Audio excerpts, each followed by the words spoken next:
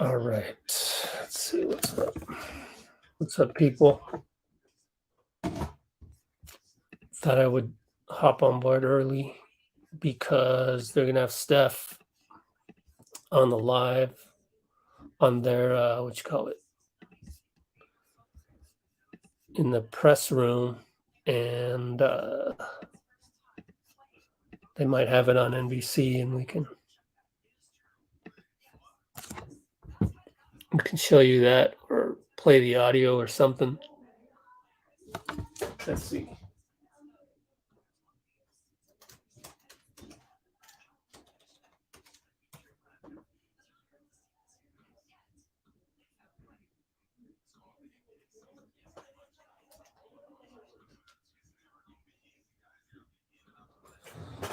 All right, who's with me? Robbie.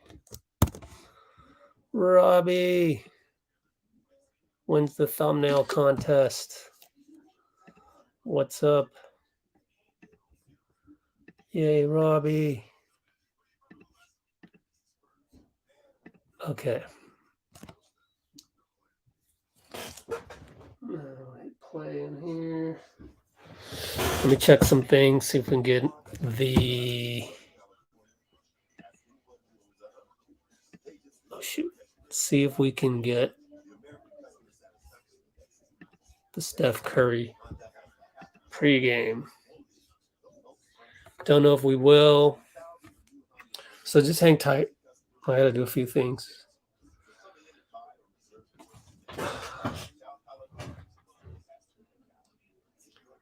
Pretty busy, crazy today. Oh, yeah, there's Steph. Steph has just arrived at the podium. We're going to hear from him live because he's the one you want to hear from pregame, guys. Let's go, Steph. Stephen, what's your current comfort/discomfort level? Just arrived at the podium. We're going to hear from him live because he's the one you want to hear from pregame, guys. Let's go, Steph. Stephen, what's your current comfort/discomfort level with your foot?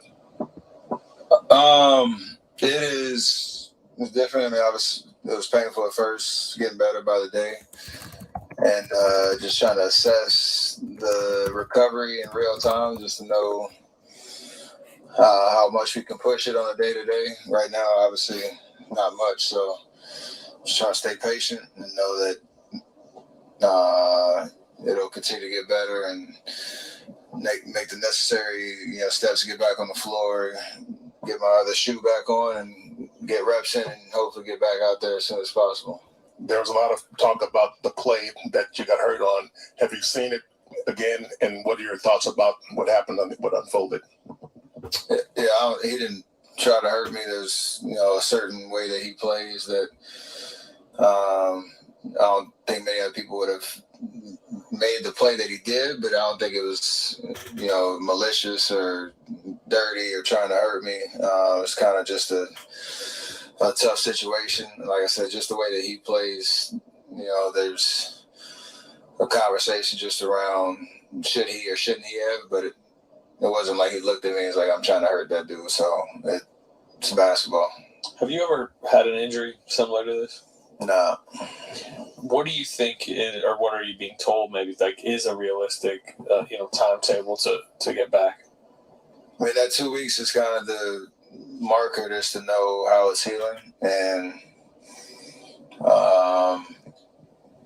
from what I'm told, just in terms of the ligaments around the injury and the bone that's kind of underneath there, you want to not rush the beginning phases of healing, because that's where you can get the most progress, so that when you do put the shoe back on, get back on the court, get reps, that you're not dealing with crazy soreness or anything, and you give yourself a better shot. Because this is one, I guess, if you push it too soon, it can linger and be a real nuisance. And so obviously anything with your foot, your ankle, anywhere down there, you want to be, I would say cautious, but just because you don't want that to be something that lingers when you get back out there on the floor. I assume your belief though is like playoff game 1, round 1. I think I got enough time for that, but I'm an optimist, so yeah. One of your old teammates, Festus, was on the pregame show, and he was saying that one thing about you is that, if you have something bothering you going into the late part of the season and playoffs, that when you come back, you feel sorry for the other team because you come back with a vengeance. That's kind of been what you've done over the past of your career. Is that just a matter of like rejuvenating and reviving and getting healthy and rolling, or what's the psychology behind the way you've been able to come back in the past? You can't control what happens to you. Obviously, injuries are a part of the game. When they happen, the severity of them, you assess, get a game plan, understand what the timeline is, and then the same way I commit to preparing myself for games, throughout the season, the off season, the same way you prepare and commit to what the rehab process looks like. Is, and we've talked about it like with Wise, with Draymond, with Clay, the rehab is the hardest part of what we do because it's monotonous and longer hours and you're dealing with pain and stuff like that. But if you, the way I try to approach that time frame is obviously I'm trying to heal and stay patient, but everything else I can do to work on my body and not lose everything that I put into it this year, that I can get back out there and be effective really quickly. And that's more of a mental thing than anything, just, committing to what the rehab process and the plan that we put in place, knowing that it's all going to put me in the best position to be successful when I get back out there on the floor. So it's hard work and it's not fun at times, but it usually pays off. You just listed several other guys who have been injured this season or still are. And for a second, it felt that you guys were finally going to have your cohesive group. But now, what is the frustration or concern that you won't see that group that you'll be playing with in the playoffs until probably just before, if not game 1? Yeah, it was a rough 48 hours just thinking about that when I got hurt, just because you're celebrating, it's been 1,005 days since me, Clay, Draymond have played. Coincidentally, that game, Wiggs isn't there because he's sick. And we're like, it's great, we're back together. Then we played a total of 11 minutes, I think, together, and then I get hurt. So it's frustrating for sure, and we've all kind of been in our own, obviously Clay in a different ballpark, but we all been in our own kind of rehab journeys now and injuries and trying to get back out there on the floor. What I have comfort in is that we know each other so well that when we do get healthy, that we can pick up wherever we left off and understand how to be effective. The hard part is I obviously don't know what rotations will look like, and there's going to be a little bit of guesswork going into that last stretch of the season and the playoffs, but it's a great test for our guys to, finish the season strong. Whenever I can get back out there,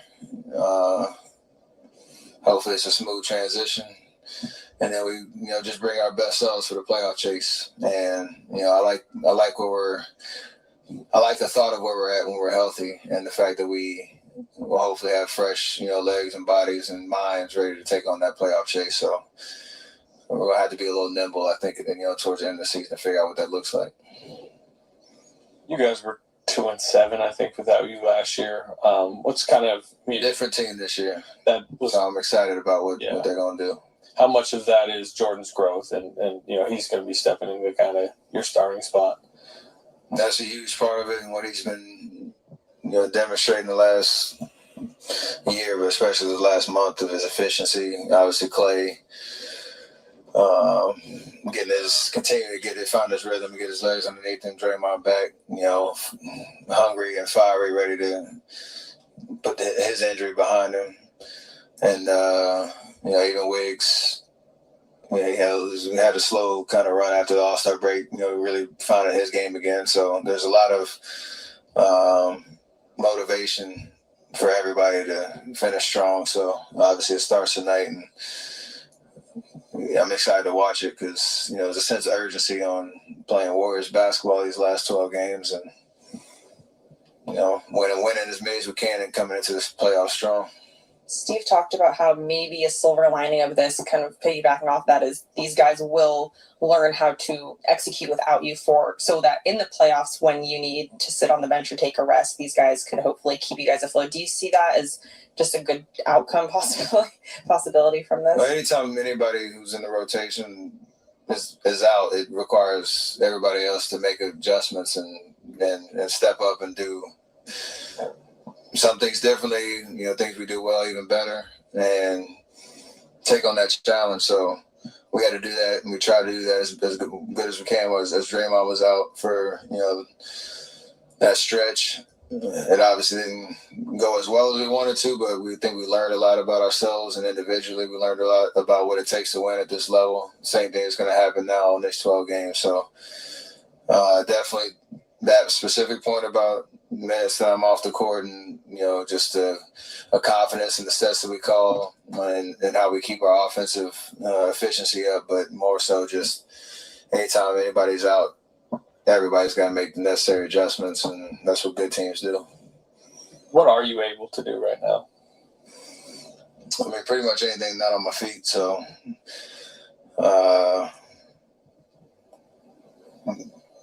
in the weight room, getting stuff, core stuff to keep your body active and try to break a sweat and kind of keep your mind engaged on that work. And hopefully by next week, I'll be on my feet for sure, or hopefully on the court to get the ball back in my hands and slowly get back to what you call basketball activities. So much of your game is on conditioning and movement. Is it?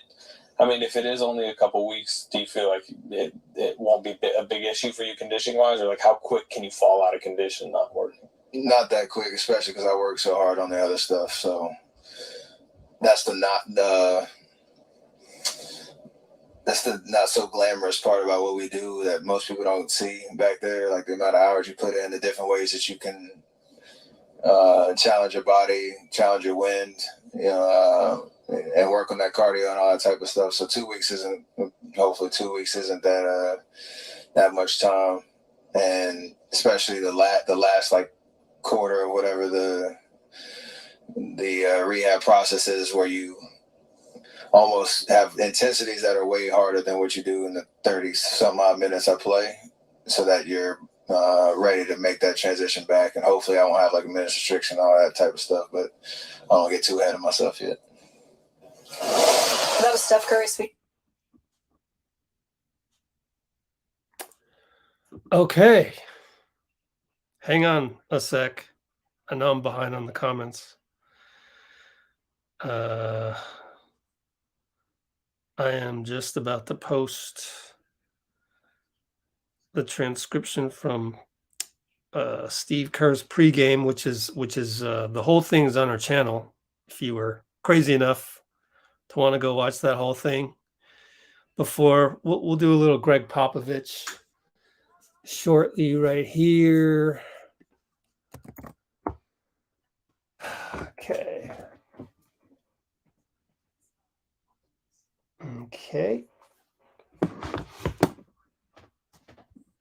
And then I'll catch up on you guys. Wow, 13-minute pregame by Popovich. I wonder if there was anything about the Warriors in that one. But I'm way behind on your comments because I'm doing all these other things. But hopefully you enjoyed Steph Curry on the pregame. I'll have that on pretty soon as well. Okay, just publish this on our website. Doing a million things. I even had to go purchase an HDMI cable. Man, oh gosh, crazy. I bought a new Chromebook to connect to my TV right here, and it didn't have an HDMI port. So I had to hurry up and go over to Target nearby. So it's been nuts. It's been crazy. And then had to hurry back. So I'm all out of sorts right now.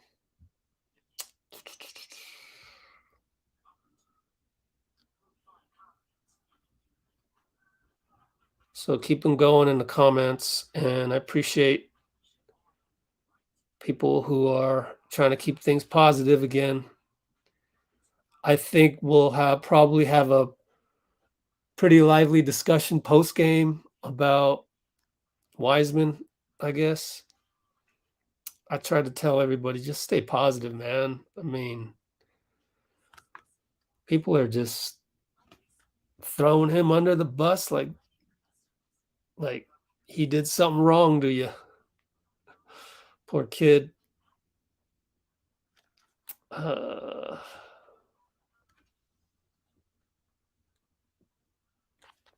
So finish this up.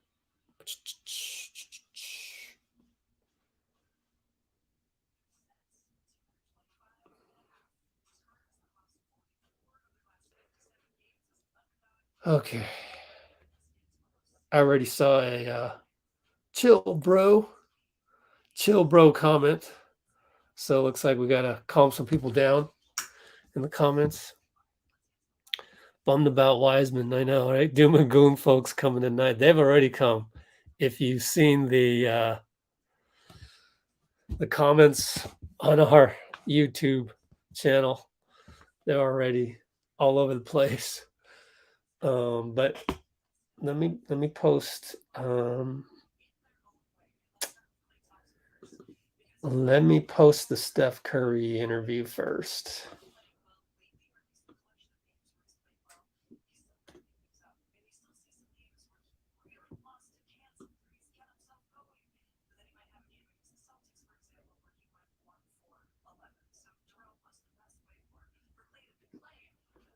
Okay.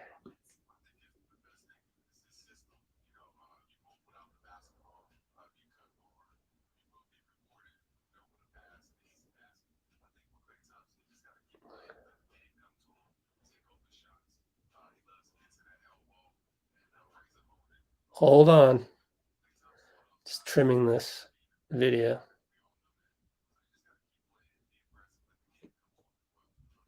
Sheesh.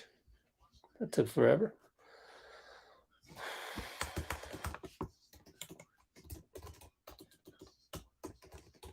Stuff. Okay, saving that. What's up, Baltimore?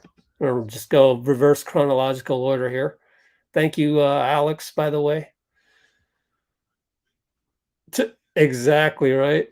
Yo, Bruce, I was telling people, even on our own Discord server, because we got a couple new people, Mikey, Jesusity, but you could tell they feel like really young participants, which is, it's all good. Anybody on here remember the term glass ankles? Anybody other than me and Bruce? Oh, I'm just having some fun. I'm having some fun with that. Embiid, yeah. And I told the people on our Discord, even if Wiseman turns out to be Greg Oden, knock on wood, Portland made the playoffs 11 times the next 14 seasons. It's like we are not entitled to make a championship run every single season. We're not entitled for the number 2 pick from 2020 to be injury free. We should not assume that that a guy can't have injuries. I mean, that we can't have freak injuries, that we can't have bad things happen to us, that we can't have the basketball gods frown upon us every now and then. It's part of life. I mean, Are we going to say, does anybody like, if you get in a car accident and you break your arm, does anybody go onto social media or point the finger at you and blame you and say, "Oh, you're fragile"? Like, that was the most ridiculous comment I saw on YouTube. Now, first of all, at least our YouTube channel is getting, slowly but surely, like, at least people aren't just throwing up just absolute, evil. But still, when people go on to our channel and they're saying, "Man, Wiseman's fragile," blah blah blah, it's like, you went there. Why? That's, it's an easy target to be called fragile after your knee swells up. But I think people know. People get it now. I think we're turning the corner where people think, people understand that social media can be just ridiculous. All right, so let's see. So somebody up here. Okay. Jao wants to joust with me. Jao Fernandez. Go ahead. What else have you commented on here? I'm dying to see. Like,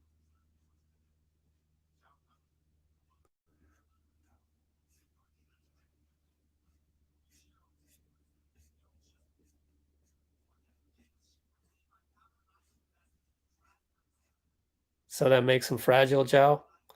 You didn't get in a car accident. LOL. You know how you can tell when people are taking a jab at you when they put LOL? When they put you can tell when people are needy when they write the word needs.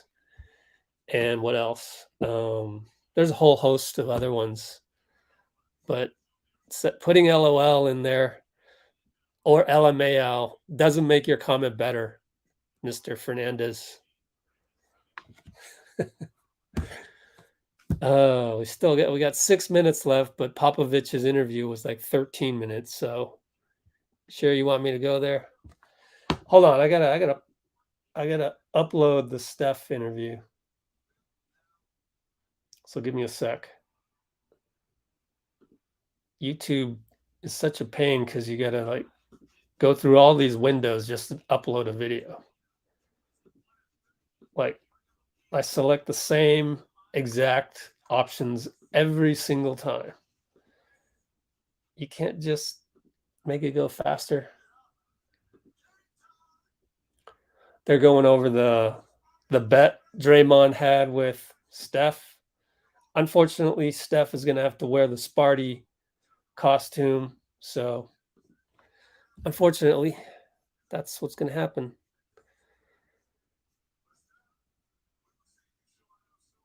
Yo, scroll up and see, I'm just can just time you out. Like, you're not, that doesn't make you cool, just like see all these normal people, how they comment on here. See, they have all this, that feel good positivity stuff, like, just come on here and be a nice person. Can you do that? Either that or take a hike. I mean, we're all on here, we're trying to enjoy the Warriors.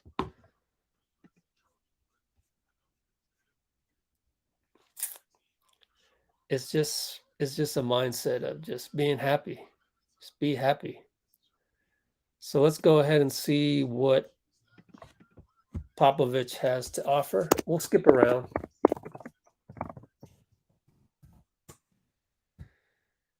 Sorry, Mr. Fernandez. It ain't personal.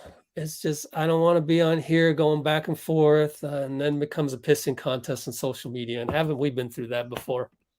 So we move on. Popovich. Share screen. Window. Play. Fast forward a little. Oh, that's why. He didn't even show up till later. That's good. I'd rather it not be 13 minutes.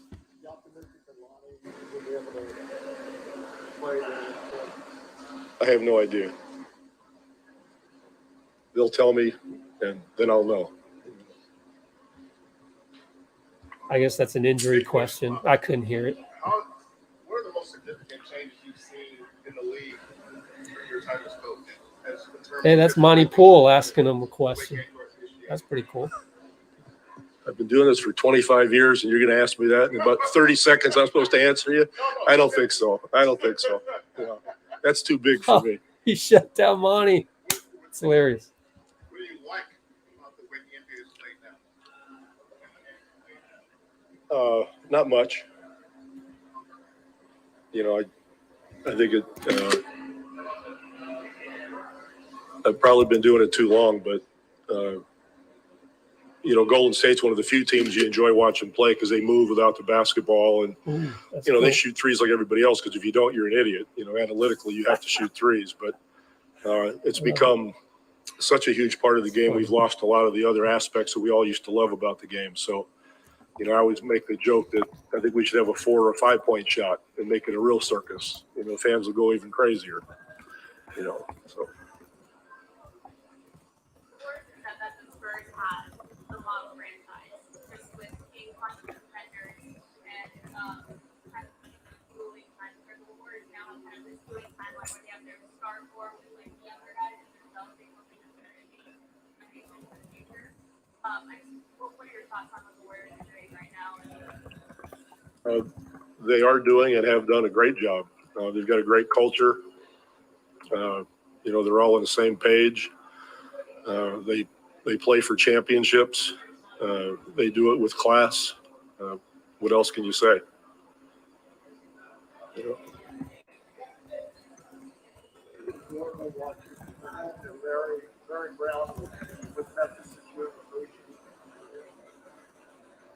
What about it? Was it enjoyable knowing that he was back in it? Oh, sure. I mean, Larry's one of the all-time greats. So to have somebody participating and, you know, helping out a young guy like Coach Hardaway, it's great. Great stuff. The schedule diving back a little bit.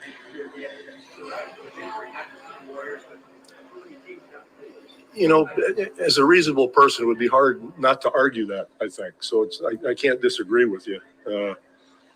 You know, people might want us to play even more games so they can see these stars more, but that's a diminishing returns sort of proposition.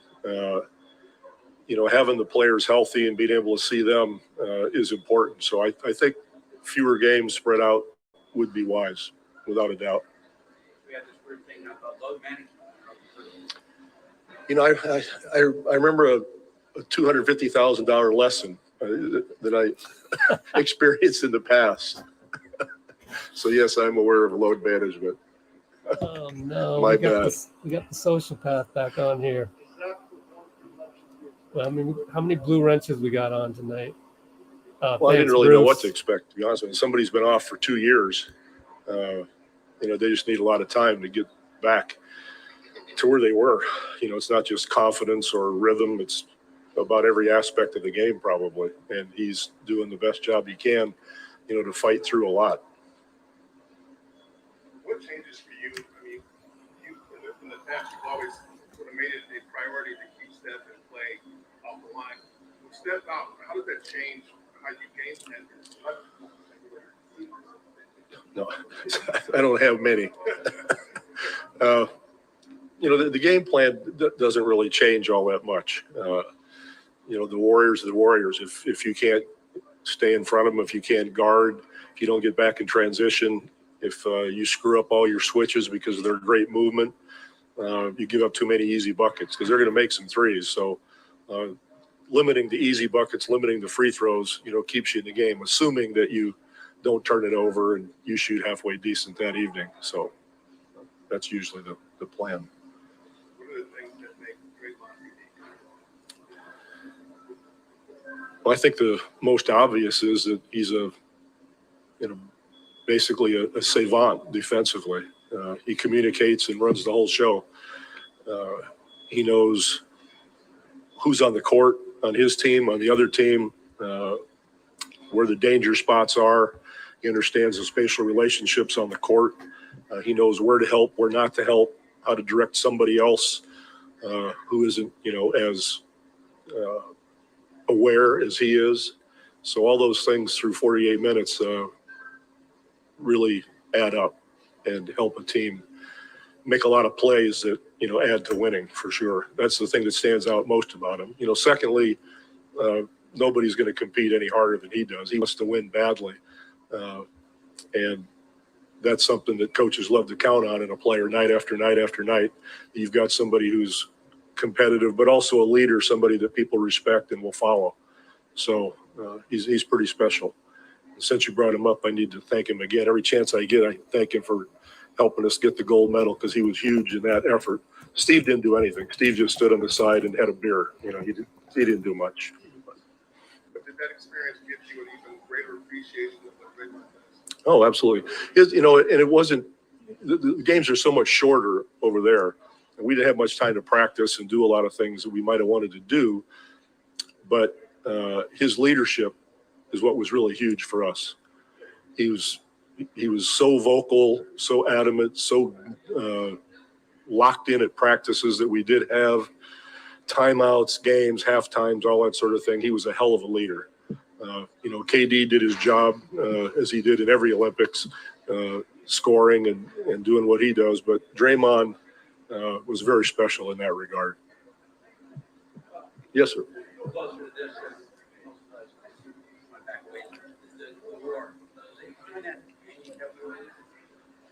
It's been hard to even think about basketball, to be honest with you.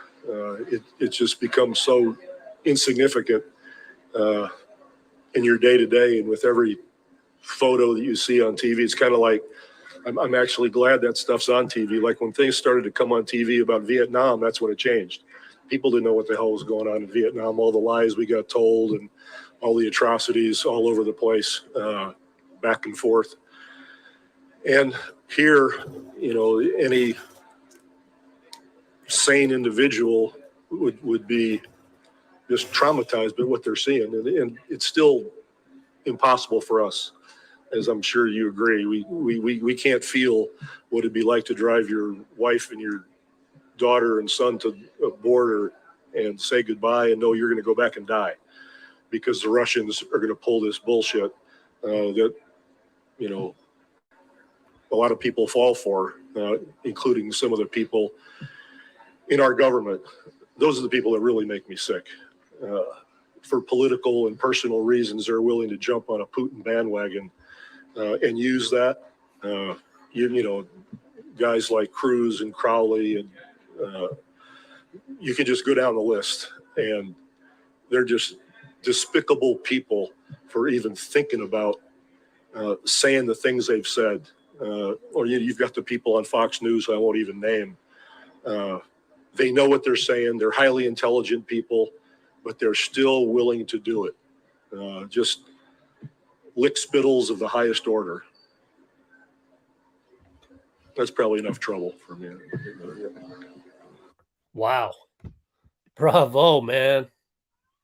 Wow, this guy. Sticking his neck like that out there, man, nothing but the most respect for the winningest coach in the history of the NBA right there. That's crazy.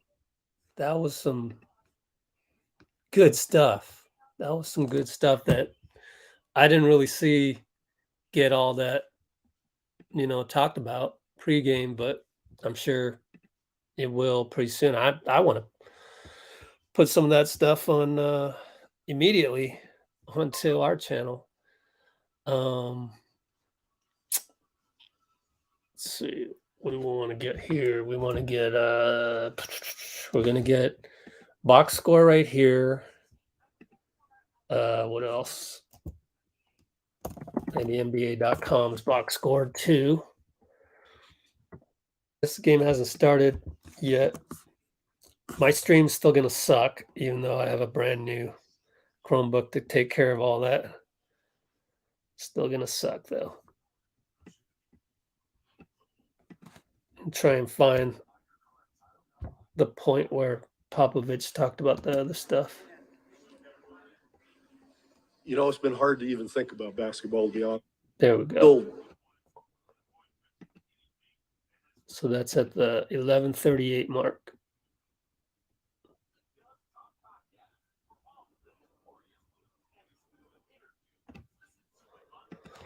Okay.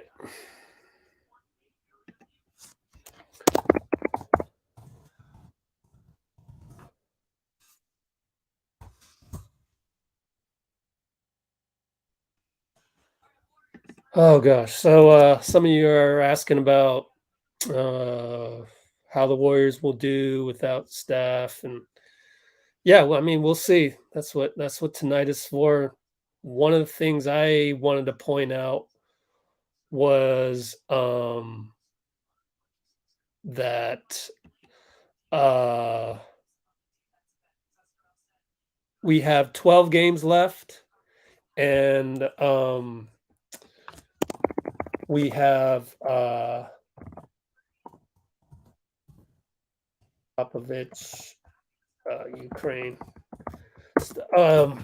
and 4 of those are back-to-backs. So Steph, if there's a silver lining in all of this, one of the silver linings would be Steph was only going to play 8 out of those 12 games anyways, and we were going to have to mix and match our rosters anyways. So if there was a time to get injured like this, now would be the time. So that's sort of a silver lining, if you want to search for one, I guess. Now my airdrop isn't working. So that's a silver lining. And hopefully Steph will be all right, but we were gonna not have him for a while anyways. You know, he was gonna probably miss those 4 games. And then what about Draymond? We're gonna have him go back to back as well. Clay, probably not. So it was going to be a patchwork situation to get out of this season anyways. So I guess that's my my kind of 64,000 view silver lining way of looking at it. And I think to get through a lot of things in life, lots of times you do have to look at silver linings. It's tough out there for everybody, and sometimes you just gotta figure out a way to get through the mud and try and stay positive while you're doing that. So yeah, tonight, Pool Power. We got to see how Pool's going to do. Let me check TweetDeck here. Let's share screen. See if we got, not that you can really see it, but Steph departs the press conference wearing a walking boot. Let's take a look at that walking boot.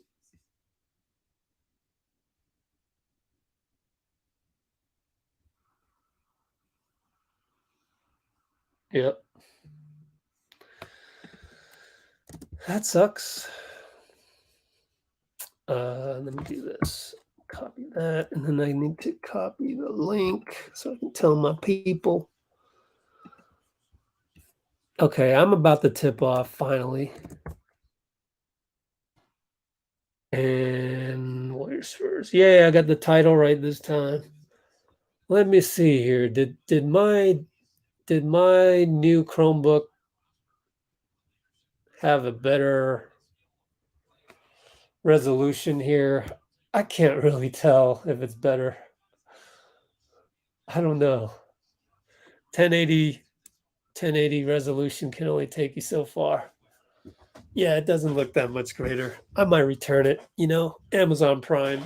Anyways, Spurs won the tip. Oh, nice pass.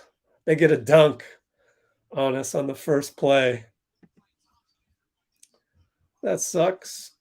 So they pull up the Buckska. Oh, yeah. I do a live score thing too. CBS Sports. Oh. How many of you are into March Madness? I'm not. I'm actually not. I don't really care all that much.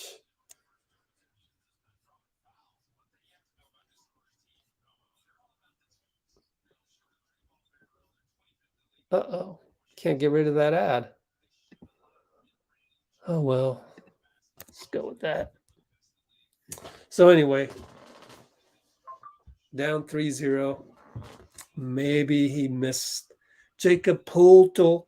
Somebody in the comments was like, man, Armand, you got accidentally triple commenting here. Get rid of those so it looks better.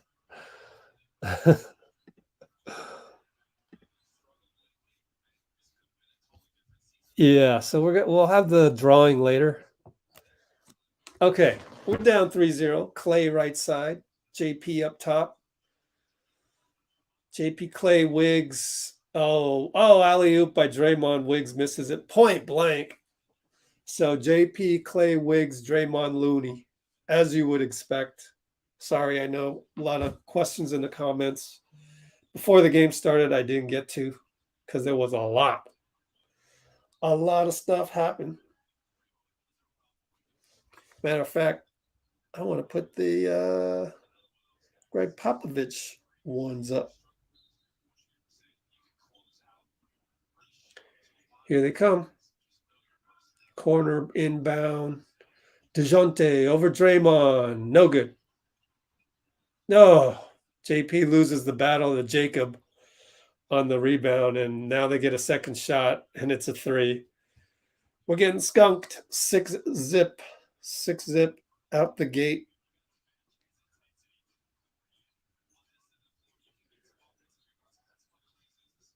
JP corner. Oh, in and out. No good. So I'm at 10-21, 10-20, 10-19. Yeah, I think I'm going to return this Chromebook, man.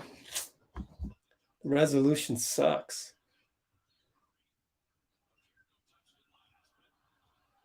And you know what sucks about a lot of these TV streams is that they don't have the ability to change the resolution like on YouTube. On YouTube, you can change it to whatever you have. Oh, man. Early blocking foul on JP.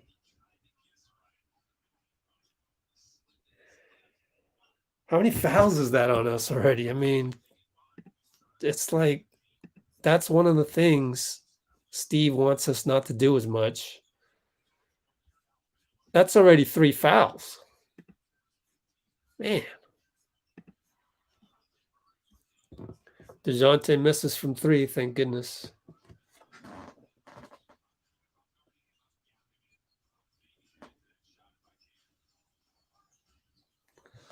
All right. It's all good, Armand. No, Draymond gets swatted.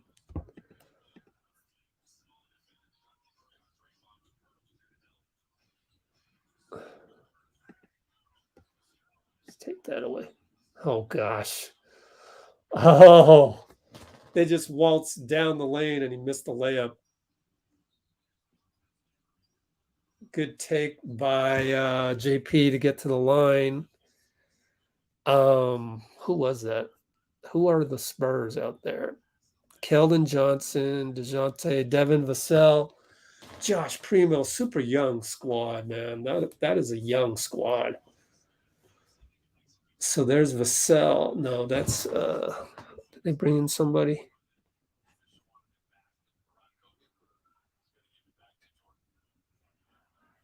I wonder if I can. I gotta change my settings on here.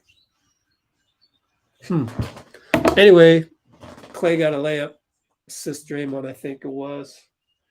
We're on the board, 6-2. They've completely screwed up the Ticketmaster TV logo. It's showing up in front of the white jerseys of the Spurs, unfortunately. They kind of look like the Miami Vice uniforms. DeJounte misses the layup. Oh, Draymond missed Clay by just that much, out of bounds, and we're way behind on the live score. So I'm not even going to show the live score anymore because my TV shows 6-2, and that live score shows 11-4. So I'm way behind, unfortunately. I don't know what I'm going to do here. Just leave it on something. I need a slow box score is what I need. JP. So they're going to score quickly here because 9-4 becomes 11-4. DeJounte over to Polto. Somebody in the comments one time said, "Oh, we should have got Polto." How are the Spurs going to want to part with that guy? Are you sure they wanted to trade him to us? Like, I hate that when people just assume that some other team was going to give up their prized asset just to give to us because we needed a backup because Wiseman is now, on pause, basically. Like Jacob Poeltl, he starts for the Spurs. Why would they trade a starter? First of all, I don't even know if the salaries work. It just don't comment stuff you don't know. Like,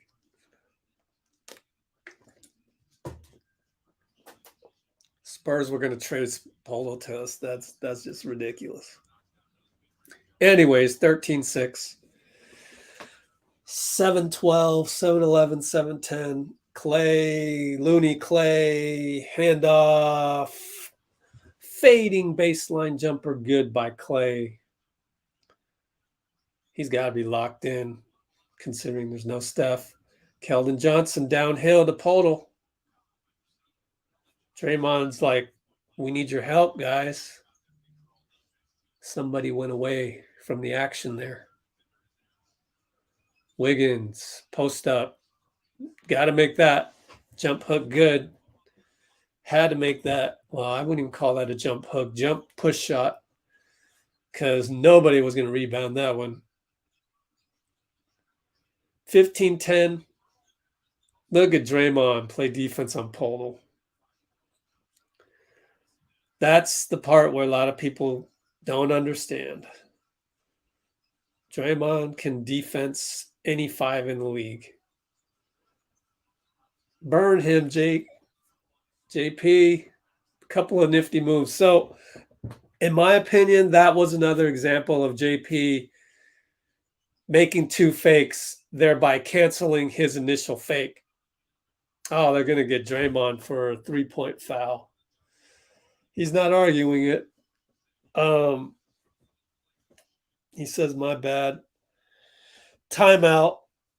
Now we can put this up. 15-10. Yeah, so that play by JP was he had Poeltl.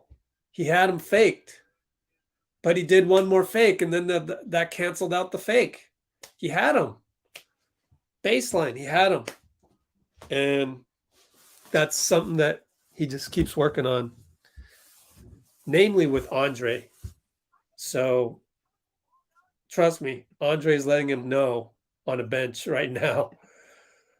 So, let's see.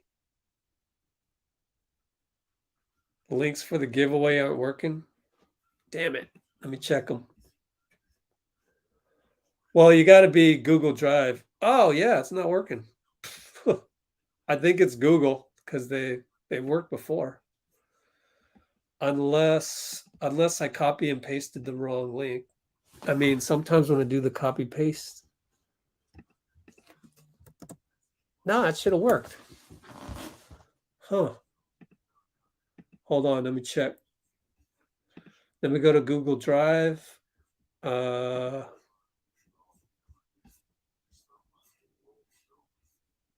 Where's my stuff? Oh, here it is.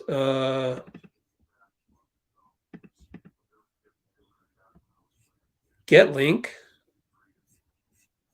Copy link. Done. Let's open it up. Whoa, man. It worked. Man, that sucks. Maybe they change the links. Maybe they change the links every now and then just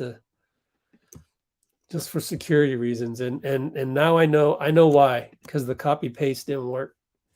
So hold on. Where's my bobbleheads? Bobbleheads. Thanks for letting me know, by the way. Get link, copy link, done. There we go. Save. Now try it. Description. Let's see. Refresh. Folder. Yay, it worked. Folder. Oh yeah, you know what? Got to figure out which bobbleheads. I think Jeff won, and he wanted one, and man, I haven't gotten around to those emails. Did you guys email me? Let me know.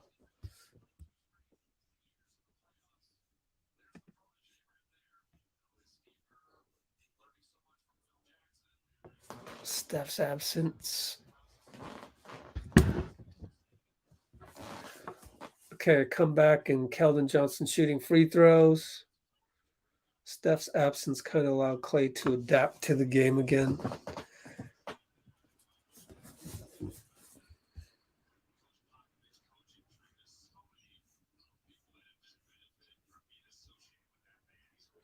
Will Wiseman come back for playoffs?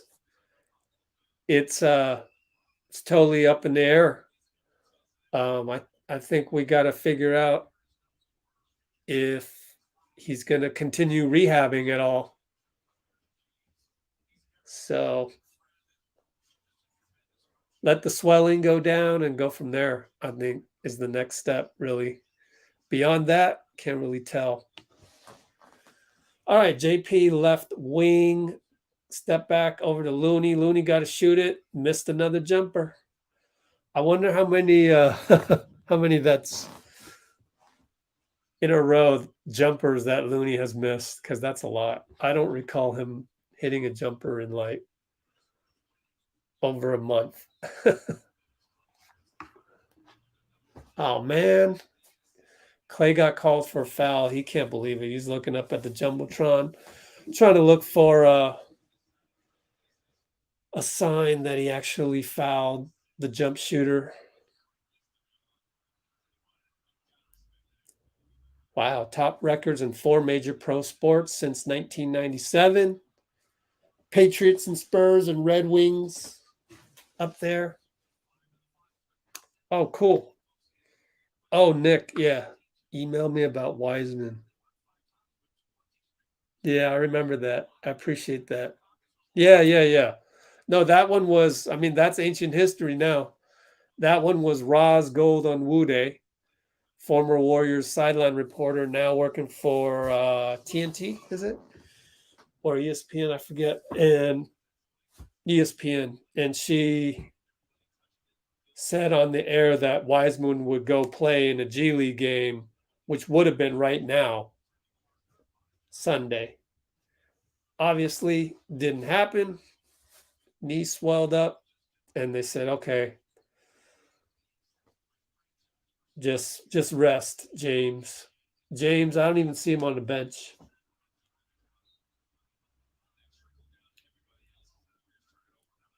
Man, turnover. We're down 20-10. Our offense has stalled 3 turnovers.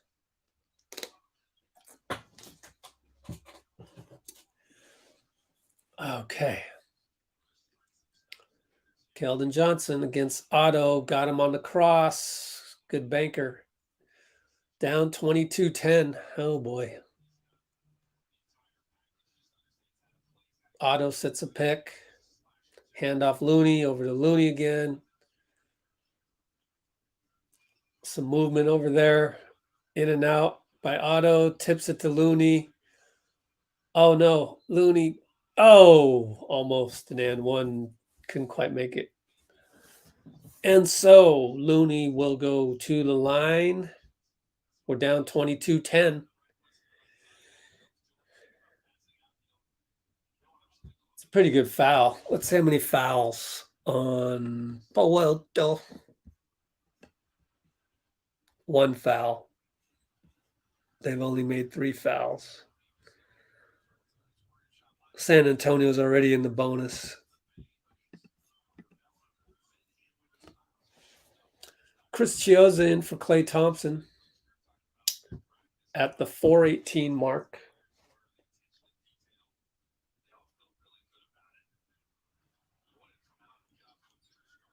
No good. Man, did he miss both? He missed both. Dang it.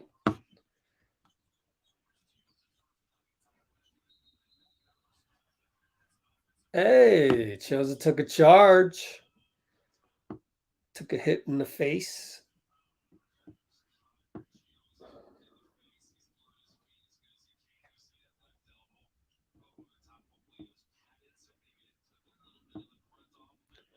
Oh, we have highlights from the arena from our friend Bruce Agid.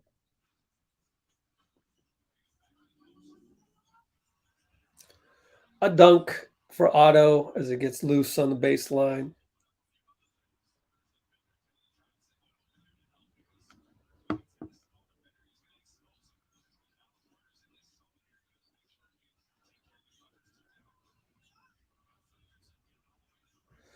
Oh, is that Josh Richardson?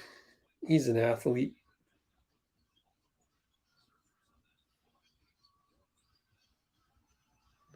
Otto, right baseline. Good.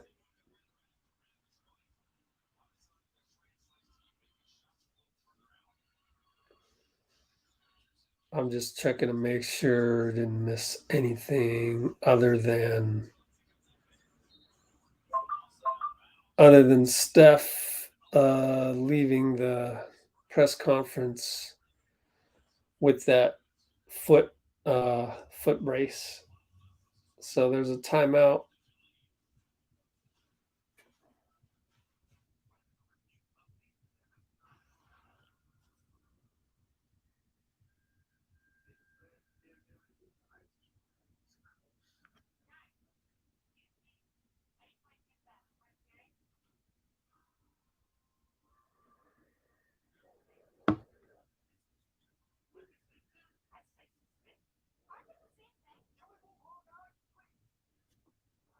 Okay.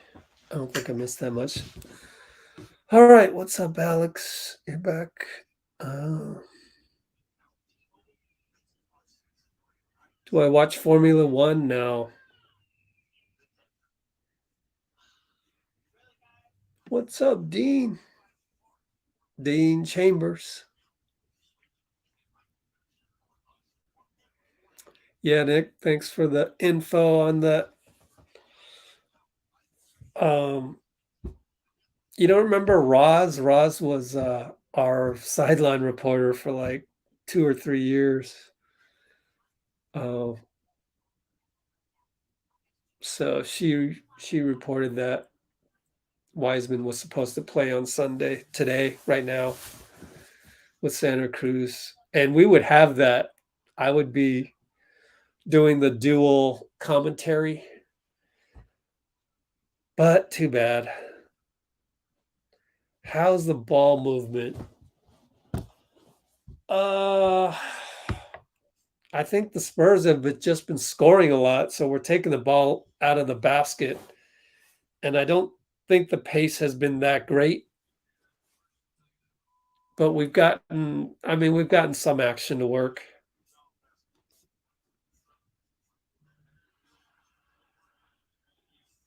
So what was the thing about what's the thing about Formula One? All right, maybe we will look at some highlights. Let's do that. Here's Clay.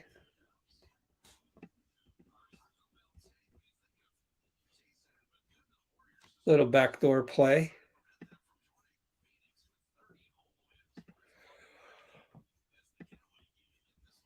JP, left side, and then switches, reverse.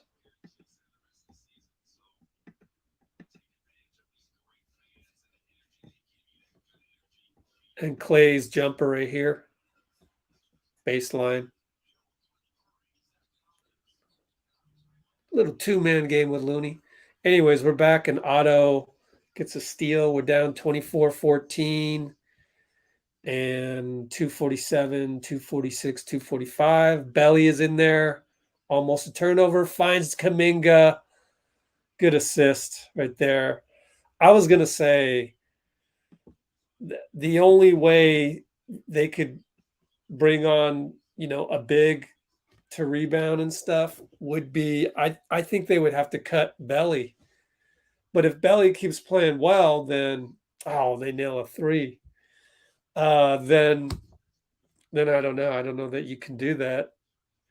But I think the other problem is that there just isn't anybody to sign right now. Boogie is with Denver. I don't know that Robin Lopez wants to come here, this late. So,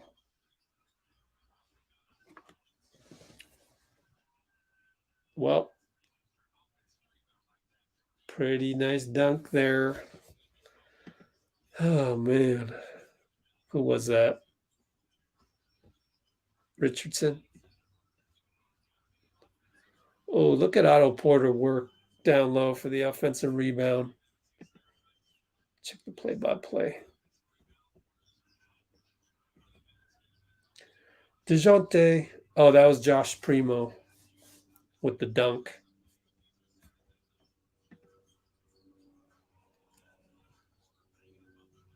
Belly into Otto. Otto says, "You can't guard me, young fella." What's up, Connor? Traveling.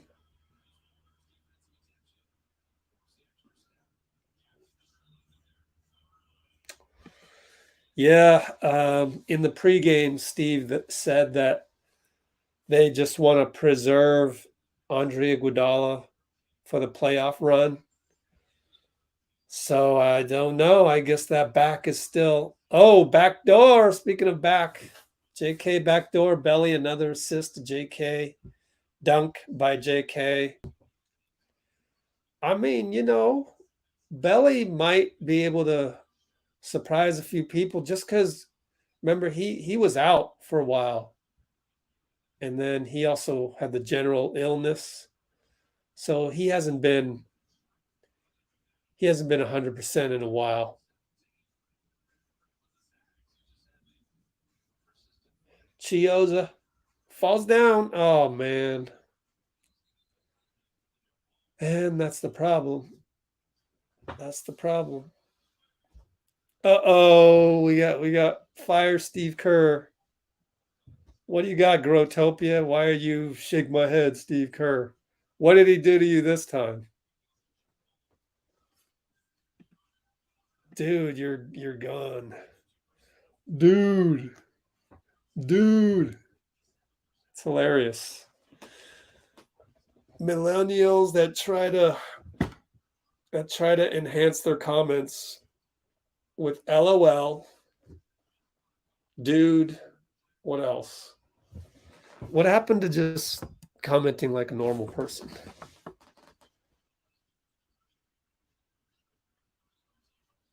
Man. That was a laser 3-pointer just before the buzzer by Zach Collins, of all people. Growtopia, I'm waiting for you. What did Steve Kerr do to you this time? I'll wait. I'll give you 10 seconds. 9, 8, 7, 6, 5, 4, 3, 2, 1. Growtopia is gone.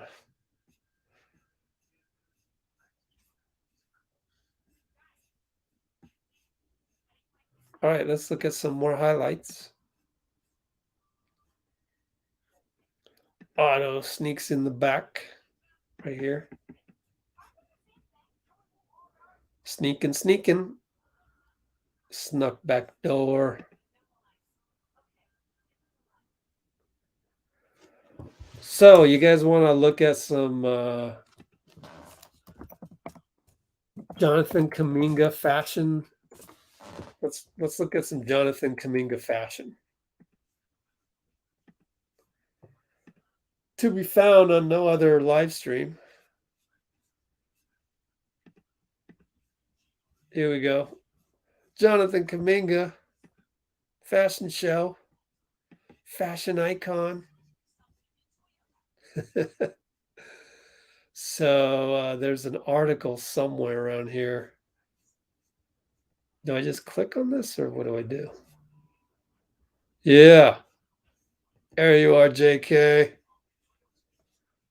And there's a nice little interview here.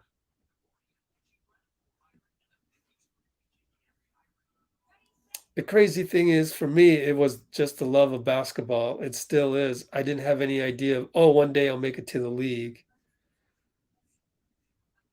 So some humility there. You know, he even answered the question about the haircut. Let's try and find that.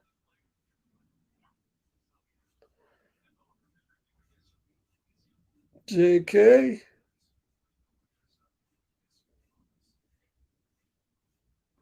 Try and find that. Look at that. 2 phones.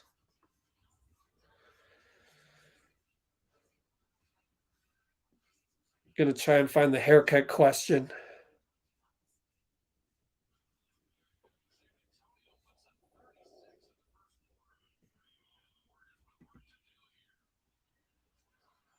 Okay, we'll go look at that after. Ah.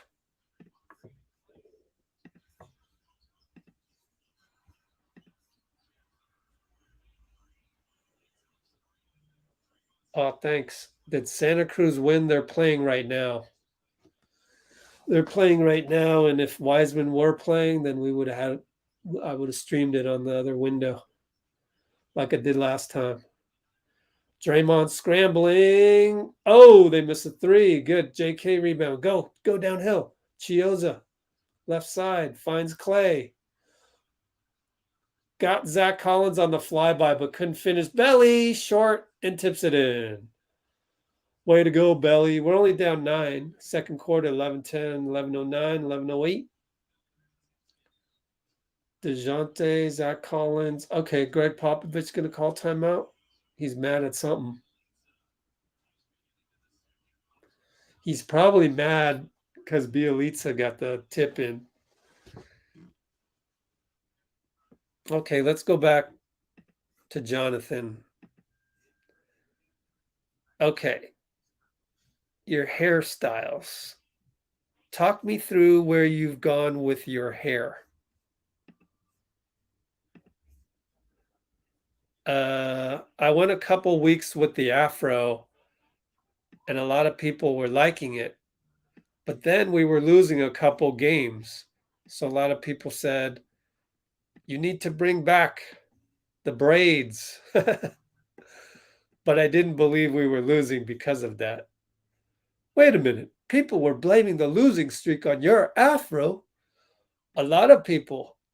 I posted some pictures on Instagram, and people commented, you got to bring the braids back. The afro is making you play bad. Then I saw someone say, since Kuminga came back with the braids, they're now 2-0. I'm thinking it's not the braids, it's just that time of year people start losing. Some people are getting tired. We're back to where we want to be. So I don't think it's my hairstyle. It's just basketball.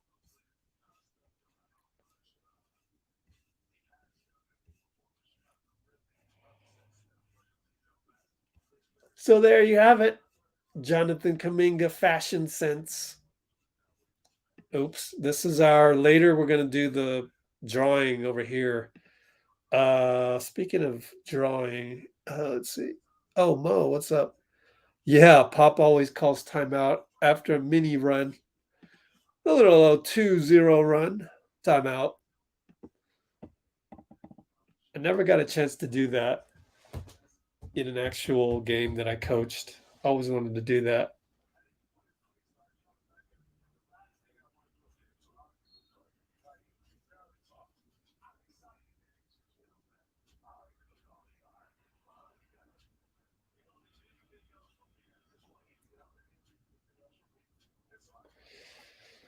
All right, yeah, we're only down 9 to a weak deck. Let's see. Here we go.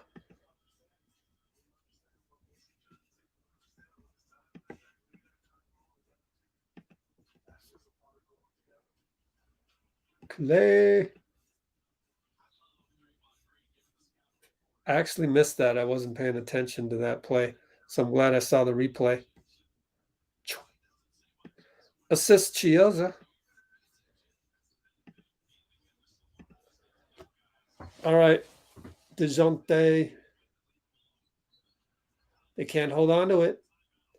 Our ball. Chiozza to Draymond.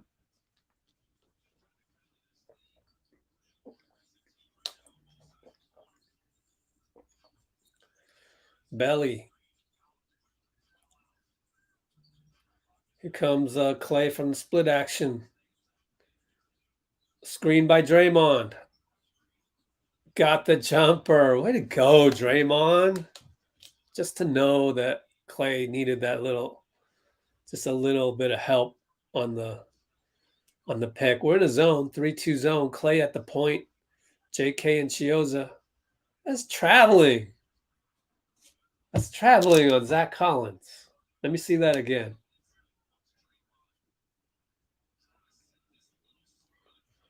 Well, Draymond's going to set this pick on the replay. Perfect.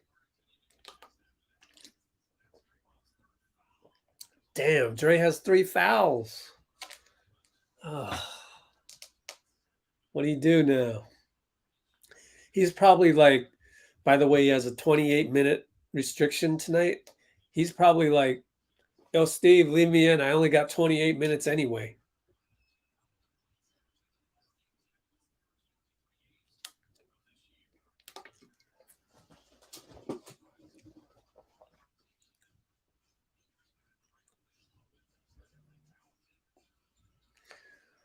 Clay, right side, pulls up for 3. Right there, Abi, he got you. Sorry to say, Abi, he got you. That make didn't look low arc at all. You can't jump to conclusions. Can't jump to conclusions here. Clay's shot looks flat ever since the injury. I mean, I don't know about that. I've seen Clay in rehab hitting shots left and right, and they look fine. So don't make up no conspiracy theories. Clay off of a belly pick. Back to Draymond. Finds Clay. Beautiful pass. Can't make it. We're only down 7. Come on, no chance. Landale. Oh, that's JK's fault, but he missed. Landale missed. JK can't let him get a cut like that. Draymond. Clay's doing a lot off the ball. Oh, Belly got called for travel.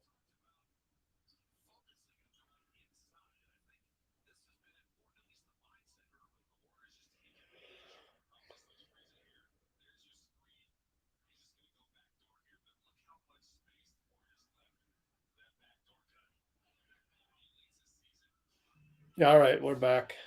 8:30, 8:29. Man, that a three? Sheesh. Man, they're hitting their shots tonight. Let's take a look. 15 for 28. Man. Who was that? Josh Richardson. Another timeout. Draymond yelling at people on the bench. Let's take a look at another replay. Here you go. Clay working. Jumper. Trickles in. That was thanks to Draymond setting that pick. Okay, let's see.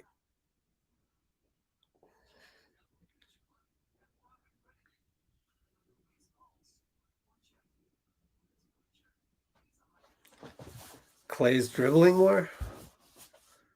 He's moving without the ball a lot. That's for sure.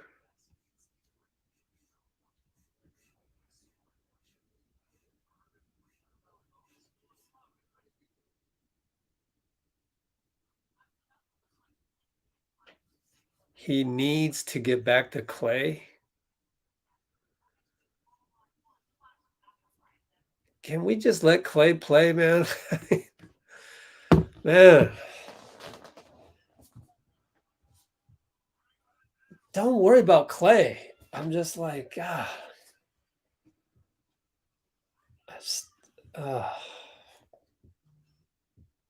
why can't we just sit back and enjoy Clay? Just get back into playing more. This is, how many games is this? Right? I mean, just like complaining and the nitpicking. I know it's not entertaining.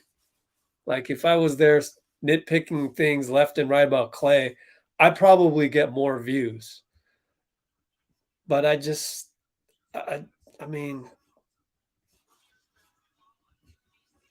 I enjoy the game for what it is. I don't have this like what I call like an entitlement that we need to play perfect basketball every single night. Oh, by the way, BK Ref, I just need to go to the homepage of Clay. 24 games played. We're putting them under a microscope at 24 games played. I mean, okay, but it's just like Clay needs to do this. Steph needs to do that. JP needs to do this. I'm anti-needy. This is an anti-needy channel. That's the point I'm trying to get across.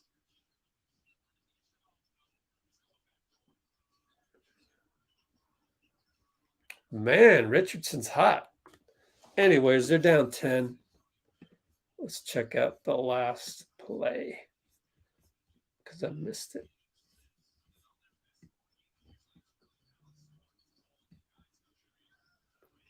Yeah, JK. Oh, it was a belly alley-oop from Chiozza off of the ATO. That's something you don't expect. So can we give Steve some credit? Never heard back from Growtopia, what he was so mad about Steve about. Anyways, our ball, down 8. Wiggins in for Clay. Kuminga just beasted DeJounte. Like, it was not even. a match. It was not close. Good thing we got JK on our squad. There's Moody. He's not going to play. I guess it was precautionary on his shoulder because he said he was ready yesterday at practice. As you can see on our channel, put the video up there. JK fights for the rebound. I wonder if that's one of those things where they got the rebound and he gets the steal. Let me check the play-by-play. No, they just gave the rebound to JK on that one. Anyways, Belly getting plenty of minutes tonight. Otto right side. Can't find Kuminga inside. Andrew left side. Pull up. No good. Otto rebound. Should have been an and one. Should have been an and one. We're only up 6. I mean, we're only down 6. Otto has 10 points in 7 minutes played.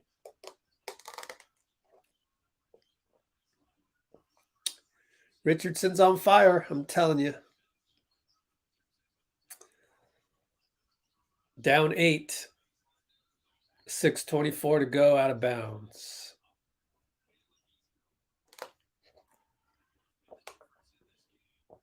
JP back in. Who came out? Did JK come out? Saw the shoes sit down. No, Chioza goes out. JK's in the corner. Andrew gets in the lane. Gets a call.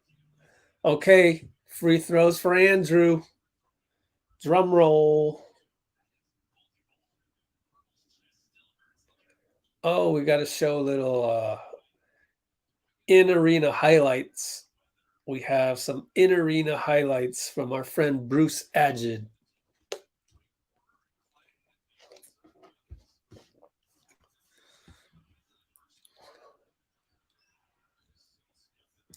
Oh, thanks, Jeffy. Anyways, let's see.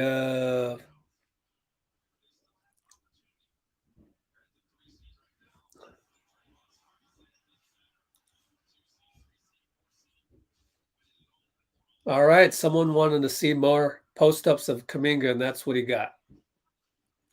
Is Chase going to have a watch party? I believe so. I believe they do. Keldon Johnson misses. Here we go. Andrew Wiggins bringing it up.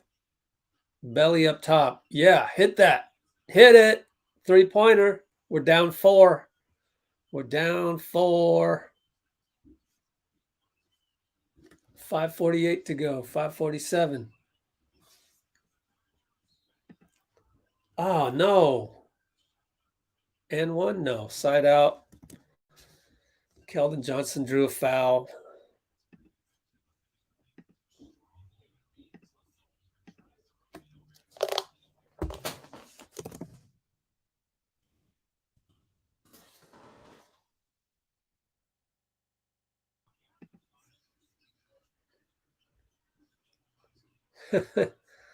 Amy, what's up? Smiley Rich is right here. Dang it. Poldo gets his own rebound and Belly has no choice but to foul him. I hope I see him in Orlando. Oh, okay. You're going to Orlando. All right.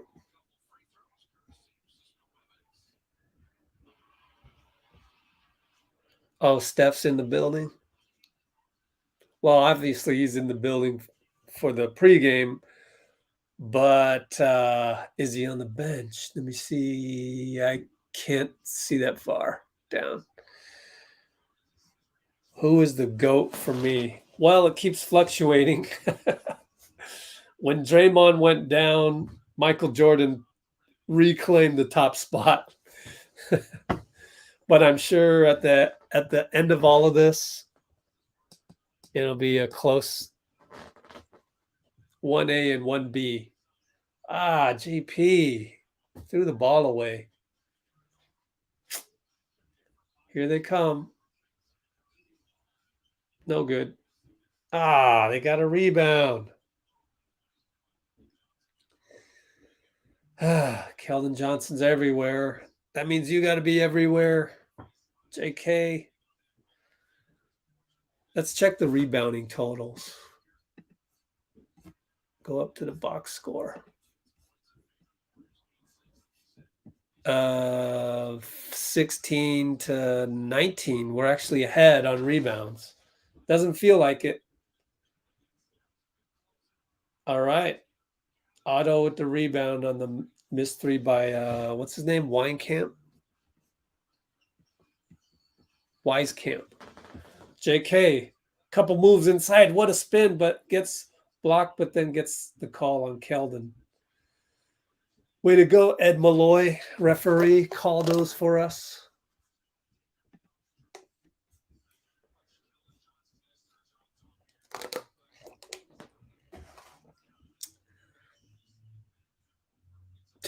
You learn how to do Steph's autograph. Yikes.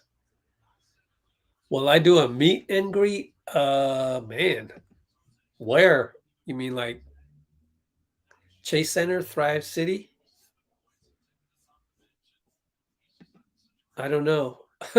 I don't know that there'd be enough people that would show up because everybody on here is all over the world. So, all right. So Steph is on the bench.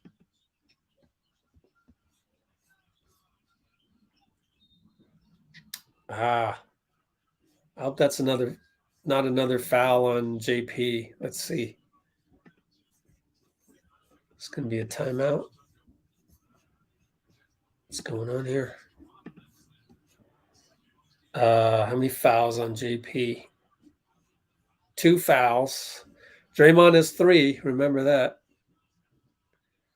Okay. JK and Rookie of the Year ladder. Well, I must be the most boring commentator out there, but the whole awards thing is just like whatever, because it's a bunch of people voting on that, and usually we never agree with the people that are voting on that. So I don't think so. Clay pulls up short. It was good defense though. Otto offensive rebound, could not convert. Here they come, 5-on-3. Way to get back. But we're on our heels. Oh, Otto with the block. Clay gets a call. All right. Clay got the whistle. 4:09 to go. We're only down 6.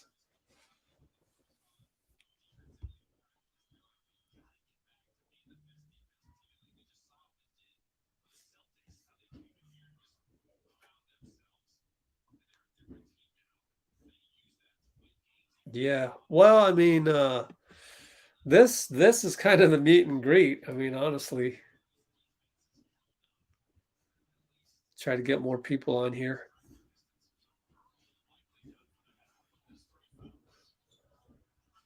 All right. Oh, JP with the banker. I'm glad he didn't make too many moves on that move.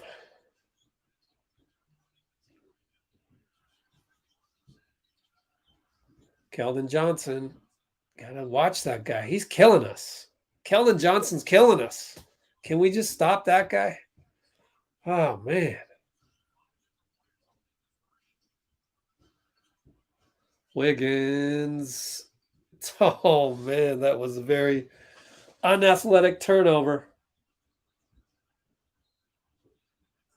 Oh, my goodness. They're going to call Looney for a late foul. Are you kidding me?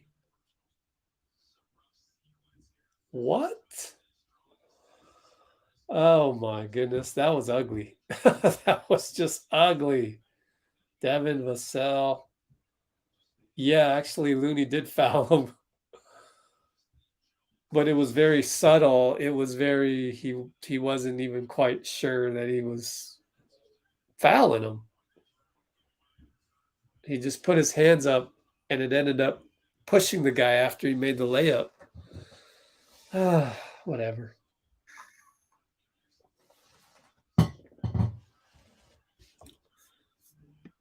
Yeah, Spurs are once again shooting very well. Well, I guess officially it's 46%. It sure feels like they are getting a lot of shots that they want. Draymond in the loony, stuck out to Wiggs, launches, no good. Draymond, rebound. He wants a foul. Be careful. Be careful with the refs that don't know you.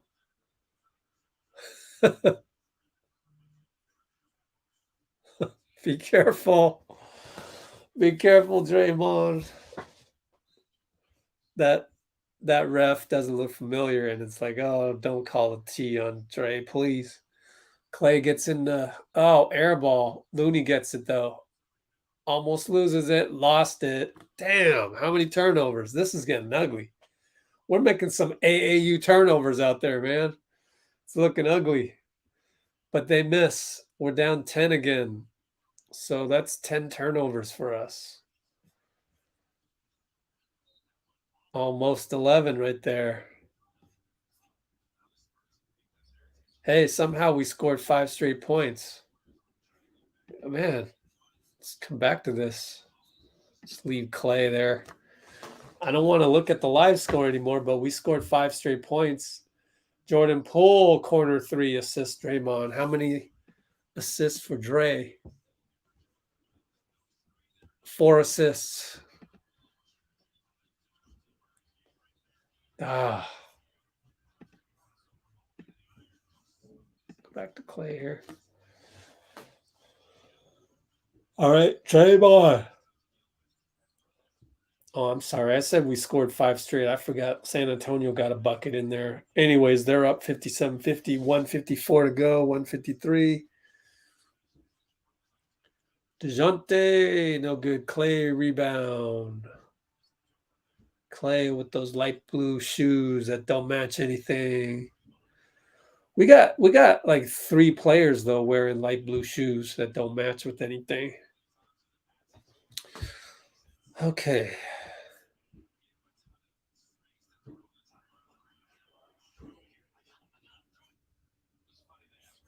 Zoom chat on game night would be cool to pick a couple people. Oh yeah. We could do that later for sure. But it would have to be people that's consistently brought positivity to the channel. Let's put it that way. And that's not easy to do. That's not easy to trust. But we'll play it by ear. What's my favorite signature shoe? Let me see. Which one was it? Yeah, there you go, man. Favorite signature shoe. That counts, right? This was a signature shoe. Was it not? Yo, what's up with this? There. That's my favorite signature shoe. Jordan 12. I still have the one with Carolina, black and Carolina colors. We could do highlights or here's the walking boot again.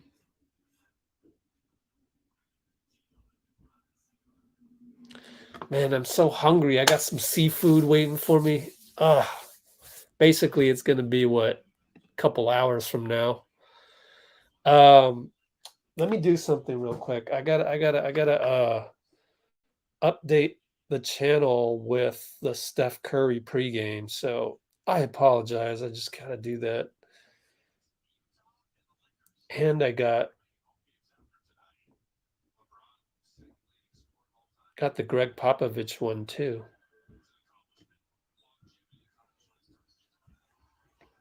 Let's see. What is it? 712. Ooh. So yeah. Dang it. Never got around to it. All right. We're only down 5. Pretty good defense by Wiggins on the post up by Zach Collins. So we got the ball down 5, 120 to go. JP right side, posting up Draymond, doubled, no, singled. Draymond. Oh, they leave him. That's smart defense. Good defense by the Spurs. But Wiggins gets baseline and one. And one. Lay in.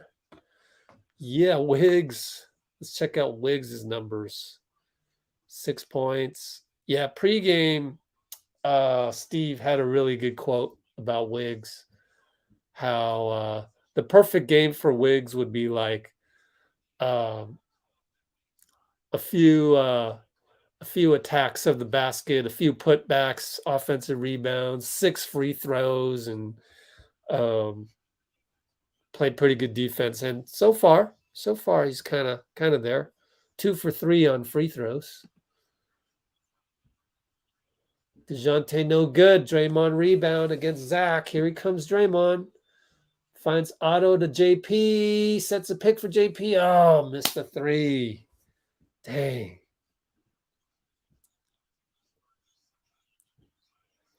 Here comes DeJounte. Keldon left side. Man, Keldon Johnson's killing us. Let's see. Keldon Johnson. He's doing everything. 7 points, 7-2. It feels worse. It feels worse than that. I don't know. He seems to be everywhere on the floor. That's the thing, and it's not showing up on the stat sheet. JP, razzle dazzle, lefty prayer, missed it, air ball, Wiggs rebound, fires it, no good. Rebound, Otto missed it, then make it. Man, we get credit for like 4 rebounds on that possession, even though we don't deserve it. Here comes the Spurs at the buzzer. They make it. Are you kidding? You gotta be kidding. Devin Vassell with the 3 at the buzzer. You can't quit playing. You know, Wiggins was all over that. He was still all over that. I mean, that was pretty decent defense. Great offense beats great defense. I can't be too mad at that, except that Vassell did split our double team. He split our double team, and man.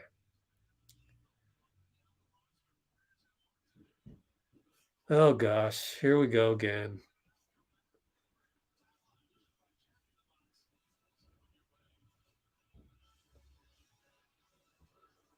What did Zhao say this time? Yeah, see, Carlos? That's, yeah.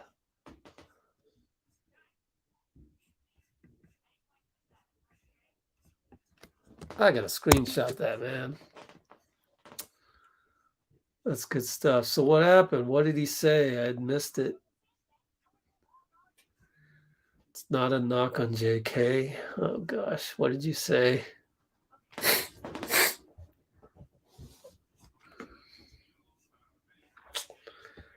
Nobody uses that. Here's Zhao said this got hidden right here. He goes, "I'm out. Y'all are soft as hell. Grow up. Can't say shit." Oh man, we got sociopath again. Hide user on channel. Get out of here with that Kobe and Duncan. When is the giveaway? Honestly, usually it's after the game, after the Kerr post game, usually, because that's when there's the most time. I appreciate you guys. I appreciate you guys showing Mr. Fernandez how we do things on here. It's a little different, right? He could always go over there to Twitter and get 50 likes on anything he says. I didn't think what he said was all that bad, but I'm glad I actually, for once, positivity won out. But then he kind of just went on a tangent. But why are you calling? But you knew Fernandez was gonna snap at some point. So But I'm glad that a lot of you are here just to enjoy the game as much as we can, as much heartache as we're going through already. I mean, it's heartbreaking. It's heartbreaking to have I got to get rid of the nickname of Kaminga that just isn't very kosher. Let me hide Giannis. Oh gosh.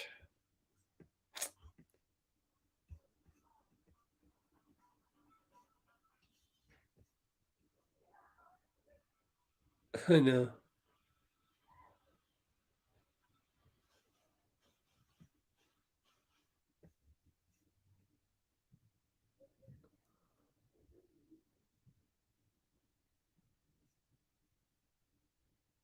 Okay, so anyways. I know. We got, I think one mod is on right now. Okay, so where was I? I'm gonna do some highlights. Let's do some highlights. Catch up on some highlights.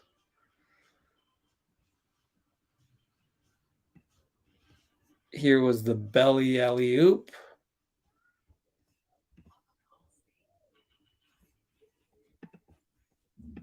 Golly, man.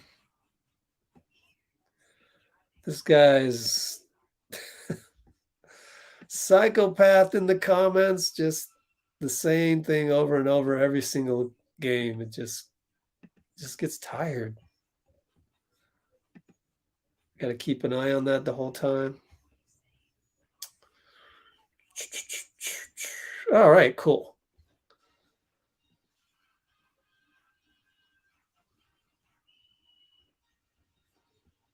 I know, man. Jar Jar. All right, let's watch Kaminga back down DeJounte, which was no match for DeJounte. No match right here. Just overpowered him. Oh, Bruce is back. Okay.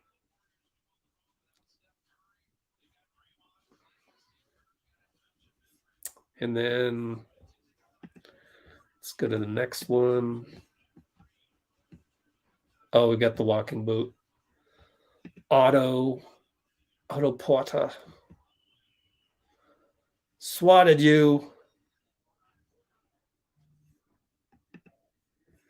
And then Draymond to JP in the corner. Good screen by Looney. Gotcha. JP with the wizardry here. Ooh, got right by you. Man, JP, I wonder what his numbers are. Let's check his numbers. 9 points.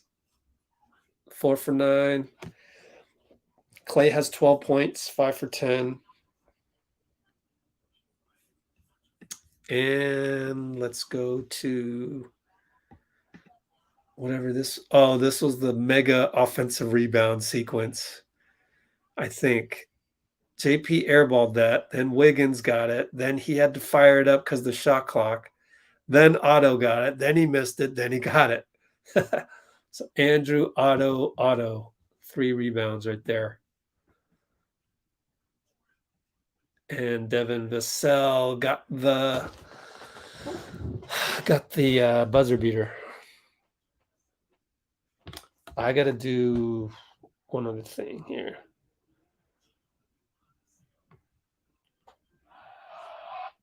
Upload Popovich.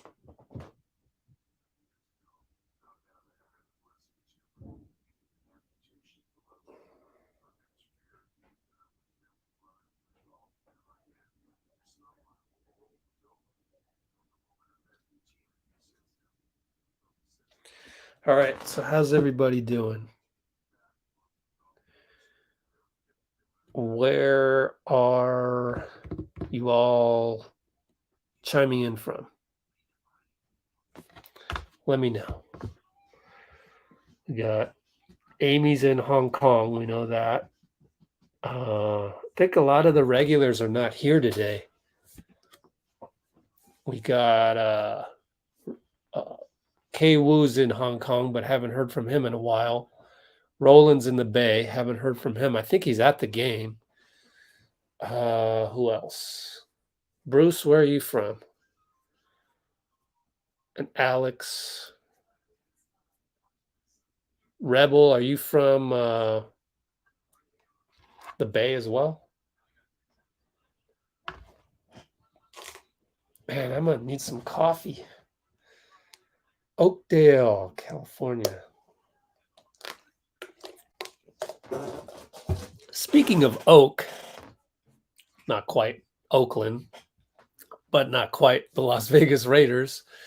But man, the Las Vegas Raiders got Devontae Adams. Man.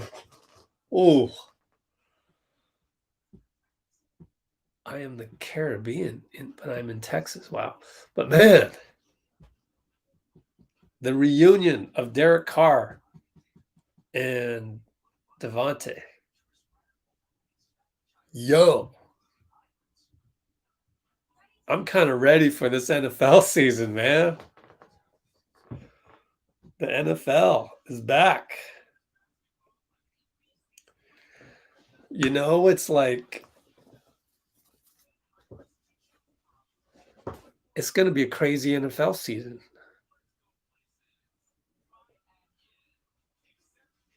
I know, you didn't expect that from the Raiders. There are so many teams that could win the Super Bowl just on paper. I mean, granted, we haven't even played a game. There's going to be some injuries, unfortunately, but yeah, Brady's back. It's just, oh man, the NFL is nuts right now. I'd hate to be, one of those other 17 teams that probably don't have a chance. Like, this is like going to be one of the better NFL seasons coming up, probably. And those teams are going to be struggling, unfortunately. So, yeah, we got that coming up. That's exciting. And then the Niners got the quarterback from KC. What's his name? Ward. I'm a casual fan when it comes to NFL. I'll be the first to admit that. And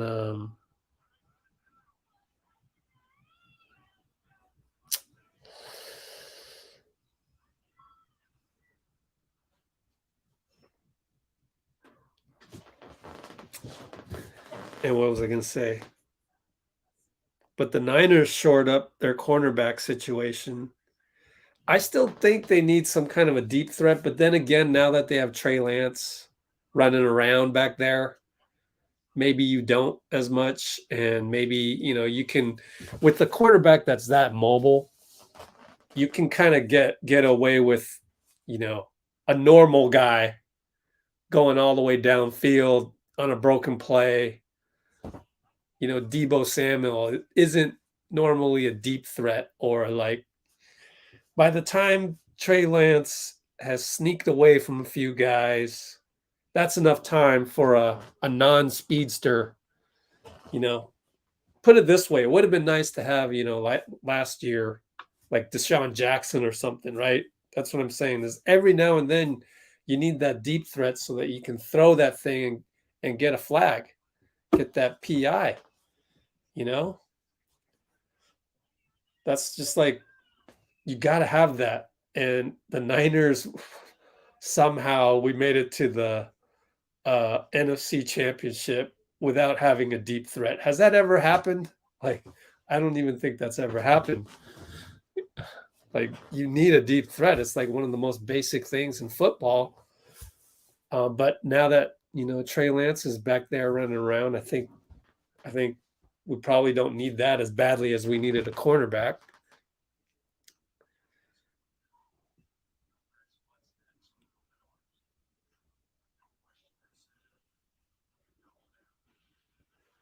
Yeah, Kaepernick, man. that'd be great if Kaepernick just gets signed by anyone. Can these owners just, get over that whole thing? It's just like, man, let me see. Is my stream even live? Yeah. They got some beautiful outside shots of Chase Center right now because it's twilight. Even here, I'm on the other side of town. Oh, they got the lights up over at Oracle Park for whatever reason.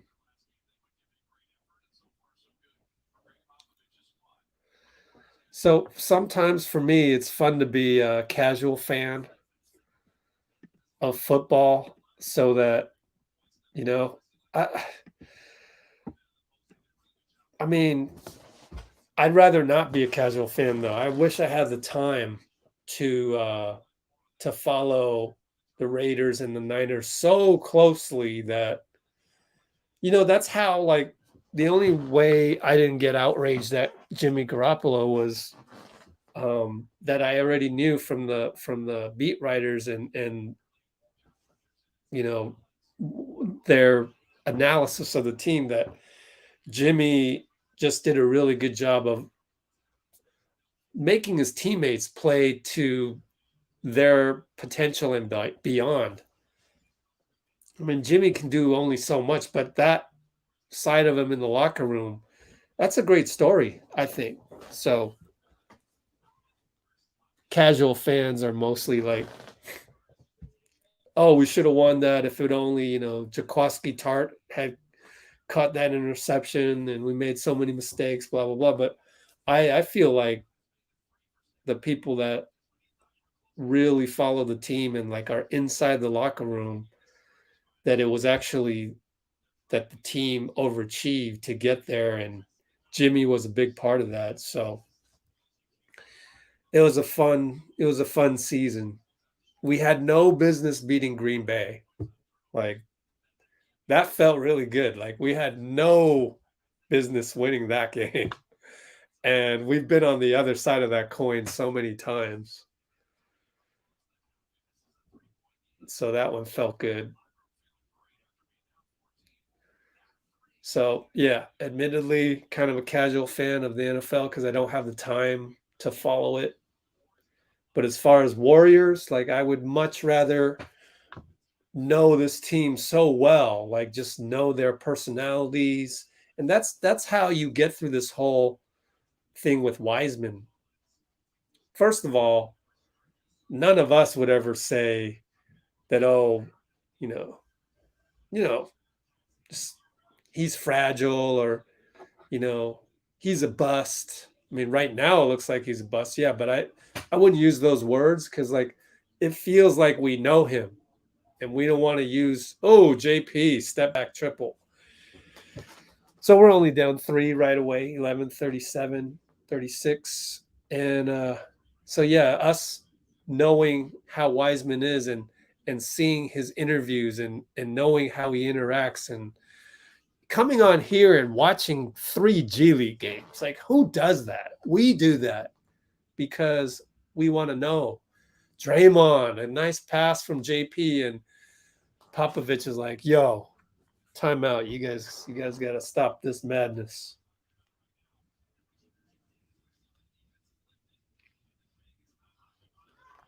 Hold up. I got to do the Steph Curry pregame, put it on our channel.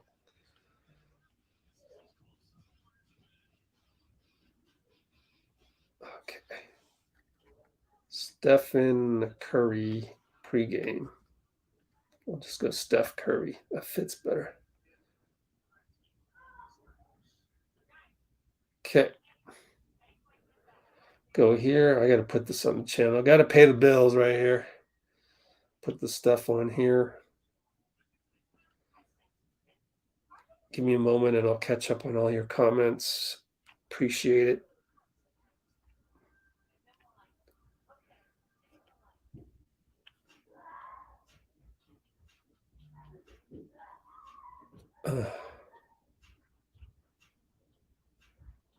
Okay, cool. Okay. Bum, bum.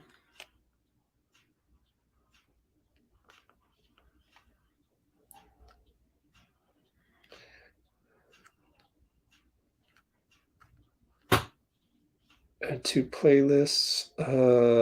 Stuff. Q&As. Injuries. Stephen Curry Q&As. Where are you? There it is. One more thing and I'm done. Here we have San Antonio Spurs.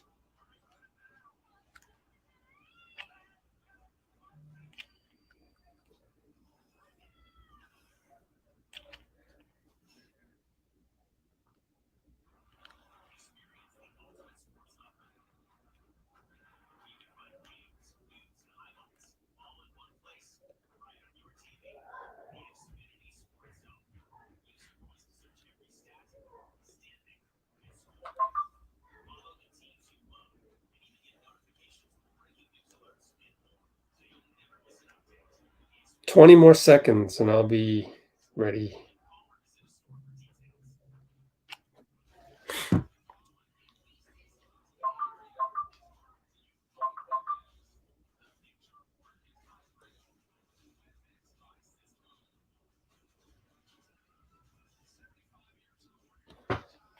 I'm an optimist. Even Steph says I'm an optimist. I got accused by Warriors Twitter of being too optimistic. Let's go Warriors channel. I love it. And here's Steph saying exactly that. I love it. I love it.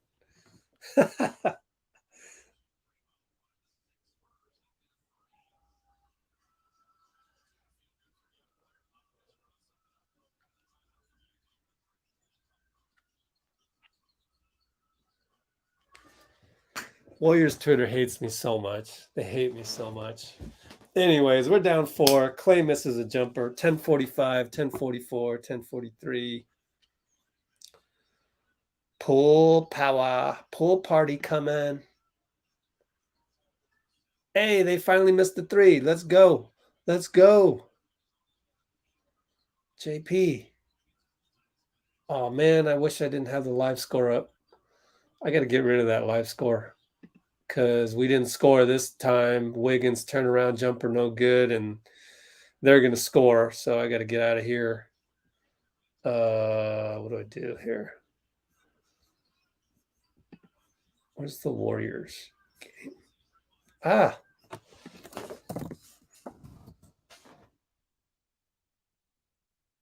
Keldon Johnson. He's got the quietest 10 points in the whole game. Okay, now we're going to score. Oh, cool. This is slow right here. Wait a minute. Why?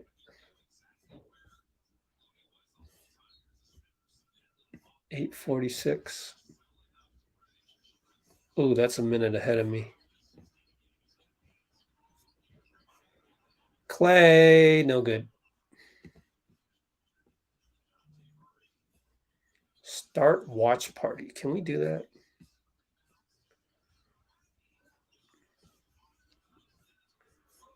Hide scores. Hide scores mode. Huh. Maybe I can keep it on hide scores mode. I wonder. Can you see that? This is so small.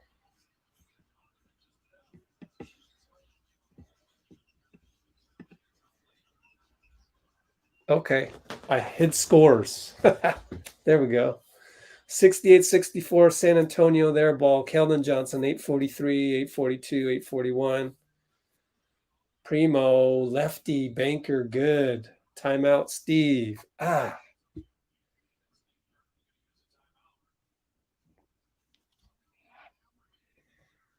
I got to do the Popovich pregame as well, so hang tight.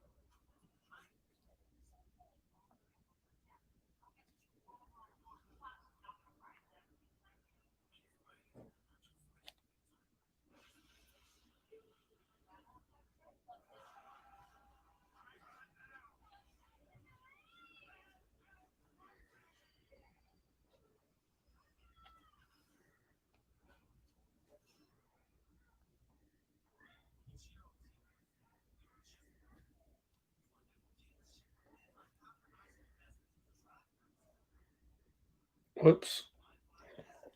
Thanks for your patience as I just try and catch up to some stuff here on the channel. Popovich pregame.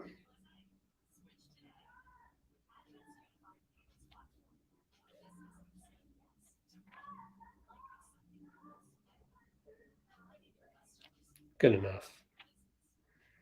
I got to create all these thumbnails and stuff on the fly. Keep the lights on here.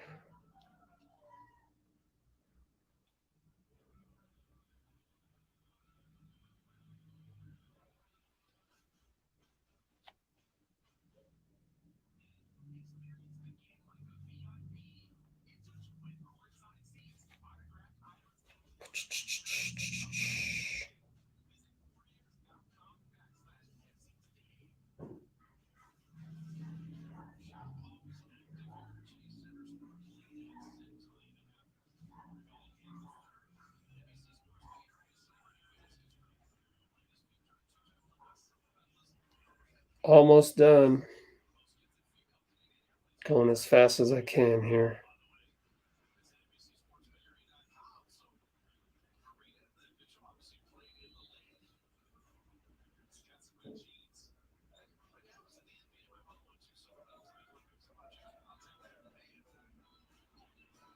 All right, we're back.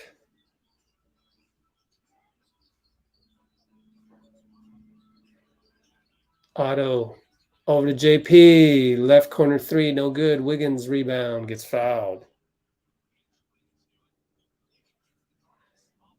Clay has gotten rid of the headband. Clay has gotten rid of the headband. Newsflash.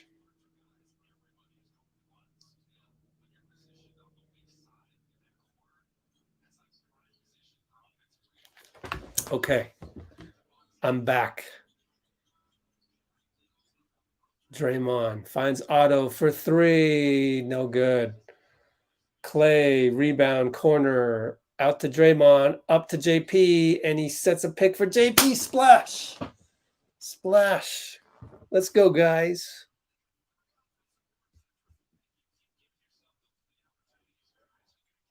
Keldon. We're only down 3. Poldo misses. Otto rebound over to JP. Downhill. Finds Draymond. Back to JP. Back to Draymond. Backpack. Oh, it's short. It's way short. Whoops. Oh, it's fun, though. It's fun. Because we know Draymond so well, that doesn't make us mad. It's actually funny, actually, that he just airballed that one. Jackie Moon deactivated. Oh, and they hit a 3. Oh, that's too bad. Down by 6 again. JP, pretty pass. Another pretty pass. Oh, Otto missed it. How many fouls on Podol? Let's check.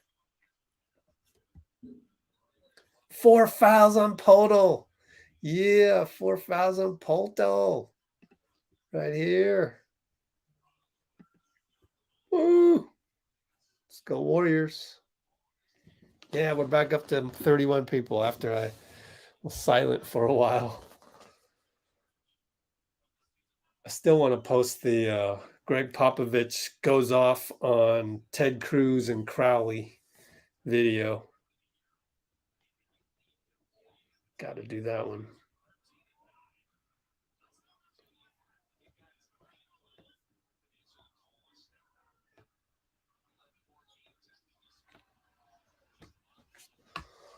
Okay.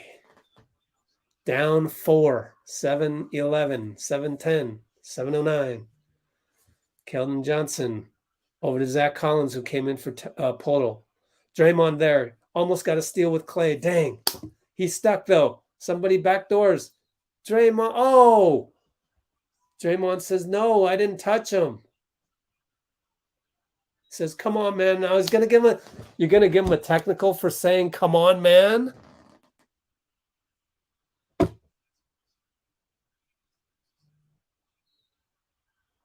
That's horrible.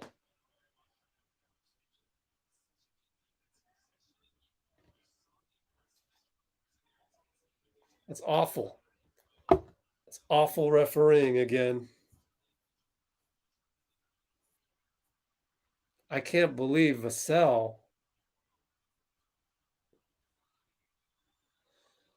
Well, at least this is going to get the crowd pissed. Let's go. All he said was, come on, man. First of all. And then secondly, let's look at the I mean, it looked like a foul. Damian trying to get the crowd going.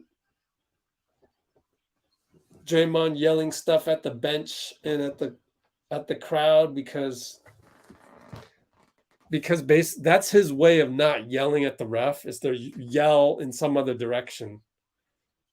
That's just a calculated way of doing it. Let's see if this wakes us up a little bit. We're down 6, 6:53, 6:52. Sometimes these texts are worth it. Now we got a call. At least ball don't lie. Yep. At least we got a call there. What? They just he threw out. Now Draymond's letting it loose. Now you're a effing this and that.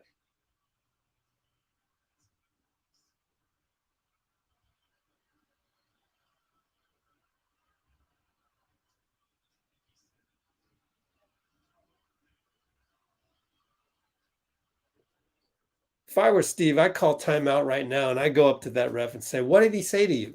What exactly did he say to you? Because knowing Draymond, he knows when to not use the expletives at some point. I would love to know what he said, that's bad. He said, that's bad. And the ref teed him up. Oh, wait, there's more. That's terrible. He said, that's terrible. He threw him out for saying that's terrible. That's awful refereeing. That's absolutely awful. Who is this guy? We're going to look this guy up. This is awful. NBA officials assignments. That's some BS, man. That's Marek Kogut. You remember him? Same old douchebag from before. Steph knows about him. Oh my God. Same old guy. Kogut. Remember him? Kogut. Awful. Bogut with a K. He's one of the worst.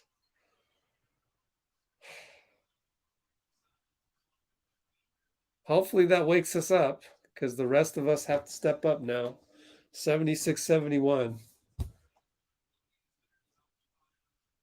I mean, a player saying that's terrible. Say Steve is talking to him right now. That is terrible. That's terrible.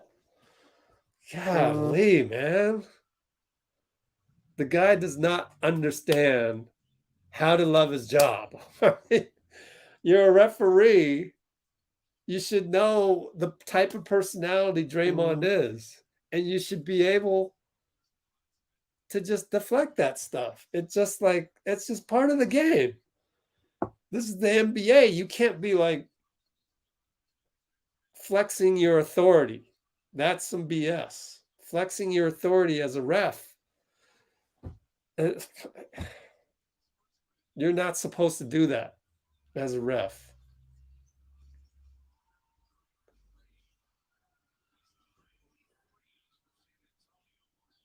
A player saying that's terrible. That is not a personal attack. That's some BS. That text's going to get rescinded. Watch. That text's going to get rescinded. Golly. Look at those moves by JP, though. Those are some shifty moves. But anyways, we're down 8. Man.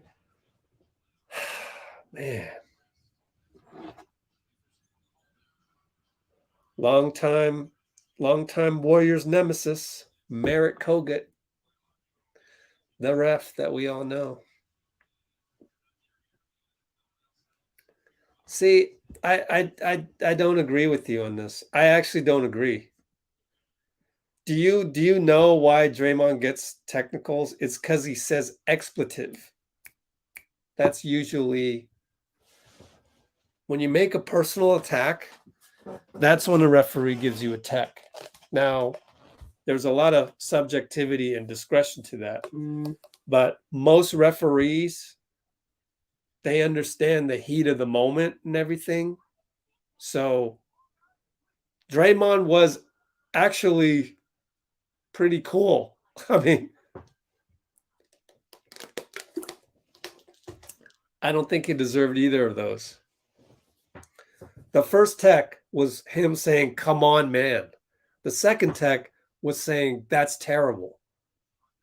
And that's terrible. As a ref, you should not be dishing out techs when somebody says, "Come on, man." And then you should not be dishing out techs when somebody says, "That's terrible." You shouldn't be in the NBA. Like, you cannot relate. It's like, do you even play basketball? Like, if you ref in the NBA, you should at least play basketball for recreation. That's just awful. You can't affect a game like this. You cannot change the outcome, maybe. I mean, Draymond is a huge part of the Warriors. So to give him a tech on those two things, there was no expletive spoken. Draymond did lose his cool after the second tech, and he went off. You could see F and B, this and that, mother F. You could see all of that. But none of that happened before. There's Zach Collins. If there's a body flying, trust me, Zach Collins is one of those bodies flying. Bad screen by Otto. 5:04 to go. We're going downhill now.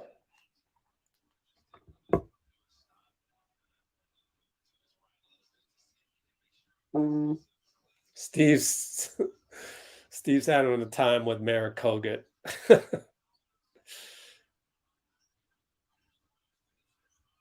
Otto Porter rebound after the Zach Collins miss. Here comes Wiggins left side. Screen Otto, switch. Looney over to JP. No good. Otto rebound. Is that not a foul? Can we get a call? Clay corner. Good. Splash. Down 7. Down 7.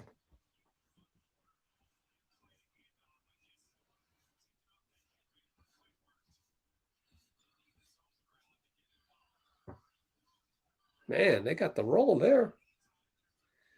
Anyways, let's go Warriors.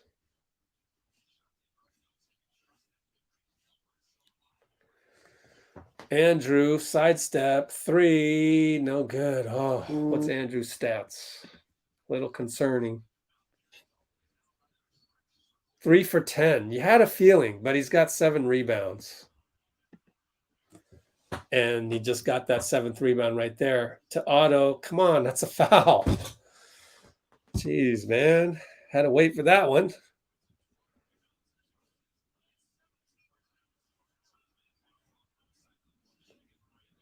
Well, I didn't on the replay, I didn't see the ref say stop. He just gave him a tech because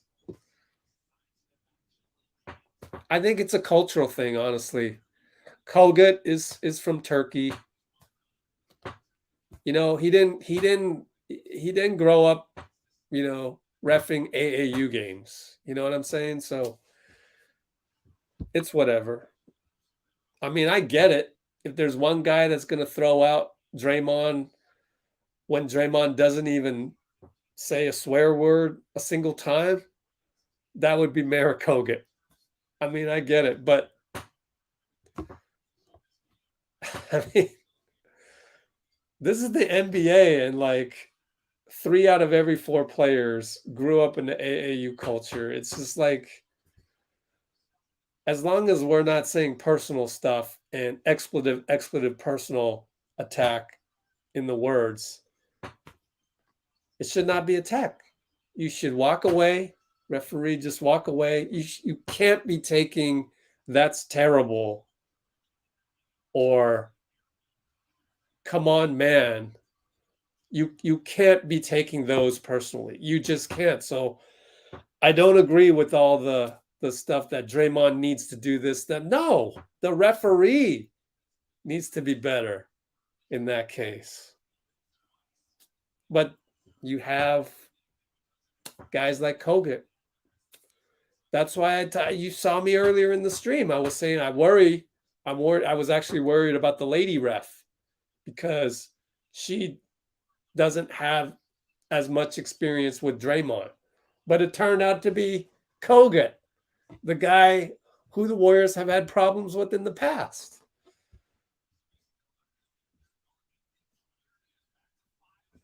Anyway.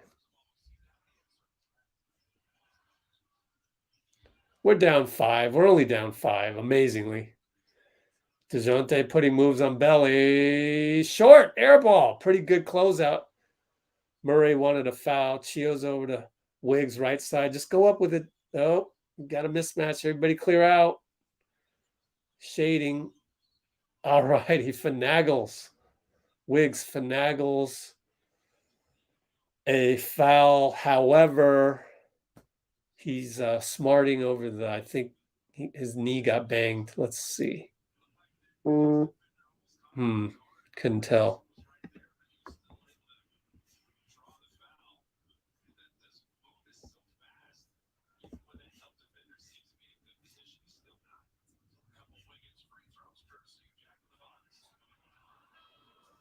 I don't know who tossed him last year, but I'm thinking it was the same guy.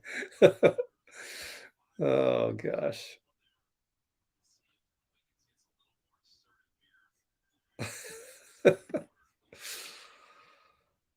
Oh yeah, it sucks. But anyways, can't dwell in the past. I'm done complaining about that. I hope Wiggins is okay. He looks okay, but he's kind of just jogging off the banging of the knee. He does have very knobby knees. Okay, Spurs got an offensive rebound. Now they're shooting a corner 3. Thank goodness. Make or miss league. Make or miss league. Belly rebound. Chioza back to Belly. Over to handoff. JP slips. Bunch of moves, nothing doing. Chioza, Belly, pretty good pass inside, but he's doubled. Back to Cheese. Back out. Swing, swing. JP, got to shoot it. Chioza, missed it. Good hustle. Good hustle, JK and Wiggs. Good hustle. That's good energy right there. That's really good energy. Let's see if we can keep it up. Side out, 13 on the clock. Spurs are pretty solid on defense, you know. They're very well coached. They're super young, but they're very well coached. It's always a battle when it comes to the Spurs, even in their Miami Tropics uniforms, which totally defy the culture of the Spurs, but whatever. It's the old alternate colors. Anyways, Clay back in. Bad pass to Wiggs. Careful, but he got it. Finds Clay. Oh, he's off.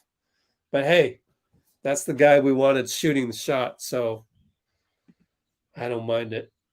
Yeah, Clay took off his headband about 10 minutes ago in terms of elapsed time.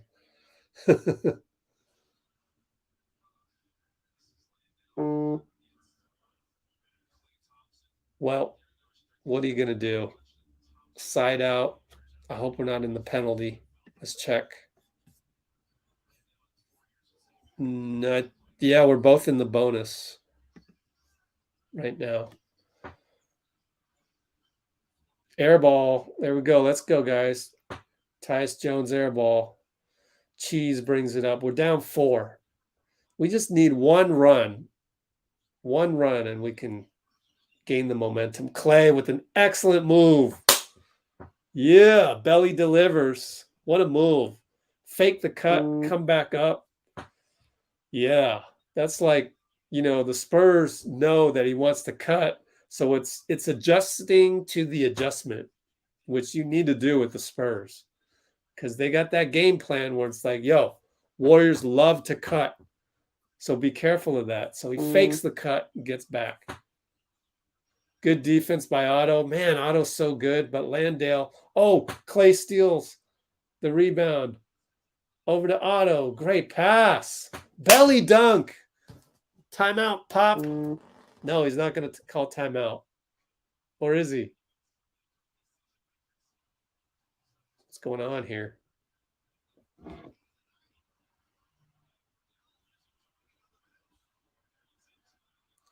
Wardell.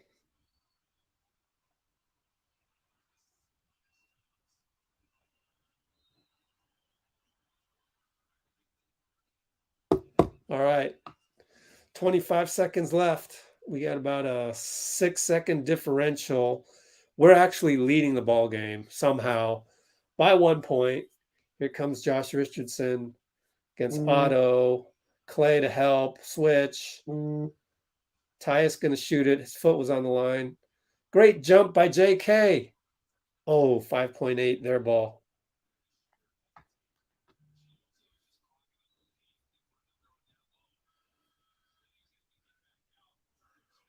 Looney coming in for defensive rebounding, belly out.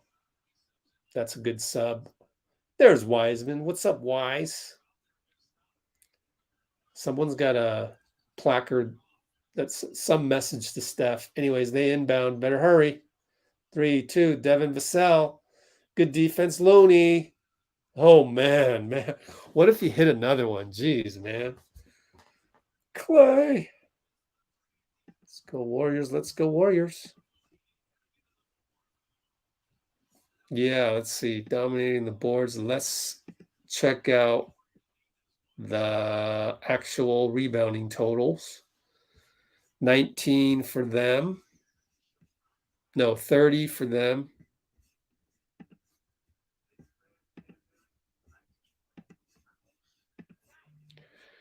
$30 rebounds for them and 45 for us. Wow. Otto Porter has 13 rebounds, 16 points. Wow. In 20 minutes. He's not gonna play more than 24. We just can't. We can't do it. Old guy minute restriction type thing. And Draymond ended with 4, 6, 5. Wiggins has 11. People were saying before the game, oh, we need Wiggins to bust out. I mean, yeah, I get it, but if we play Warrior basketball like we're doing right now, we can beat a team like the Spurs. Wiggins can be kind of off at the 3 for 10, 5 for 7, but he's doing stuff on defense and rebounding, 7 rebounds, so I don't think it's, absolute that when Wiggins has a bad shooting night, we're going to lose, I think we can overcome some of those things and we can be all right.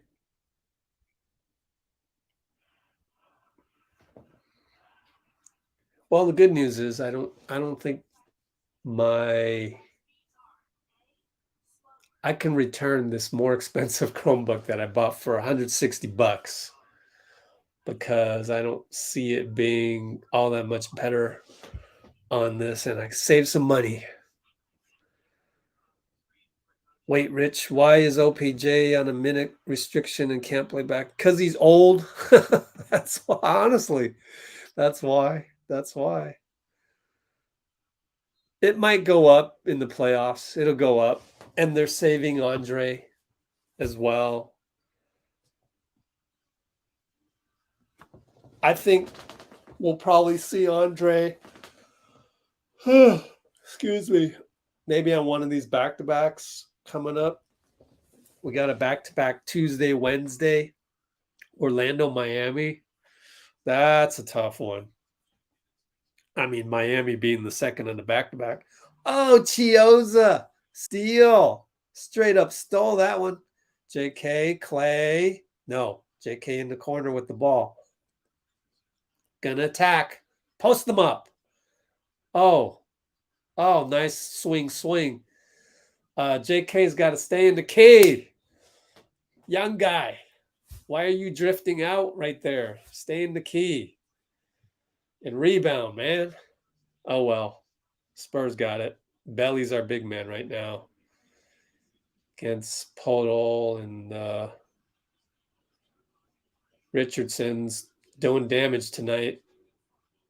No good. Podol, no good.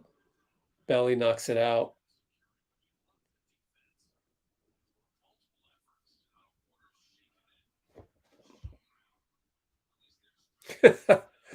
He's 28, but he has the legs of an old man because all the injuries.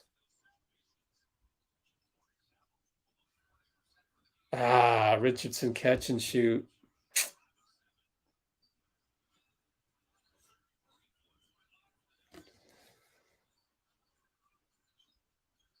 Yeah. Oh, JK, right side. Just go up. He's smaller than you. JK.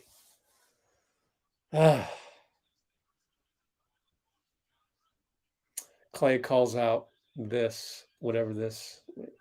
This is the play. Inbound.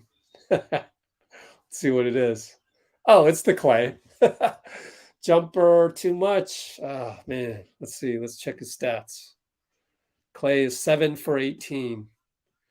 Yeah, Miami's going to be a good game in terms of like, we need to play the Boston. Here I go. I'm saying need. We should look forward to such games that has tough teams in them because they will really get you prepared for the playoffs, such as Boston, such as Miami. That will be a test, especially being on a back-to-back. We'll see. I think what we're looking for is, these young guys. Oh, they're going to call JK with a bad screen. I just, it's subtle, but it kind of looked like he was giving a little bit of a football screen, like a football block on that. Little too much physicality on that one. Otto's got his hands full with Podol, but we somehow managed that. We got a 5-on-3 break. Cheese with the rebound. Otto to Belly. Out to Kaminga. You guys are crazy. Man, crazy. I mean, if that was Clay, that's fine, but that was JK. Wow. Whatever. We're down one. Oh, they threw the ball away, but Belly couldn't hang on to it. Wow, somehow they miss. Clay gets the rebound. Chioza pushes. Good push. Oh, and he lost it. Nobody followed him. Now it's 5-on-3 with Otto heaving. Otto needs a sub. They hit a 3 timeout. How many timeouts we got? We only have 2 timeouts, so never mind. No timeout there. Keep playing, guys. We'll get your subs in. Only 2 timeouts with 9 minutes to go. Clay launches. Good. Man, we needed that. That's a superstar shot. We needed that so bad because we were down, and now we're only down 1. Oh, what a game. This is turning out to be a great game. Vassell over to Richardson, over to Podol. High post. Richardson corner. Clay fouls him. Clay wants a review. Let's hurry up and review this, NBC. He is reviewing it. Come on. Come on, assistant coach. Check your iPad. Someone go over to ref and hold the ball. Yeah. Clay's in his landing space. A rule is a rule is a rule. So what are you going to do? Clay's in his landing space.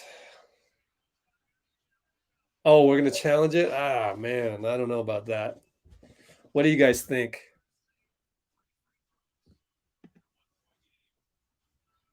I don't think we're winning this challenge. It looked like a landing space, but I wasn't paying attention to the reverse angle on that. It doesn't look good for me. I don't think so. We could watch Clay's 3. Hold on. Right here. Laser. What's this? Teamwork makes the dream work. Oops.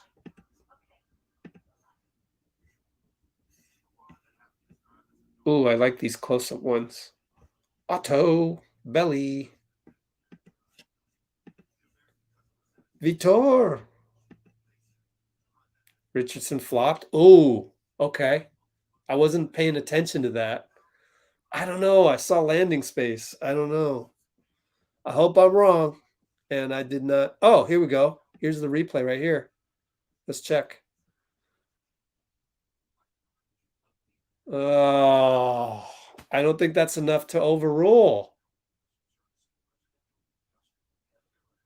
And he didn't kick out. I don't think he kicked out. If Richardson kicked out, then that would be Richardson. Yeah. Oh, the thing is Richardson didn't kick out. If he kicks out, I mean, like on purpose, like, I don't know. And it doesn't seem like it's enough to overturn.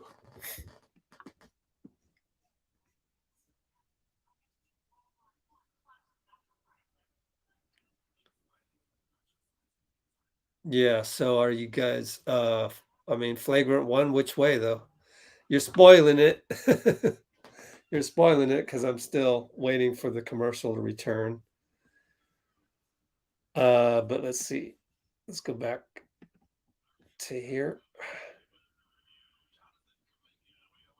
Why are you They come back and you can hear the background going after review, and then Fitz is just talking right on top of it.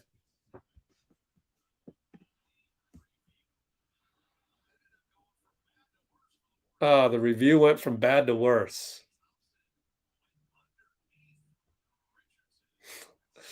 Ah, you shouldn't have challenged that. Ah, that hurts. I told you not to challenge that. Ah, challenge made it worse. Yep. I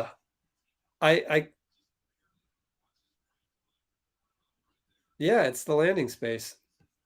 I gotta, first of all, I don't think Clay understands the rule. He's been out of the league for 2.5 years. Okay. Yeah, that's that. You know what's so ironic? Who can tell me why that is super ironic? Who can tell me why that is super ironic? Also, it's against the Spurs, but that was exactly what Zaza did to Kawhi, which was the genesis of this rule. That's the irony in all of this. And Clay, I mean, he knows the rule, but I mean, he hasn't experienced it like that. And then the coaching staff going along with Clay, a lot of things went wrong right there. A lot of things went wrong, but I'm not mad. It's just that let's not let that happen again. Like the assistant coach doing the replay. Oh, Clay hits a 3. We're down 1 again. He's saving us. He's trying to will us back into this game. Clay has 24 points, 9 of 21, 6 of 12 from 3. But yeah, I think the assistant coach has got to hold some responsibility there. They're the ones with the iPad. They should see what I saw, which was, look, that is landing space. Richardson's killing us. He's killing us. What has he got now? Has he missed? 6 for 9. JP, no good. Oh, man, now they got 4 on 3. Pretty good defense by Chioza, but he's too small. Primo with a really nifty Euro step. Now we're down 5 again. We just can't get over that hump. I mean, we did get over it one time. We went up by 1, but that was short-lived. Clay doubled, Belly. Good pass, swing. Oh, bricked it. Ah. Oh, boy.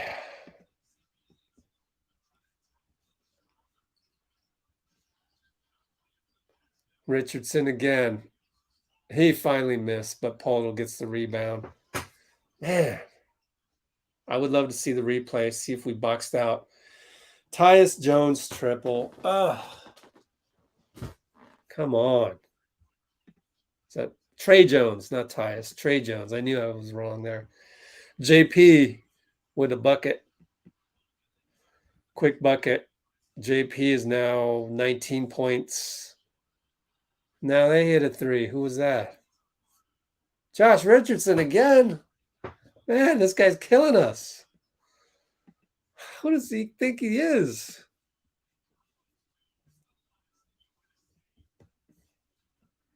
Well, the ebbs and flows. Former Miami Heat, I believe. The ebbs and flows of a game, man. Now we're down 9 suddenly. But that's the ebbs and flows. 3 points here, 3 points there.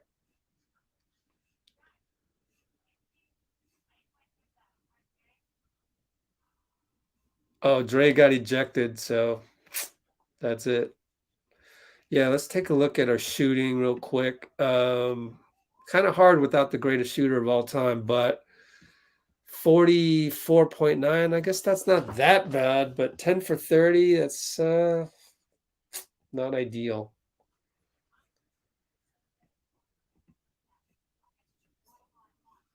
Well, we still got 626.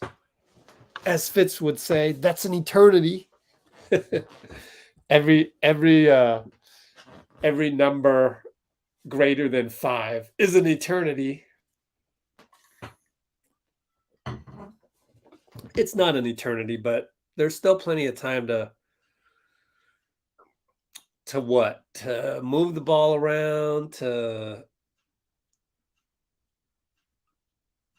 get Otto back in the game because he's playing lights out tonight.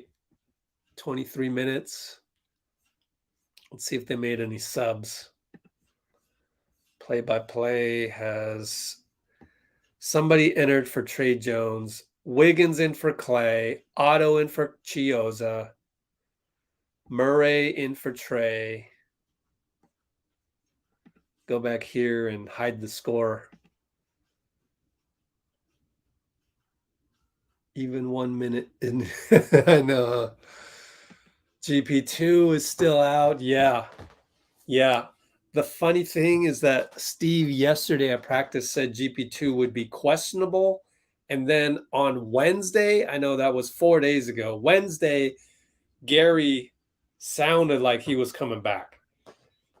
He sounded like he was coming back, but that was short-lived. Excuse me. And what else? Andre is still day-to-day, and Steve said they're preserving him for the playoffs. So he feels like, it feels like the mummy or something like that. Like we're preserving this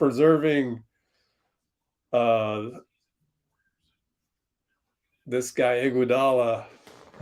But anyways, yeah, missing GP2 like crazy. Oh, we're back. JP, good drive. Yeah, gotcha. He tricked Poeltl. Man, JP's got some moves. 605, 604, 603, down 7. Okay, Belly, please box out Poeltl. Oh no, Richardson. Misses. Oh, but Murray's there. Misses. Get in there. Oh, get out there. Keldon Johnson, no good. Oh, man, we survived. We survived 3 shots. JK over to JP. Great defense. I mean, got to credit him.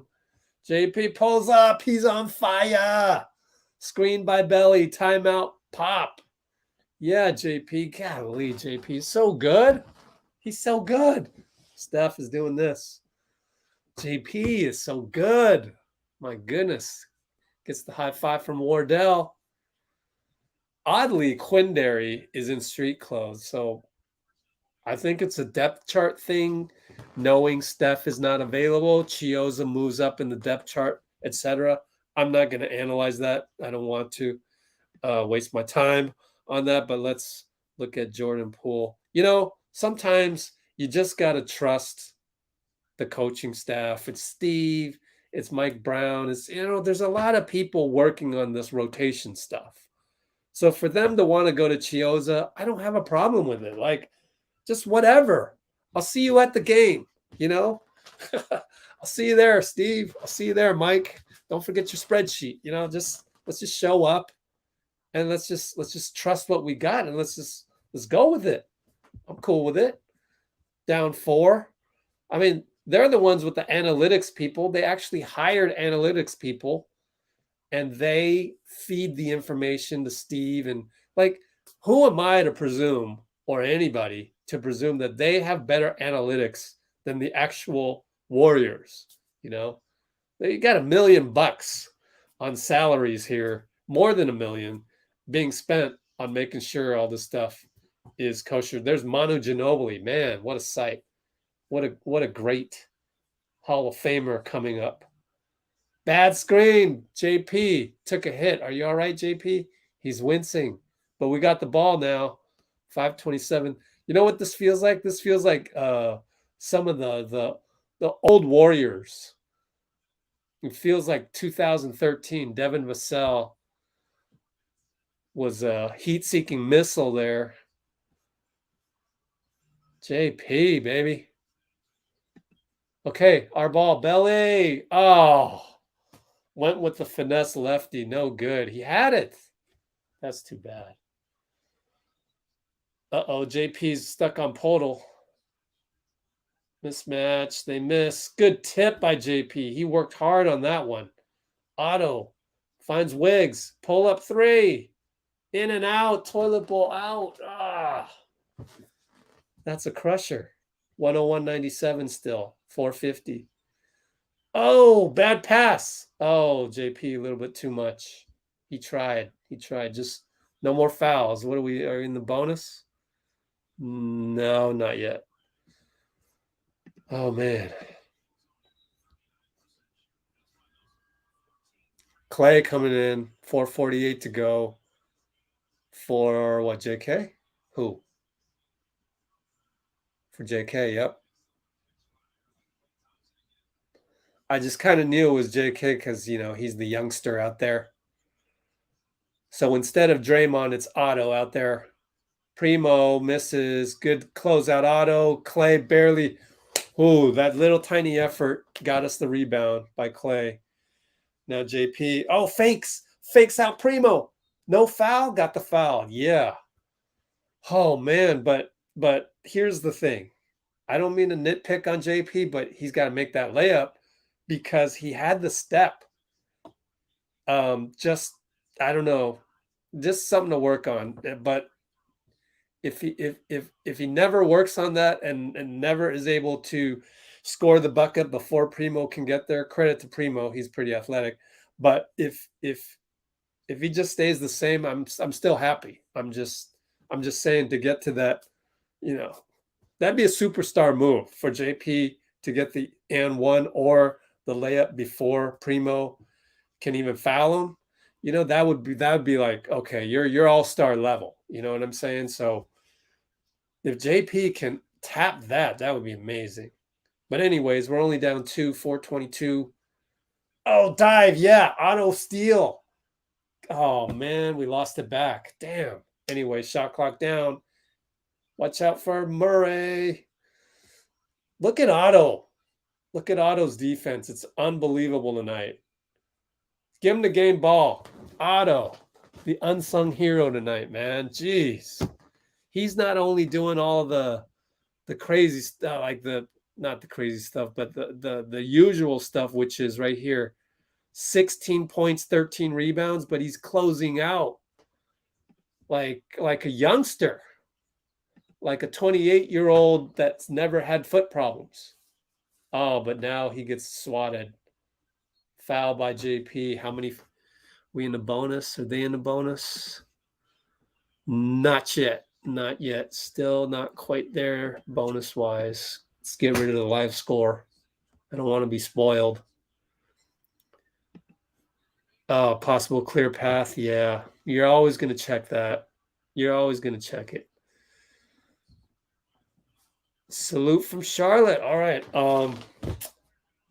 That's just normal procedure. They got to check it.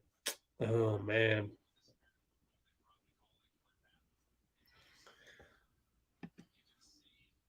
Is that clear path? I don't how is that clear path? I mean, look, I'm all for the rule being clear path. I would rather have fast breaks not get broken up that way, but as far as I know, he's between the basket and the attacker. He fouled him. Maybe he fouled him while he passed him, which is poor execution by JP to foul the fast break there, because you gotta, but then common foul. So we're good. We're good. But I would like that rule changed. All you got to do is change it to a delay a game. Then you can't do it more than once in a game. So then that would have been delay a game, and the next time JP does it, it's a technical. One shot. Maybe you make it a double technical. I don't know, like a two shot. A two shot. Yeah, you make it a two shot in the ball. It's what you should do rather than the clear path. Get rid of clear path and just do, stopping the break foul, right? And you're good. Man, look at Clay. Podol's like blocking him out like an offensive tackle. And Clay still managed to bother the shot. That's that's all NBA defense. Clay. Loop around. JP crossed you. Hezzy. Fade. No good. Wiggs does whatever he can. We're only down 2. 313. Dang. Missed that one. 310. Now that's a foul. Oh, ticky tack. Let's see the foul situation. Yep, they're in the bonus. I don't know if they're shooting now. Next one.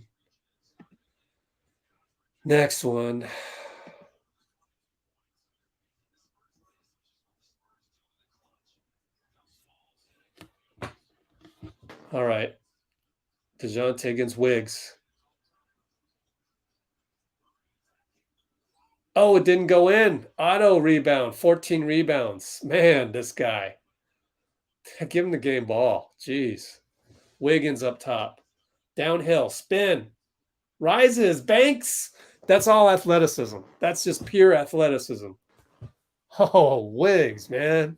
We got to give him credit. I don't know how that went in, but it went in. That's the thing. It just went in. DeJounte against Wiggs again. He shed him. Oh, great. We got the belly matchup now, and DeJounte and one. Oh, what do you do there? What do you do there? You just ask Wiggs not to switch, I think, on that one at all.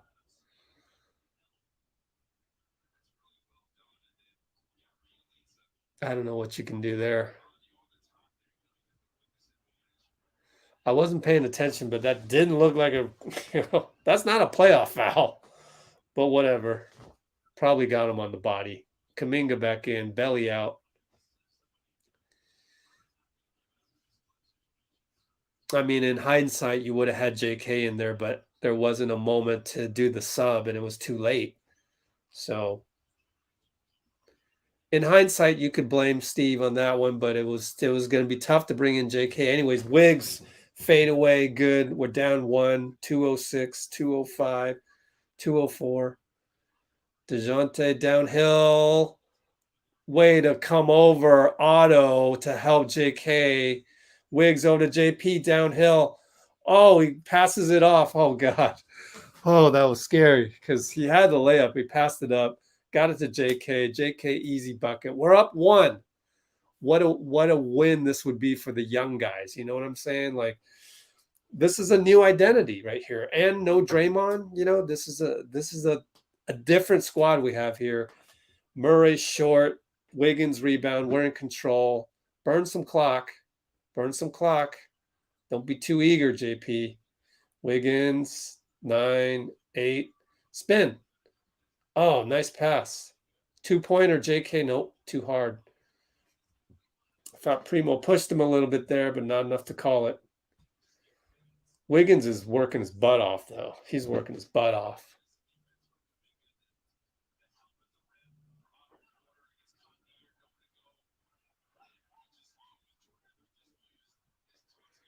All right, here they come. 115, 114, 113. Wow, they're going to bring in Podol. Really interesting. Interesting. We got to stick with JK, I think. No, Josh Richardson again. He's killing us.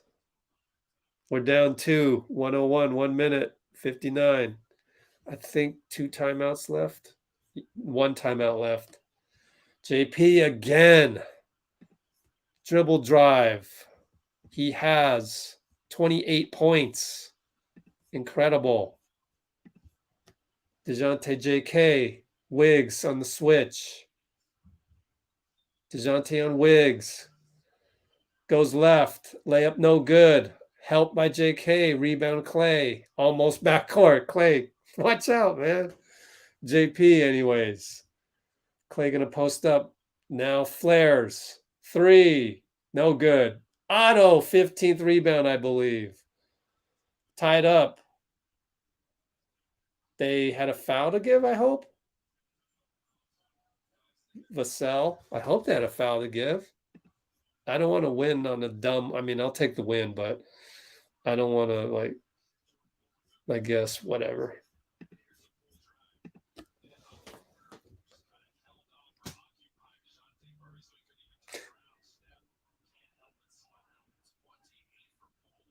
Well, I know 15 seconds gets burned off here with the game still tied. So we'll see what happens. Clay over to JP up top. 6-5 step back. That's not good. Back rim. JK hustles. Throws it to Wiggins. Timeout. Timeout. We call timeout. Wiggins heaves it. Whoa, whoa, whoa. Did they call a foul? Wow. Thank you, ref. I mean, that's pretty awful.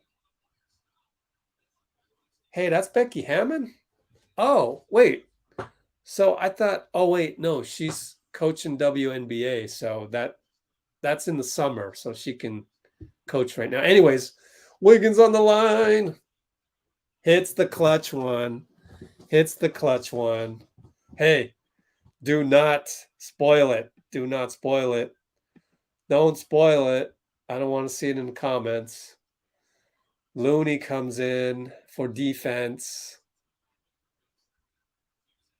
Zach Collins in to rebound with Podol. Yeah, they're definitely going to call timeout regardless.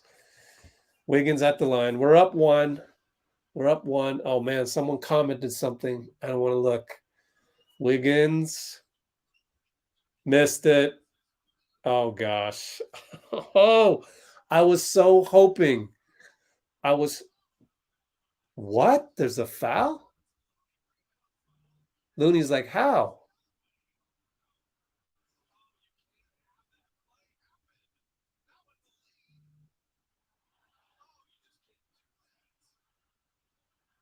Wait a minute, what? So they call a foul on Looney. By the way, he did not push off.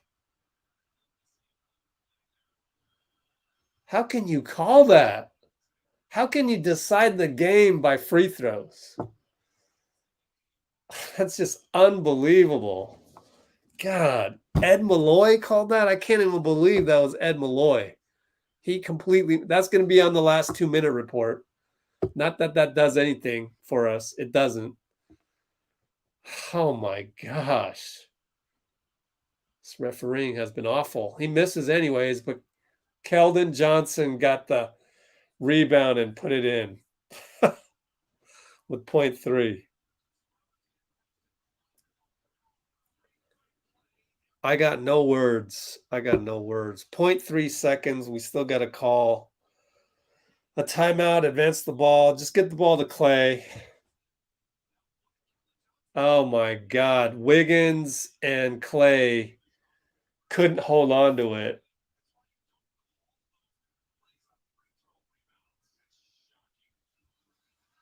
I don't know that there's anything you can do about that. You're trying to go get the ball and it bounces. It's a lucky bounce.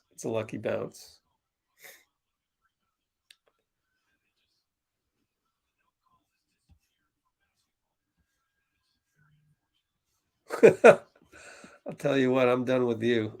You're gone. Growtopia is gone.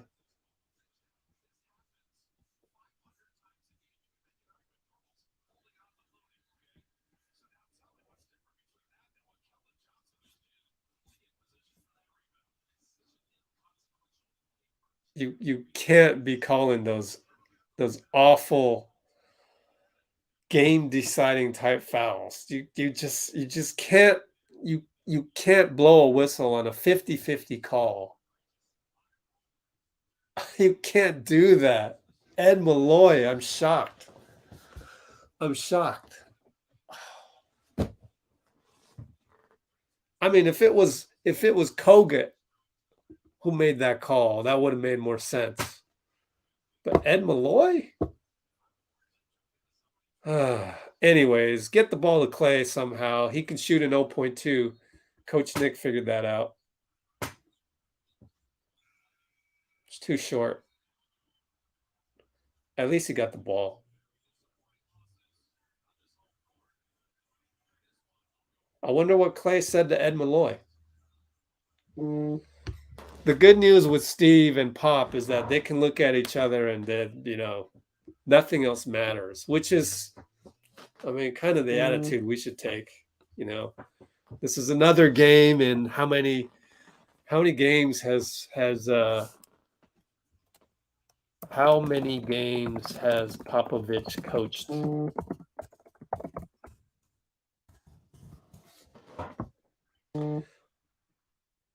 Nelson tallied 202,000 regular season.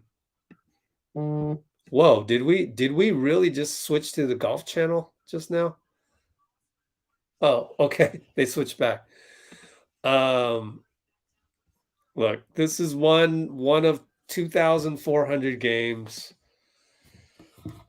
This is going to happen one out of every, 200 games. You're just going to get unlucky bounce of the ball, horrible refereeing at the worst possible times. That's all, Can you guys quit with the WTFs? Like, what? Who taught you to speak that way? Stop it with the WTFs. Come on, say something better than that. I'm on your side.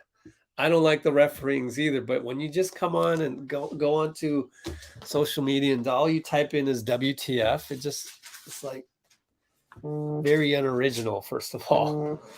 Okay, so anyways.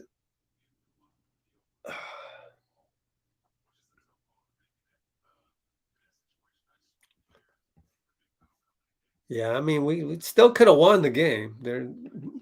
Wiggins could have made a free throw. But it's all good. Yeah, just get everybody healthy and just make sure everybody plays like Otto played tonight, right? Let's give the game ball to Otto. Look at this. Look at this line. 16 points, 16 rebounds. That's insane. Like, that's what you do in the locker room. You're like, don't worry about it. But if everybody comes out, plays like Otto next game, we're going to win some games. And by the way, Draymond got ejected. So, anyways. I've seen this so many times. It's just, this is going to show up on the last 2-minute report. I'm pretty sure.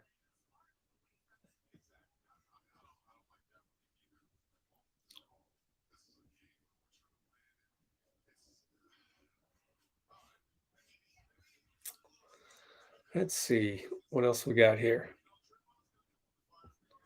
Ah,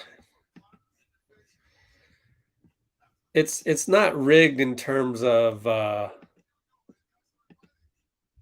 it's not rigged in terms of Adam Silver wanted us to lose or anything. So I wouldn't use those words. Again, be mindful of your words. Be mindful of your words. What did I just say? YH, be mindful of your words.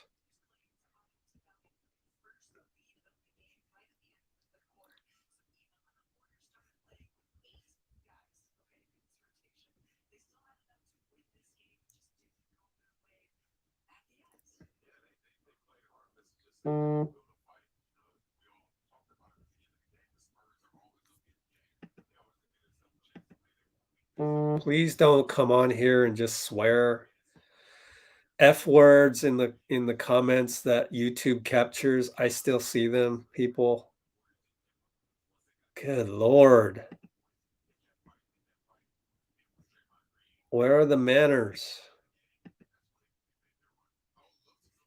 Everyone that puts an expletive in the comments automatically gets put in timeout. You need a timeout. I mean, literally, like timeout for you, calm down. You don't need to type in expletives. You're literally typing in an expletive on there. It's come on, guys. It's just so weak.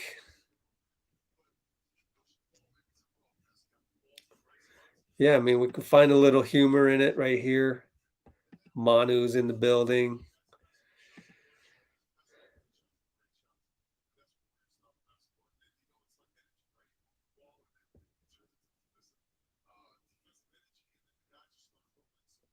I mean, I've said it before. When you're in a funk shooting free throws, you're in a funk. And the guys that make free throws have that, quote unquote killer instinct. I just don't know that Wiggins has that. Sure, you can be an all-star and everything, but to reach that next level, you got to really have that mentality of the killer instinct. Oh, remember the closeout by Clay in the landing space, and we reviewed it, and it was a flagrant one, and it's just like all these little things just it's almost laughable how all these funny little things happen to us.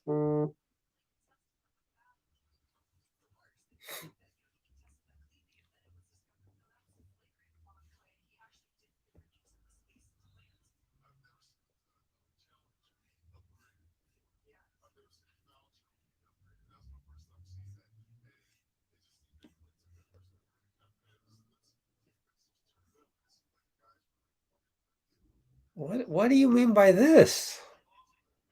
They have injuries to Draymond, so they screwed it up? I mean, come on, man. Like choose your words. Like be mindful. Like wow. So because they what's their record right now? NBA standings 2022. Oops.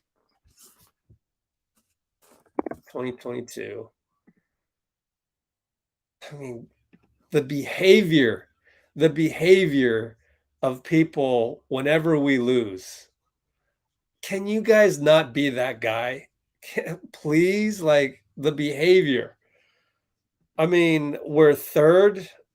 We lost one, so this is up. We lost two in a row, so not up. Let's go to the NBA.com standings.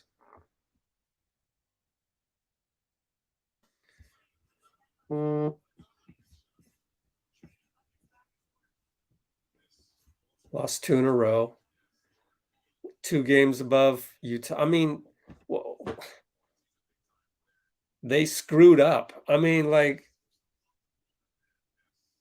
it's just an NBA season. It's just an NBA season. It's just like any other season. Like, they're going through some injuries, and you want to choose this moment to say they screwed up. What kind of a fan does that? I just like that's an entitled fan. Like, oh, I root for the Warriors, so yeah, they need to be second or third seed, and everybody needs to be healthy. Is that how they screwed up?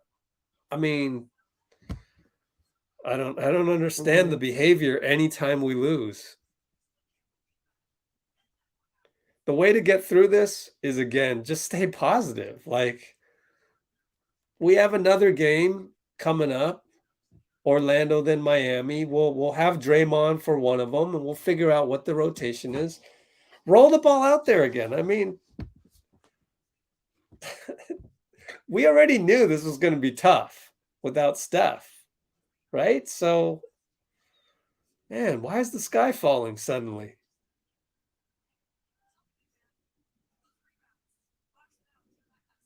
Well, this is again your blame. Like I'm not into this blaming thing where we got to blame people after every single loss. So you're a bunch of negativity. True School has a bunch of negativity brought on here, so I got to put you in timeout. Golly, man. It's so funny. Like when we hit adversity, all the whining and the crying and the complaining and the entitlement comes out every single time. Book it. And it's sad. It's a sad commentary of our society. So if you want to come on here and just spew your negativity, why don't you do that where that's celebrated? That's celebrated on Warriors Twitter. Go there, create an account. Pretty soon you'll get 50 likes for all the oh, we should have done this, or this guy sucks, or we screwed up, or this or that. You'll get plenty of fans over there. But here we're trying to enjoy the experience. Like, yeah, that was a loss, but we're not the type to go, oh, woe is me, that was a loss. Like, we suck, or blame X, Y, and Z. It's just like some of us on here are just like, okay, let's roll the ball out again in 2 nights. I mean, there's some things we did pretty well, but to dwell on this loss like this is just, it's not productive at all.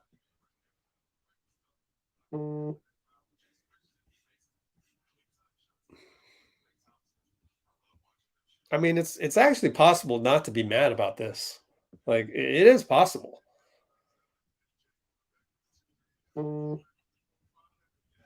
You're down right now. I mean, it's just basketball, man. Don't let this ruin your day. Again, I keep going back to this every single time. Why do you love the Warriors in the first place? What brought you to this team? I'll tell you what it was. It was a drive down the lane by whoever it is, LeBron. Draymond helps out. LeBron somehow misses. Wiggins rebound, outlet to well, actually before that, they hit the guy in the corner. Draymond recovers with the 7'3" wingspan to close out. He closes out the 3. They miss. We're on the run. Outlet. Draymond's got the ball. 3-on-2. Hands off to Steph. Now he's downhill. They got to double him. Swing out the Clay. 3, good. They come back. Wiggins gets a steal. All of a sudden, we're going back the other way. Steph pulls up from the logo. Good. That's why you love the Warriors. That's the joy of it. And when you don't have that, for you to be so like demanding that you have that, it's just funny to me. Like we shouldn't be that entitled. We really shouldn't. So let me see what you guys are saying.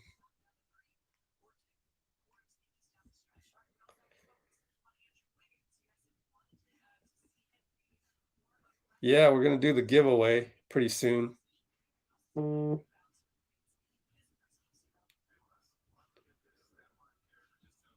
Secured. I mean, we're the right now we're the 3 seed.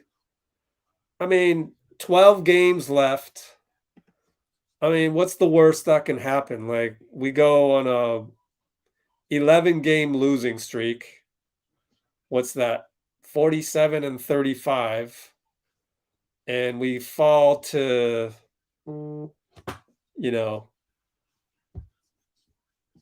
I mean, if we lose 11 straight, we lose 11 straight. I don't think we will, but we'll still get Steph back, it looks like.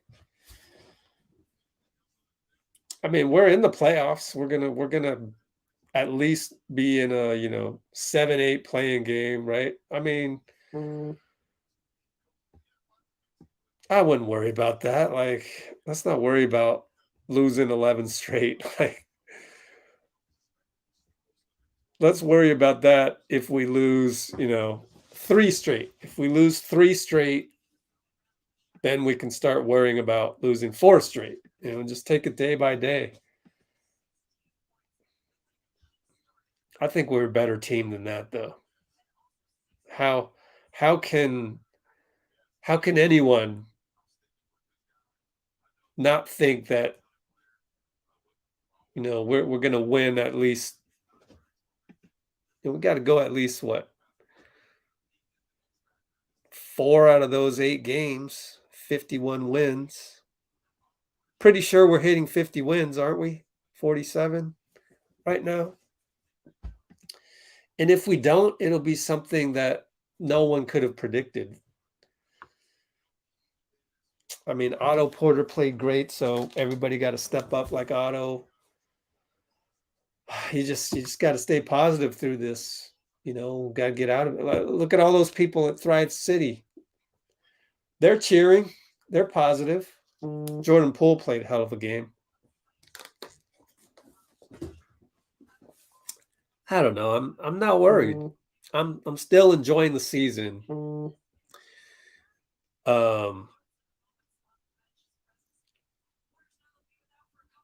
Okay, people are upset because this can be avoided. Yeah. I mean, I told you Wiggins doesn't have that killer instinct, so sometimes that's an issue.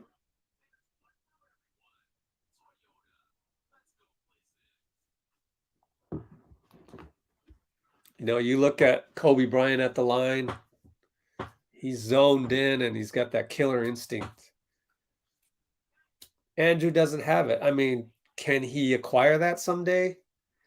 Yeah, maybe, but I don't know. I trust that he's working on it. That's the thing, is don't think that he's not. And, I feel for him. I feel for him. I mean, I've been there. I've been there where I've been in a free throw shooting in the rec league. So it's a tough spot to be in.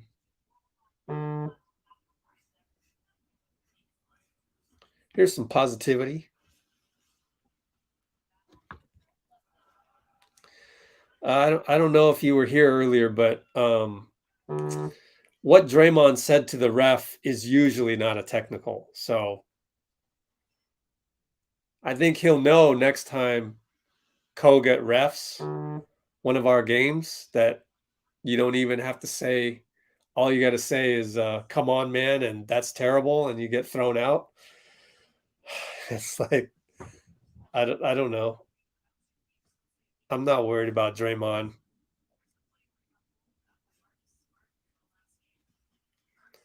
Yeah, that was the Looney foul was a 50-50 call that they screwed up on. It's going to show up on the last 2-minute report probably tomorrow. You can't call that.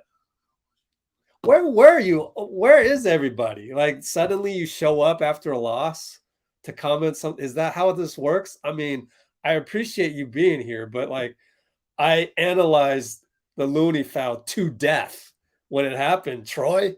So next time, be here. Where were you? I don't want to analyze that again unless somebody else wants me to analyze it again. Say so in the comments, but like, nah. That's a new thing I'm doing. So for the raffle that we're doing, you had to be here early in the day. So I'm gonna know that. So, I'm gonna it's gonna be sort of by discretion, but it's my raffle.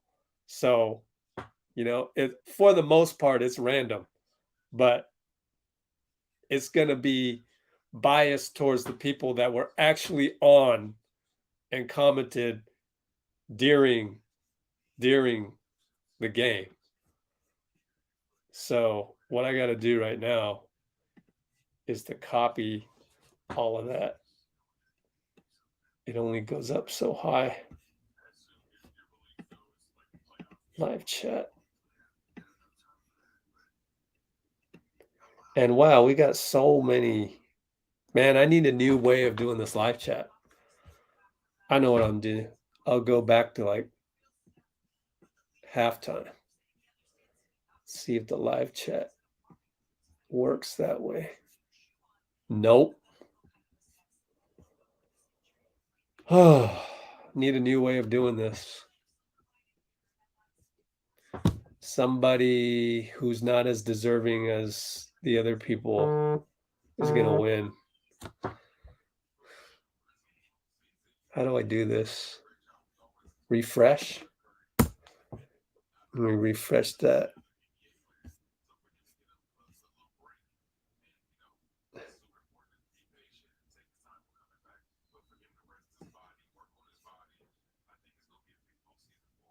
Man, I don't know what to do.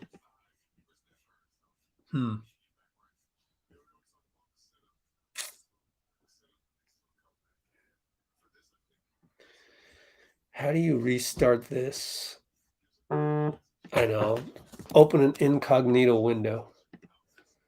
I want to get all the people who commented during the game. I know. Open an incognito window. Oops. Turn that off. Okay. Nope. I have to end the chat. Okay. So that's what I'm going to do.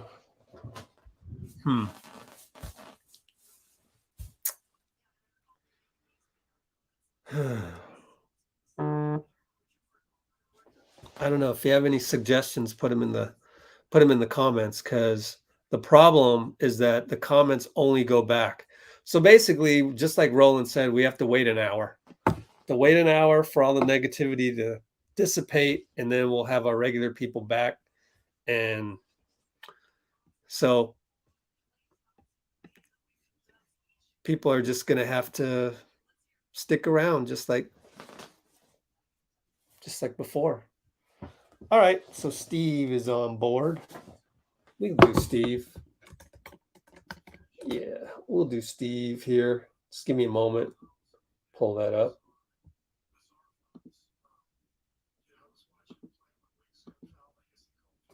Okay. 2-point loss. Jordan Poole and Klay Thompson leading the way for the Dubs, each with more than 20 points. Let's hear from Steve Kerr. We're going to his press conference presented by BMW. What aspect of kind of I would say a wild finish sticks out to you most? Of the finish? Yeah. I thought the two fouls at the end were bizarre fouls. I was watching the play when Wiggs got fouled. I guess they called a foul on Pirtle. I was shocked by that one, and then I was shocked by the one on the rebound. I don't know how those calls can be made. There has to be to call fouls in that situation. Both of them, one that went for us, one that went against us. I don't understand. I don't understand how we can decide the game based on plays that have nothing to do with the game. I mean, the players are supposed to decide the game, and Wiggs had the ball, and it's up to him to, create a little space and get it out of traffic and get somebody a game-winning look. And then on the last one, there's a scramble for the ball. I got everybody in the locker room after the game is telling me they have no idea why Looney got called for the foul. They got tangled up. This is how every play goes. And so more than anything, the finish, to me, I was shocked at the two foul calls. What are your thoughts on the way your team responded, playing their first game without Steph? I love the way our team responded when we felt the pressure to respond. I didn't love the way we played in the first half without a sense of urgency. We have to understand, and I told the guys this at halftime and after the game, we have to understand we're undermanned. There's 12 games left now 11 games left. We're looking at the playoffs. There's got to be a sense of urgency. There's got to be a sense of competitive fight that we take to the other team from the very beginning of the game. And I did not see that until it was really late in the game. Guys were great in that fourth quarter, fighting like crazy. We got to fight like crazy from the start. What did you think of Draymond's ejection of the two fouls that were called against him and the way the team kind of responded to his departure? Yeah, it was unfortunate. Obviously, we need Draymond desperately. I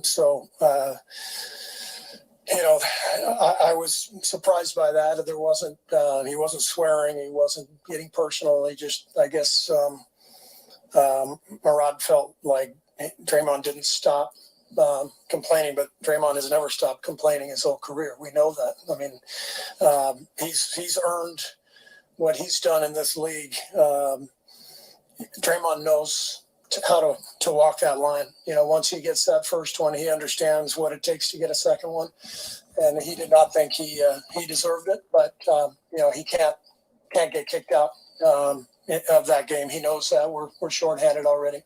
You guys were down 6 when he got kicked out, and you kind of came back. Though, what do you think of just what they did to make it a game of the stretch? Yeah, we did a good job. Like I said, when we were sort of backed into a corner, we did a good job fighting, but shouldn't have been backed into a corner in the first place. It felt like Otto really answered the call tonight. What are your thoughts on the way he played? Otto was great. He's one of the smartest players I've ever been around. Just the way he rebounds, the way he anticipates plays before they happen. His weak side help is amazing. I thought Otto was brilliant tonight. His efforts, unfortunately, didn't lead to a win, but I thought he played a fantastic game. What do you think of the Clay Jordan backcourt? Well, obviously both guys are explosive, and they scored really well. It was kind of a strange game for Clay. It was up and down, but he made some big shots for us and got going from the 3-point line. And Jordan made a ton of plays, down the stretch that could have been the difference. And unfortunately, we just couldn't close it out. But Jordan was great, and I thought Clay responded really well too. Steve Kerr, just like us, trying to unpack. All right. Didn't mince any words. Didn't like the last 2 calls. All right, that's cool. We got some good feedback. So anyways, it looks like the comments are getting back to normalcy now, so not worried about it. But yeah, that is actually one of the things about the giveaway is a positive comment. I actually put that already in the description. How many wins do the Warriors have with it? Well, you only play Eastern Conference 2 times, so I don't know. I think it's 1-0, but I don't know. Let's see.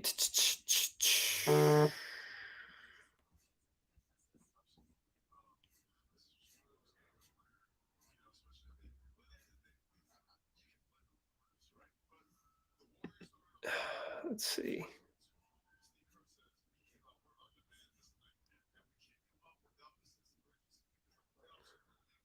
I think we still got a chance to make a deep run anytime you got Steph, Clay, Draymond, and Andre possibly fully healthy. So I think we can make a run. So yeah, I do have a Twitch actually streaming on Twitch now, but I guess you're saying I would stream an NBA game there. I don't know. Twitch doesn't really have a monetization way that's easy to adopt like YouTube. So that would be the issue.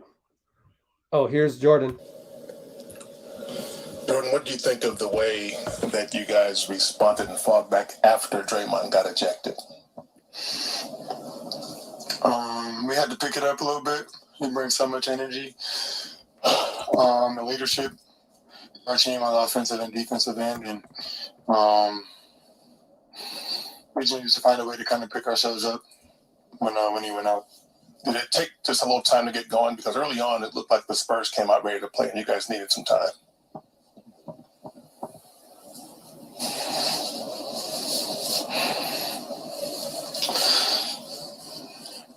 I don't know what to tell you on that one. I don't know. I mean, I guess we just got to come out faster. We got to come out faster, more aggressive, and put ourselves in a better situation to win. Did you like how you guys played offensively? Just what you kind of think? First full game without Steph. I mean, it came down to the wire, so I mean, we were all right. We were able to get to the shots that we wanted to. Wiggs hit some huge shots. Idle had an amazing game. Clay stepped up. I mean, we got to find ways to finish the game at the end. You have a lot of Too much. I'm still doing the same thing I was doing when he was on the court. I mean, it's just that he's not out. But still just being primary, ball dominant, coming off of screens and still playing the way that I normally play. I wouldn't say I felt like any increase or, responsibility or anything. You look at seeding it all. I mean, it is kind of getting down to, I think, 11 games left. And it's starting to get a little bunched up around you guys. I personally haven't really been paying too much attention to it. I mean, I'm just trying to come in every day and focus on the task at hand or the game that we have at hand. I mean, I know it's out there, and Draymond mentioned it a little bit, but we got to find ways to win games like this tonight before we even start thinking about seeding. Did you understand why Draymond got ejected?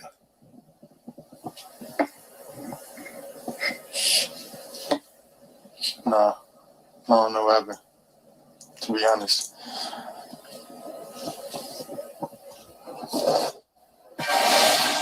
Well, Jordan Poole. Spurs have lost 2 straight, and they're about to embark on a 5-game road trip in 7 days.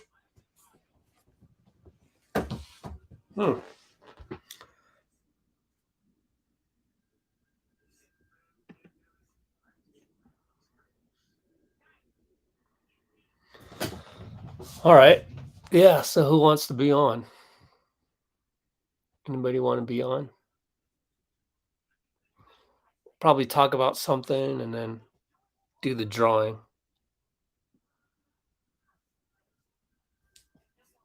So let me know.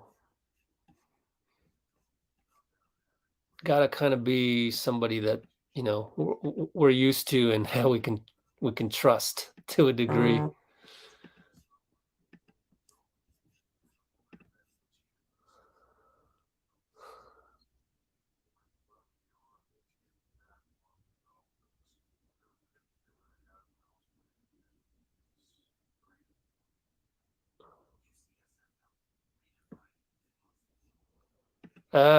Rebel, they're just doing their job, man. Their job is, I work for a newspaper. I got to write the recap by tomorrow morning. I need some quotes. It is what it is. I mean, I don't think you should be mad at media. It is what it is. It's all part of the ecosystem of it. So I don't have any problem with that. I don't think you should have any problem with the questions either. Some of them may not sound smart, whatever. It's whatever. The goal, the motivation there is to get a quote to put in the newspaper for the people that either didn't watch the game or want to relive the game by reading it in the newspaper. It is what it is, and I don't see it changing for at least in my lifetime. So what we do here is vastly different. but I'm mindful of the fact that the traditional media still have to do what they got to do. And so it doesn't bother me.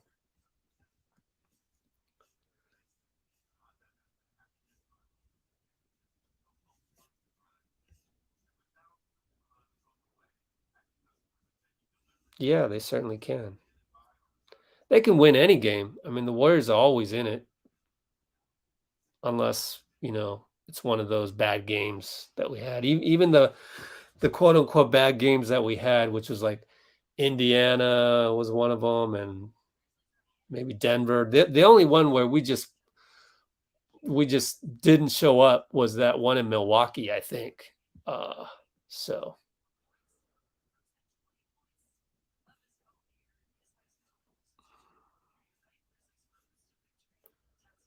March Madness. I will root for probably just whoever on the Warriors is rooting for somebody. Like Draymond's probably rooting for Michigan State. I mean, not probably. He's definitely rooting for Michigan State, and then we got, so just the guys, so that there's more entertainment, extra off the court entertainment for you and me. Be it Draymond making bets, or Moody and Arkansas still alive, Michigan still alive. Is Arizona still alive? I don't know. But yeah, other than that, I don't really care, because I can't watch the NCAA game. I try to watch Michigan State against Davidson just because. Man, that is some. That's like my rec league with 6-8 guys. That was some tough to watch basketball, but it's okay. I understand that it wasn't that high level of athleticism, which changes the game and basically prevents guys like Jonathan Kuminga from ever going to the NCAA. It's just a different game. So I don't really care about March Madness that much, because it's hard for me to really enjoy that game and that format, actually. So that's my little rant on NCAAs. So anybody want to come on the stream?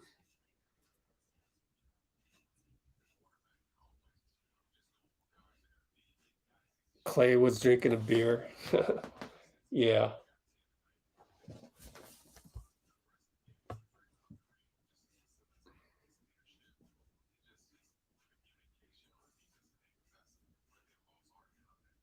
Oh, Michigan State lost to Duke. Oh, well, that didn't last long.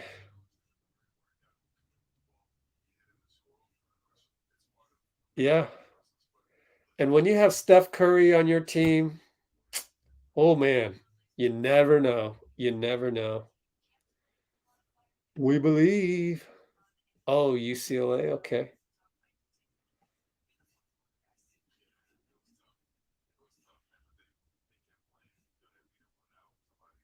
Yeah, I don't think JK wants to do it. I think there's just too much pressure. Um, I think they just need to offer the guys more money, like, $1 million of charity money, so that they can give 1 million to the charity of their choosing, right? Something like that. Yeah, when will Steph wear the mascot? Yeah, maybe after he recovers from the sprained foot. Don't want him carrying that big mascot costume. Oh wow, Arizona will win it all. Okay. Yeah, all good. Why don't we just get Jeffy on the stream? Yeah, does Jeffy want to be on the stream?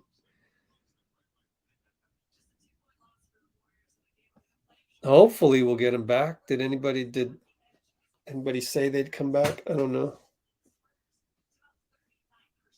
Yeah. Make it 1 million. All right, let's do the drawing. Screw it. But whatever comment that's picked has to be a good comment, a positive one. So I go here, I hit Control A, Command All to copy all of them, and then I go here, go to the dice roller. Belly's at the podium. I don't think you guys want to hear him. I don't even feel like it. I'd rather do the drawing. Hope you don't mind. He doesn't really say anything that profound anyways. And he's hard to understand because of the Serbian accent, but it's all good.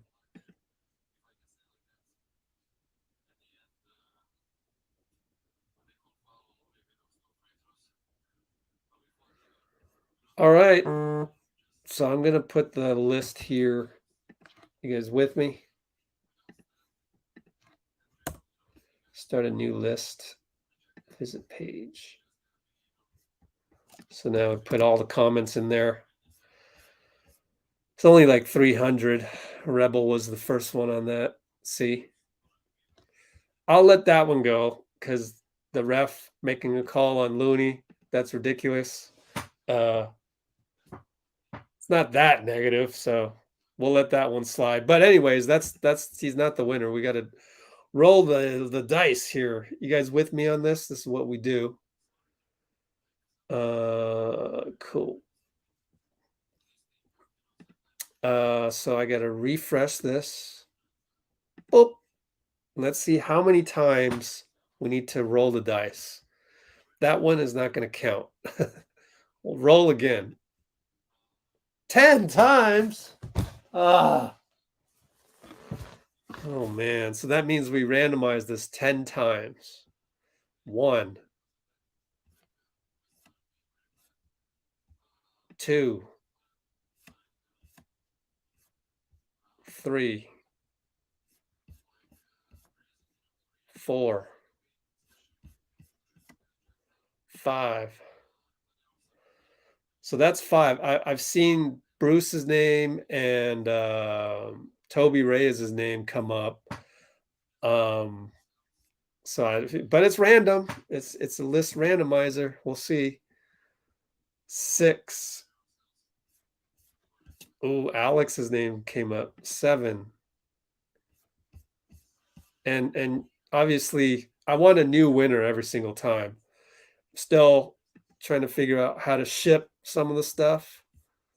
But, I got you in my emails and we'll work it out. Matter of fact, maybe tonight I'll just email some of you guys back. Some of you winners. Jeff Chua, Roland. Roland I can meet up sometime. I think he's in the Bay. Sean's in Australia, so he just sent me a shipping for that. So we're figuring that out. And I forget who else, but we'll figure you out. 2 more times. Where are we in the comments? You mean I can win and not Roland? Yeah, Roland's won already one time. So we got enough prizes to go around. Okay. Yeah. I'm not worried if we are the 5th seed because now instead of Draymond being the guy that needs to be 100% for us to make a run in the playoffs, it's Steph, which is crazy. All right, 8 times, 9 times right here. Okay, this is it. So if the top one doesn't have a name, then I'll figure out whether it's the next name or we'll do it again. I think we would have to randomize it one more time, but we'll see how it goes. Yeah, I know. Shipping to Australia is long and slow. Let's see how much of that salary of G League players. What is it? We'll talk about that later. Drove past Oracle. Oh, okay. Yeah, you are in the Bay. Cool. All right, here we go. Here's the roll. Bump. I can't tell who that is, so we got to keep rolling. That's the yeah, we need to try that what'd you call that? Nightbot. So Alex said to use Nightbot. We'll look into it. Can we use Nightbot right now? It's too late, huh? Here we go. One more time. Let's see. Boom. You panicking. Oh, that's a negative one. That's somebody called out Elijah on that one. So we can keep going until we get definitively somebody. Boom. Golly. Nothing. This is getting dramatic. Nope, nothing. Yeah, we got to use Nightbot from this point on. This is ridiculous. Randomize it again. Nothing. I just need a name to fall in the number 1 spot. Nope, someone's talking to Elijah right here. Interesting. Man, if Elijah's name is in there, even if somebody else is commenting his name, I'm gonna just give it to Elijah at that point. Nothing.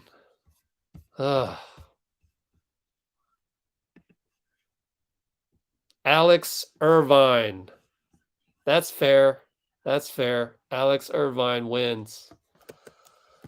Alex Irvine. Congratulations. Oh, he's going to help me with the Nightbot as well. Winner, Alex Irvine. Report says Gary questionable and next game is Tuesday. Oh, cool. You know, before the game, it said Gary was out, so hopefully. Yeah, so email me, Alex, Rich at Let's Go Warriors. Very important, email me, and everybody else. And everybody else who has emailed me, feel free to email me again, because, you know, my email gets a little clogged up, and we got a sponsorship request that's coming up that I'll tell you about later. It's clay related, and they're going to provide content of clay, and you know, I had to negotiate with them, so it's like those kinds of emails kind of just attract my attention, and I'm distracted from everybody else, and then got plenty of junk mail coming in, and you know, I got plenty of other, you know, Warriors PR emails and NBA PR emails and Santa Cruz Warriors ones. It gets a little crazy, so then all of a sudden after a couple days you're like way down, like 200th in the email list. So feel free to just keep hitting me up for anybody that's won, because we got to sort these things out. Like I gotta figure out how to get the shoes to Sean in Australia, when to meet up with Roland, etc. So Alex, what do you think you want to win? You got to get some sleep. What do you think? What do you think you want to win from the Google Drive ones? Any idea? Is it a bobblehead? Are they shoes? Is it whatever? Kayak clay right here. You got. What do you think?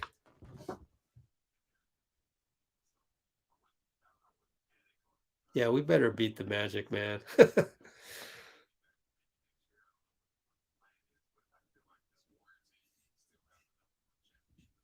Alex, what do you think you're going to get? Bobblehead? Shoes? Or did you fall asleep? I got to remind myself that Alex, man, what do I put reminders? Because you recently got some curries. Oh, Warriors jerseys. I don't have any jerseys except for the Clay Anta jersey. I don't know if you saw that. So I don't have any jerseys. I know you won. You got to leave us. It's funny. Yeah, check out the Google Drive links in there. Want me to get the jersey? Here, I'll get the jersey for you.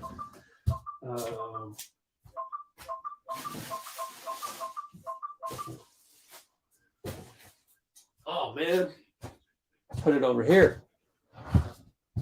I don't know where I put it. Uh-oh. Well, it's somewhere in my house. Definitely somewhere in my house. Let's check over here. Nope. Let's see it there. Well, it's a white jersey, the Clay one. but it's pretty cool. Oh, you know what else? We got a couple new items that I haven't put on the Google Drive. Sorry. Couple new items from our good friend Rusty Simmons, formerly of the Chronicle. Under Armour right here, golf shirt. He had some extra stuff that he just gave. So nice of him. We got the tags are still on here.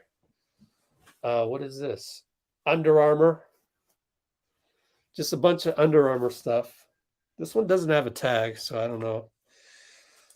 But it's available. Here's another one. So I'll take pictures of these and put it on the Google Drive. Ooh, this is nice.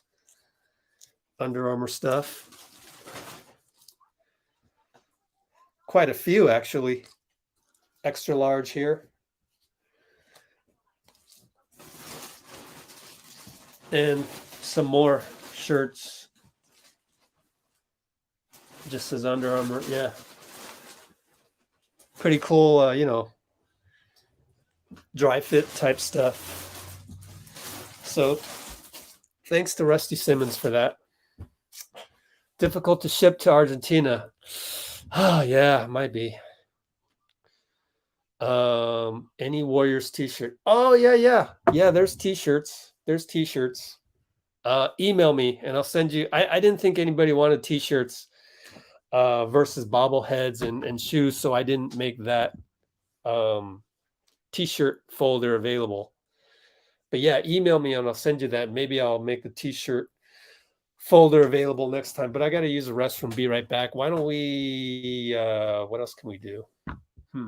Nobody else showed at the podium, but we can do. Let's do Steph Curry because we didn't really do him in the beginning.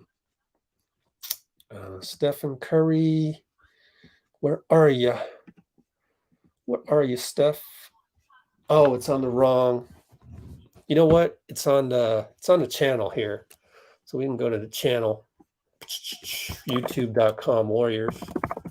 Let's go Warriors. And we can just show it here. Steph Curry right here. Aw, let's get you lovebirds flying. Book with Priceline and you save more. Zero. So you can skip ads. Stefan, what's your current comfort/discomfort level with your foot? It is different. I mean, it was painful at first, getting better by the day, and just trying to assess the recovery in real time, just to know how much we can push it on a day-to-day. Right now, obviously, not much. So, just trying to stay patient and know that it'll continue to get better and make the necessary steps to get back on the floor, get my other shoe back on, and get reps in, and hopefully get back out there as soon as possible. There was a lot of talk about the play that you got hurt on. Have you seen it again? And what are your thoughts about what happened and what unfolded? Yeah, he didn't try to hurt me. There's a certain way that he plays that I don't think many other people would have made the play that he did, but I don't think it was malicious or dirty or trying to hurt me. It's kind of just a tough situation. Like I said, just the way that he plays, there's a conversation just around should he or shouldn't he have, but it wasn't like he looked at me and was like, I'm trying to hurt that dude. So it's basketball. Have you ever had an injury similar to this? Nah. What do you think is, or what are you being told maybe is a realistic timetable to get back? I mean, that 2 weeks is kind of the marker just to know how it's healing. And from what I'm told, just in terms of the ligaments around the injury and the bone that's kind of underneath there, you want to not rush the beginning phases of healing, because that's where you can get the most progress, so that when you do put the shoe back on, get back on the court, get reps, that you're not dealing with crazy soreness or anything, and you give yourself a better shot, because this is one, I guess, if you push it too soon, it can linger and be a real nuisance. And so obviously anything with your foot, your ankle, anywhere down there, you want to be, I would say cautious, but just because you don't want that to be something that lingers when you get back out there on the floor. I assume your belief, though, is like playoff game 1, round 1. I think I got enough time for that, but I'm an optimist, so yeah. One of your old teammates, Festus, was on the pregame show, and he was saying that one thing about you is that, if you have something bothering you going into the late part of the season and playoffs, that when you come back, you feel sorry for the other team because you come back with a vengeance. That's kind of been what you've done over the past of your career.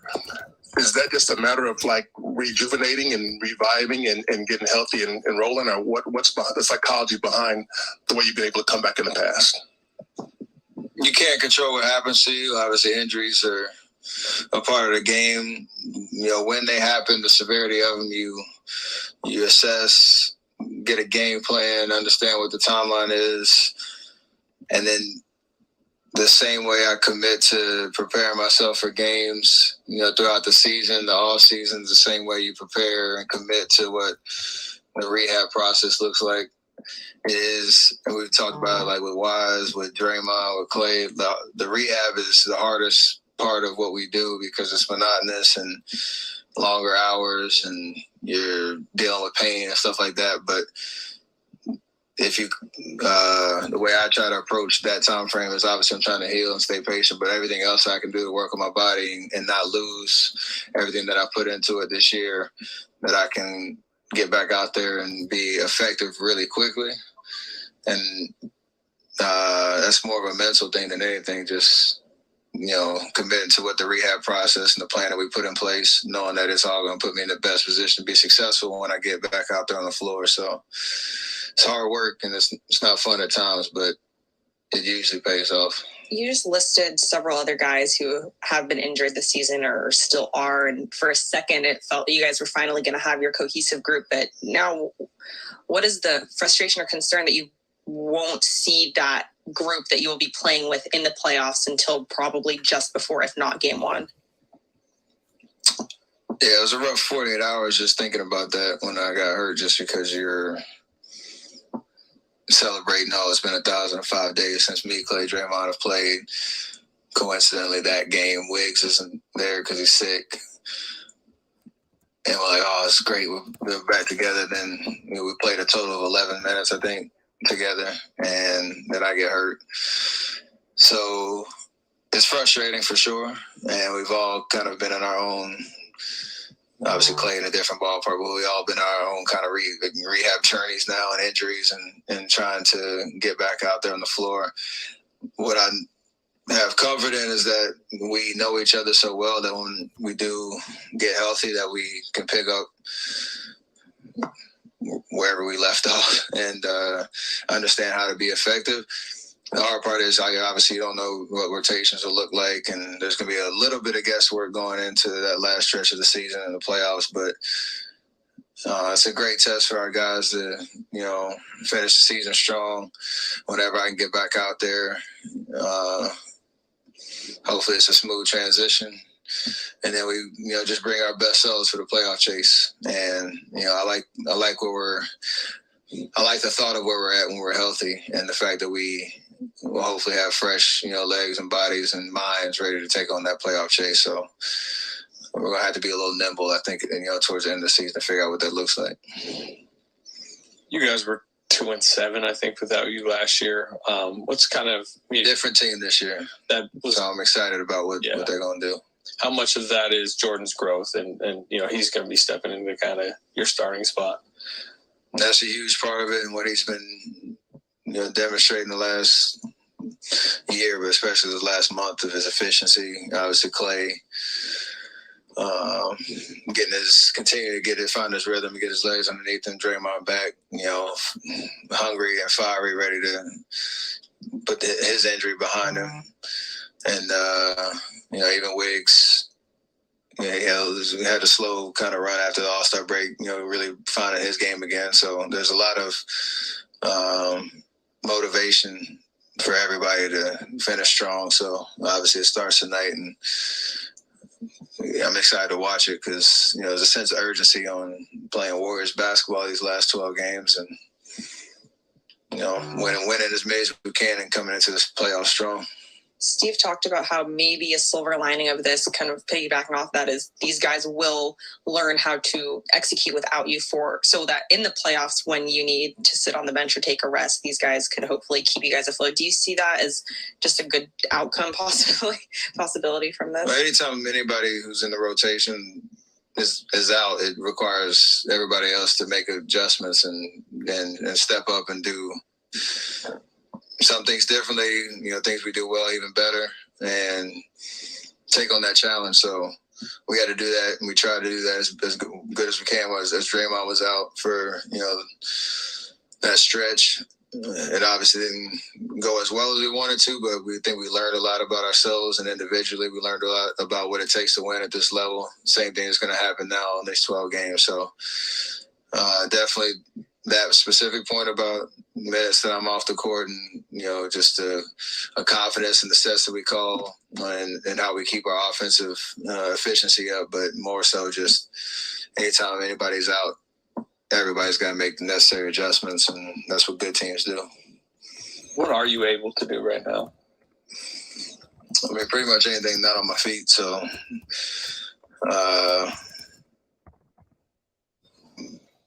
in the weight room, getting stuff, core stuff to keep your body active and try to break a sweat and kind of keep your mind engaged on that work.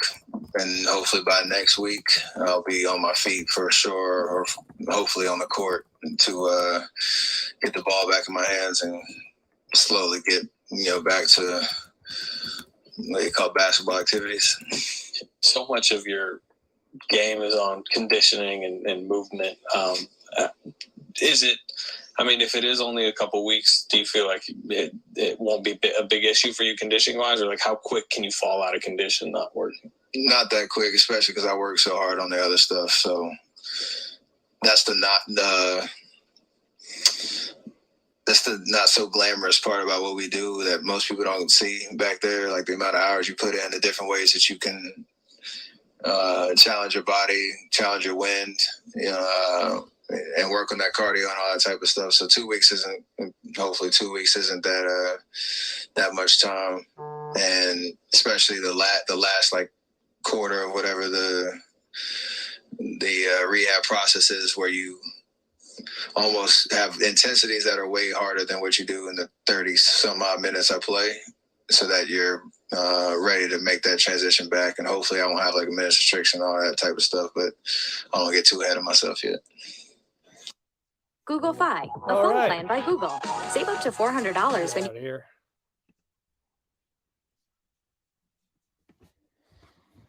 Well, do I think that he'll have a minute restriction? I think he was just saying that he hopes that he doesn't, so he's trying not to. And to just, but everybody seems to have a minutes restriction. So if it's playoffs, though, if he comes back game one of whatever playoff series, you gotta believe that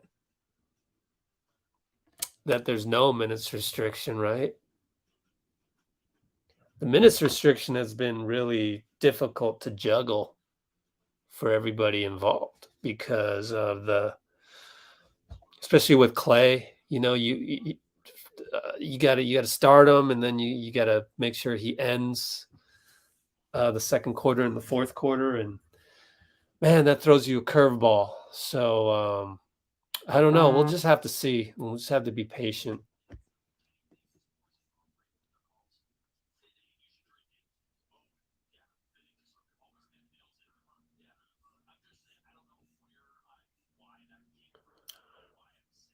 Yeah, Mark, actually, Malloy is not a finals ref. I was surprised by that last year, and I hit up my buddy Trey Maddox, who is actually a ref, and I said, "Wait a minute, Ed Malloy is not a finals ref, or really, he wasn't even in the playoffs. I don't think.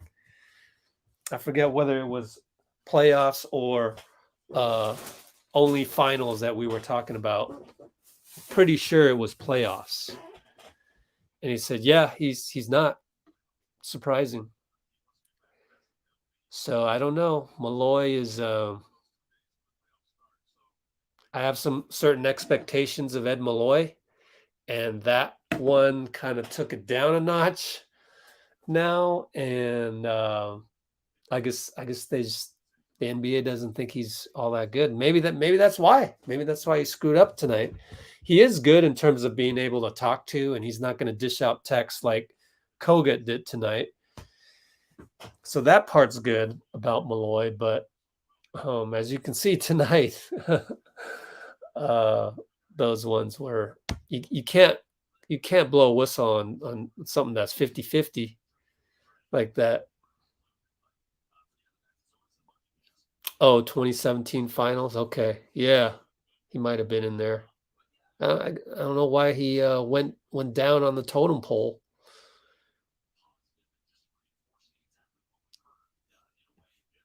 Yeah, Bill Kennedy's good. Those are all guys that you can talk to. I hope Kogut's not in there. You got to be able to talk to a guy, you know, because there's just so much emotions and stuff.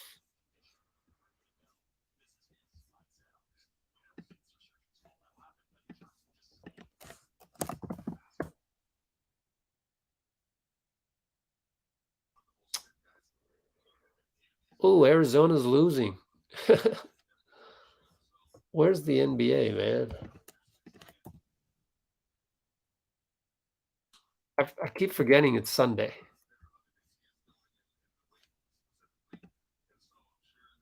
There it is. Oh, box score tonight. Let's see. Man, they had 6 guys in double figures with Josh Richardson 25 off the bench. Yeah, there were situations where Josh was killing us and Keldon Johnson was killing us. And so I think we could do better in terms of the defense and the awareness that somebody is hot right now. Can we please shut him down? That's how we used to do it in rec league tournaments. Like somebody would get hot and we tell our guys, hey, look, that guy's killing us. We got to go stop him right now. Like shade a little bit over. Be more aware not to leave him. And I think what we're seeing is that chemistry wise, we're just got a lot of young guys out there. So chemistry wise, we're just kind of a little discombobulated. Didn't have Draymond for a good chunk of the game, so that became an issue. I'm not able to stop the hot guy.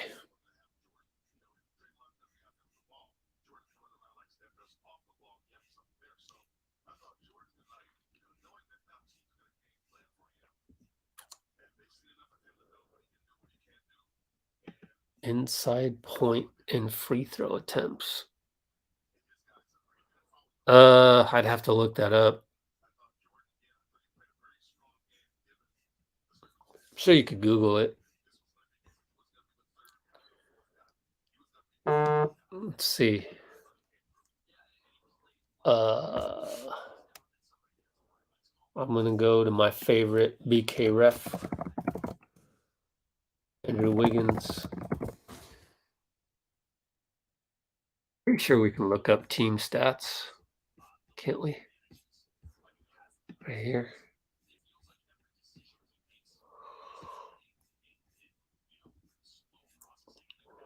Here we go. Free throw percentage 76.4. It's actually not that bad. Wait, no, this was last year. Wait, 70 games. Yeah, this is this year. 76.4. It's not all that bad. 2-pointers versus 3-pointers. I don't know what are you looking for here?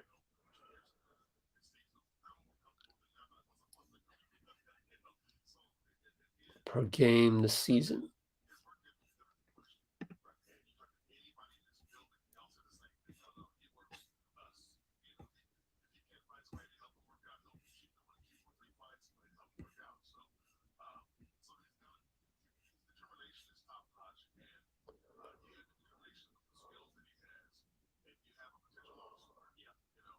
Oh, Jordan Poole has slipped below Steph on the free throws. Wait, what was his free throws tonight? 2 for 2. Whoa, interesting. Jordan Poole is averaging 21.2 points a game. Wow. That's impressive. Especially for a guy that has started only 39 games. Wow. That is insane. Wiggins is down to 63%. Ouch. Ouch. That hurts. That hurts.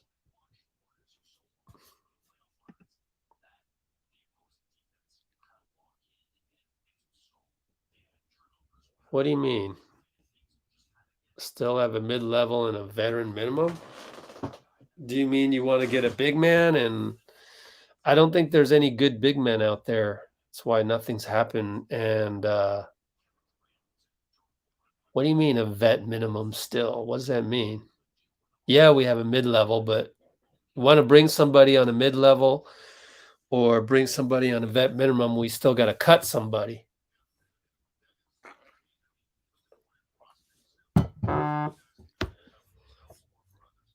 What's our 2-point percentage, Robbie?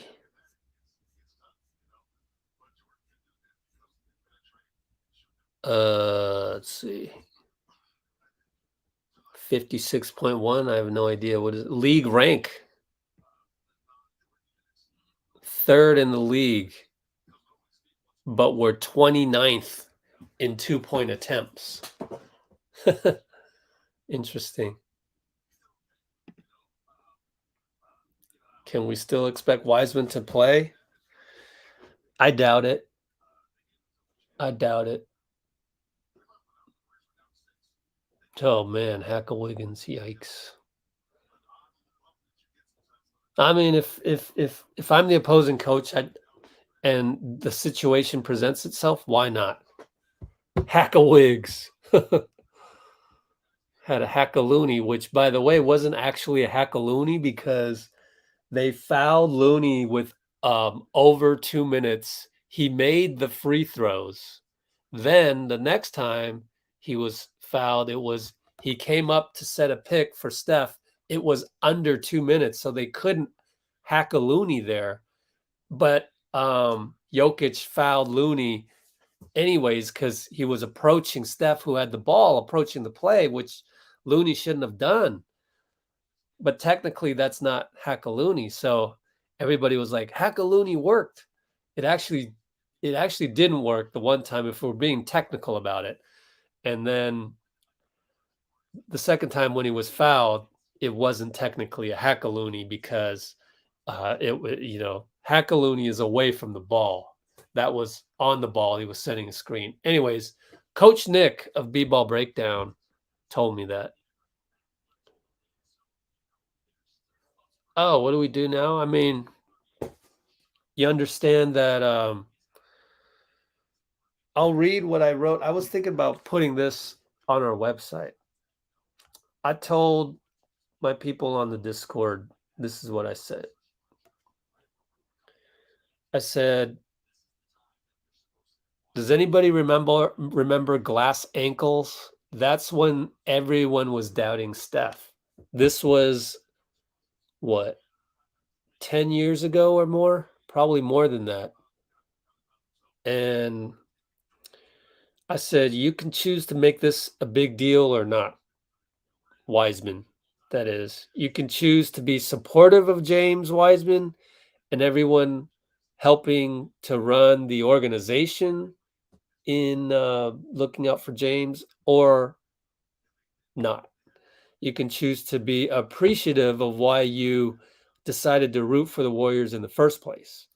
You don't need to let any negativity from what you read on free social media apps from anonymous people with no accountability. You don't need those people to affect your joy for the team. Please also be aware that some negative people are in it for the views, whether it's to earn a paycheck by reacting on a platform, because that's been the proven formula for the entertainment industry.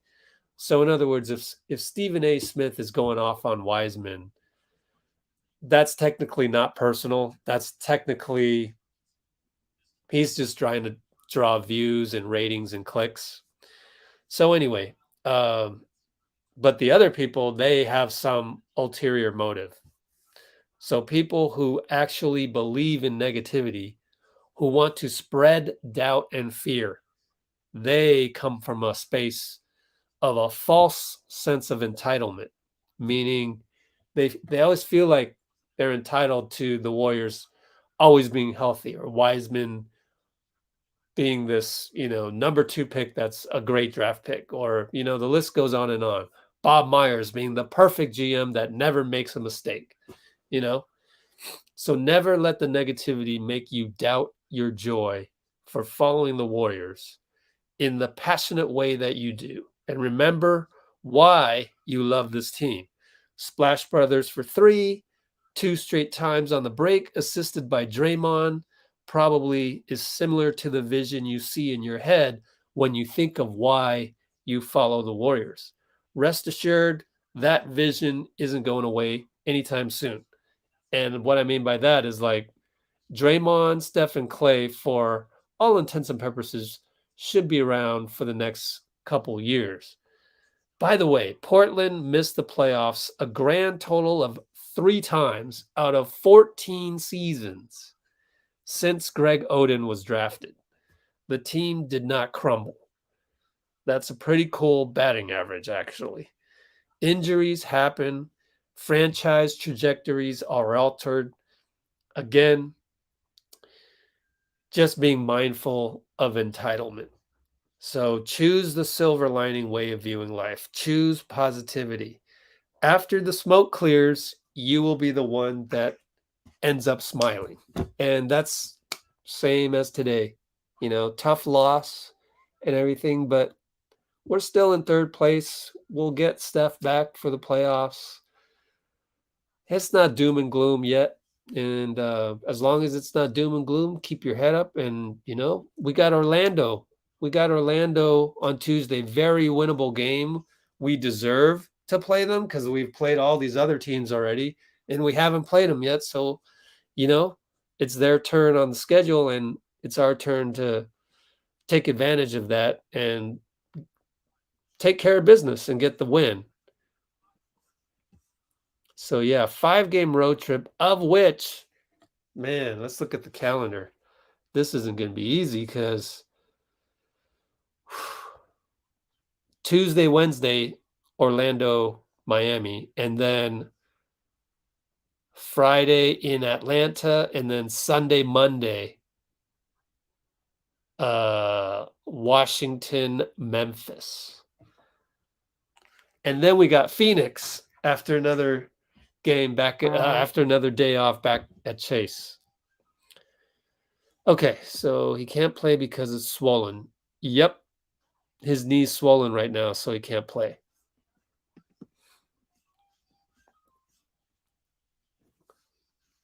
Joel Embiid did not play until his 3rd year. Yeah. And I mean, what's the worst case scenario? The worst case scenario for Wiseman is he's going to go into his 3rd year.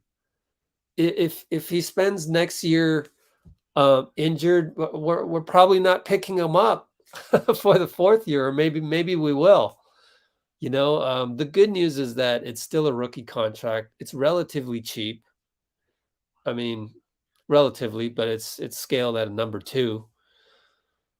So I mean, we'll see next year, and if he sucks, or if he is injured throughout his 3rd year, then we have the 4th year option. We don't need to pick him up in the 4th year.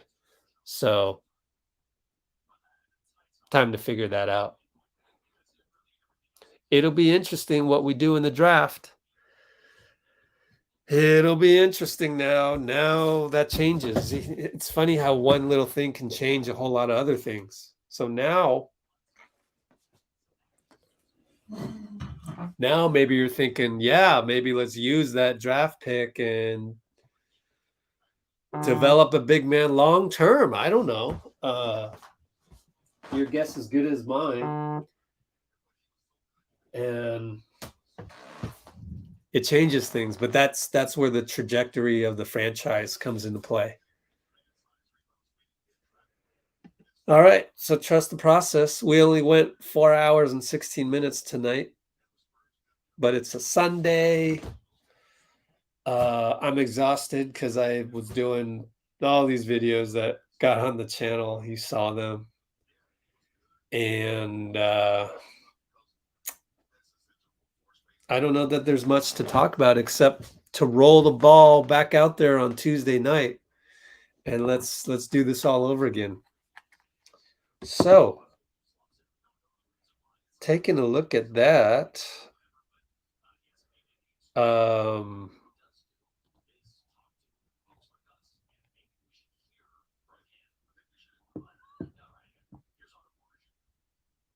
Otto Porter is going to the.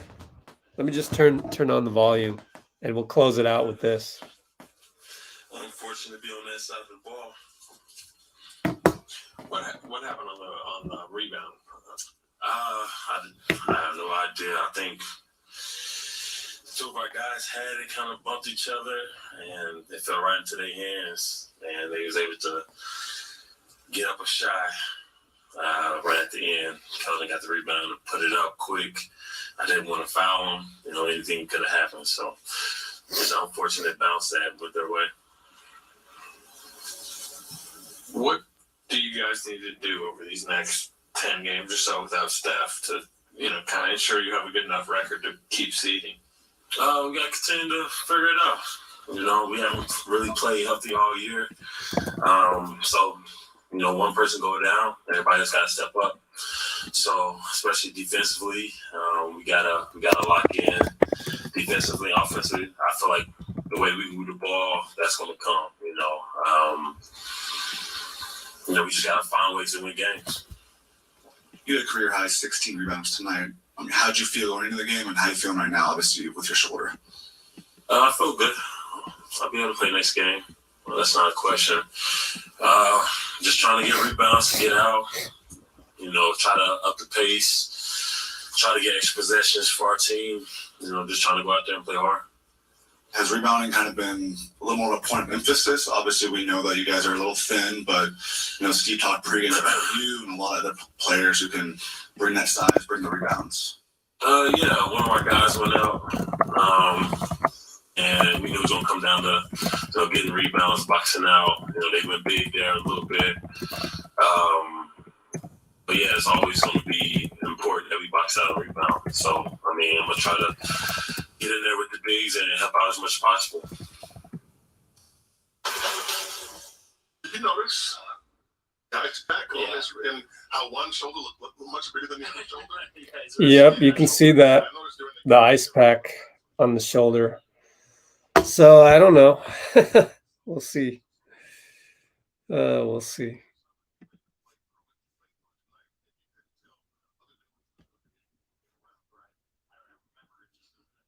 Yeah, any lineup that doesn't have Steph is like yikes, but I don't know that,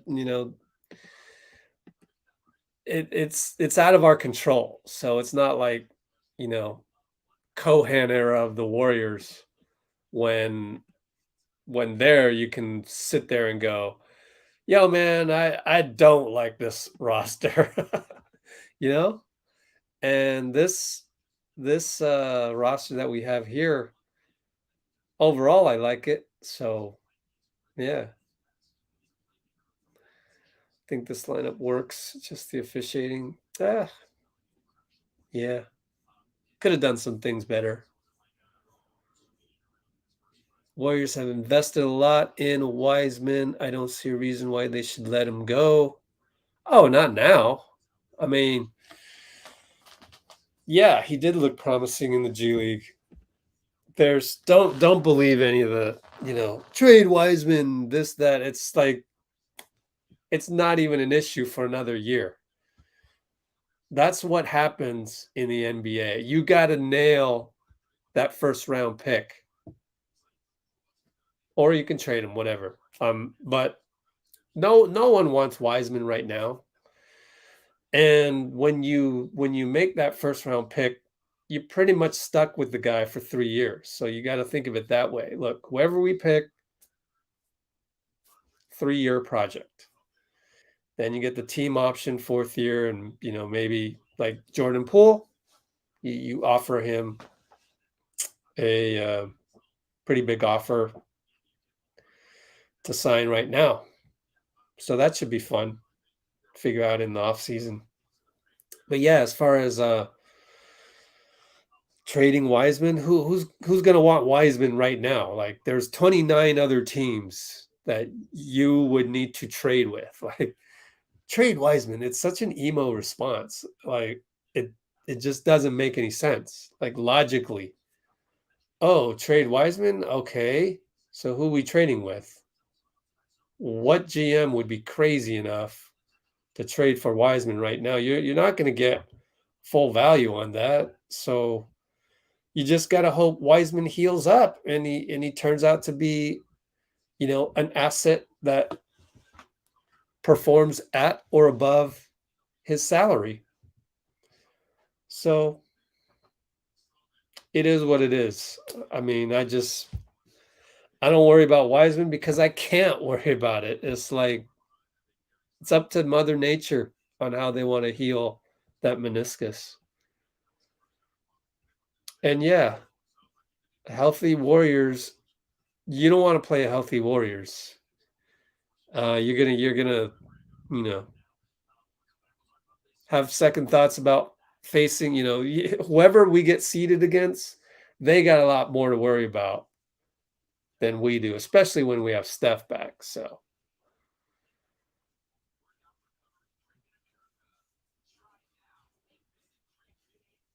yeah, Damian Jones took a while to be serviceable, huh? Yeah, just get some people back. JP's looking really good.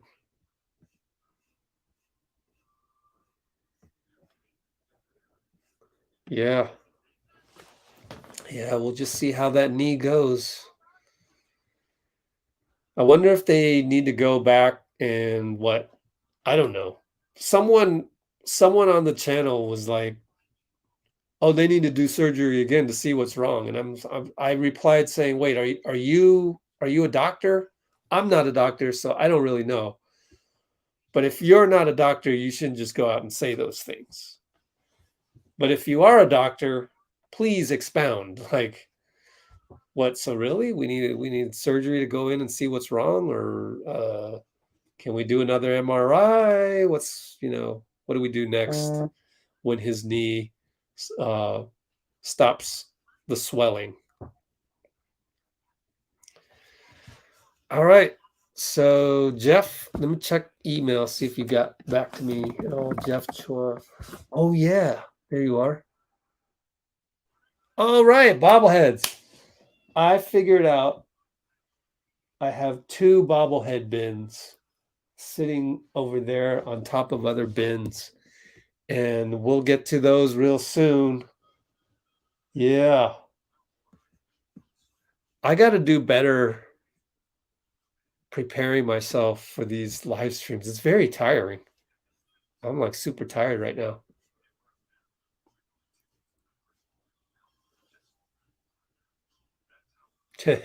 Mark's waiting for that clay bobblehead.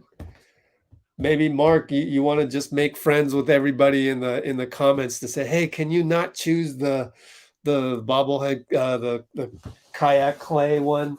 Can you please not choose that one?" So maybe I can win that one when my name gets drawn. I think eventually everybody's name will get drawn. We got so many playoff games, so many regular season games left, and as you can see on the Google Drive, there's plenty of prizes to go around. So we just got to figure out just what Jeff had a couple questions on the bobbleheads. I can see the Baron Davis one from right here, but one of these days look into that. And I saw another bobblehead bin. So one of these days when I have a lot more energy, maybe hop onto the live stream early, take a look at some of those. Yeah, I wonder how we're going to do that. Oh, I see. Yeah. Yeah. So you guys can only see the photos, but now we can literally drag the bin over here, open up the bobblehead, be super careful with it, and see if you like that one and go through all the bobbleheads. Why not, man? We got to think of maybe one of these days do a bobblehead one, but when would we do that? Huh. Maybe at the start of playoffs. I don't know. Figure something out. Who got the venom? Yeah, wasn't it you? I thought you got the venom. Elijah. Let me check. Did you email me, Elijah? Elijah. Oh, no, that's not you. That's somebody else.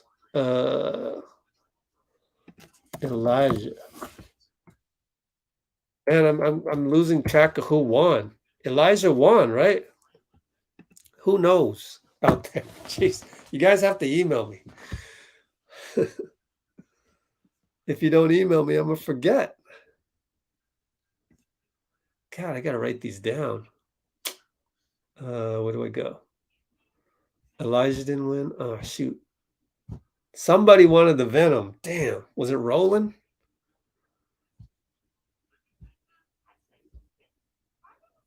So the 10-15. What does that mean?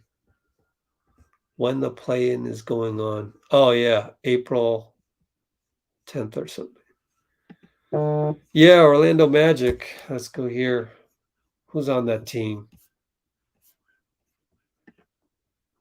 Terrence Ross. Gotta watch out for Terrence Ross.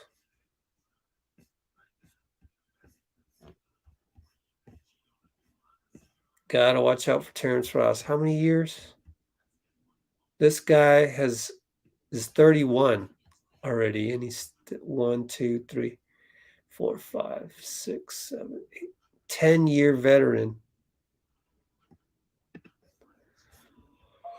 So what we usually do is we do this and go to the last one. They lost to Detroit by 14 points 3 nights ago. So they also played tonight. So why don't we check how they did tonight? Games. Magic, box score, Thunder.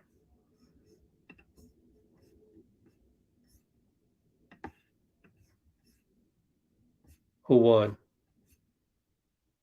90-85. Wow, that's some low scoring.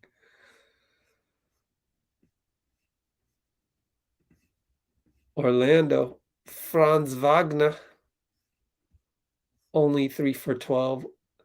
Wendell Carter Jr., 30 points, 16 rebounds. Mo Bamba, 10 rebounds.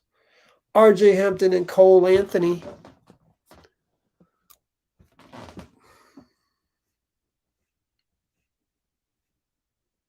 They don't have anybody else. Mo Wagner.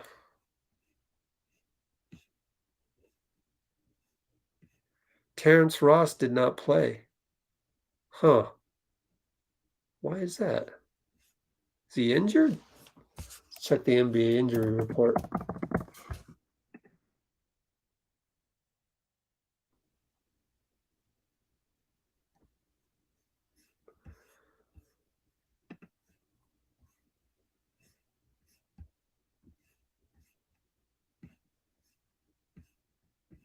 Man, I need to check yesterday's, but we can't check yesterday's.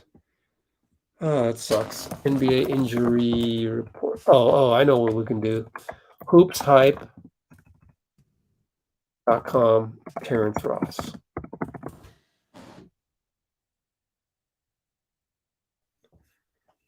Go down here to rumors.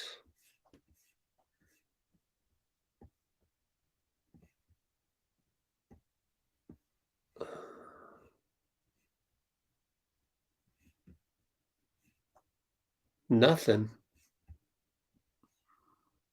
I wonder why he didn't play tonight. Let's look at NBA injury report one more time. Look for a different report. Injuries, ESPN. Orlando.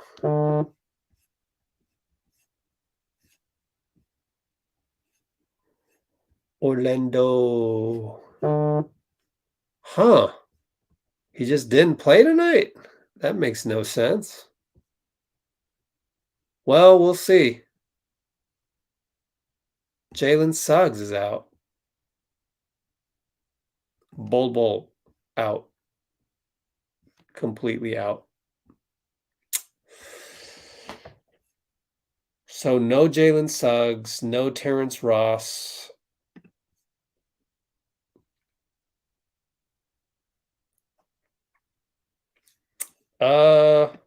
Mark, I don't know. You'll just have to check the Google Drive. Yep, Terrence Ross can bust out, but I don't know why. Oh, Abby, thanks, Robbie. Yeah, Abby, I need to write these down somewhere. Where do I write these down? There's nowhere to write them down. I guess in an email to myself or something. Let's see. Giveaway winners. Abby. I guess he was the last one, right? That was on the 17th. 16th. 17, 18, 19, yeah. And then 320. Who won tonight? I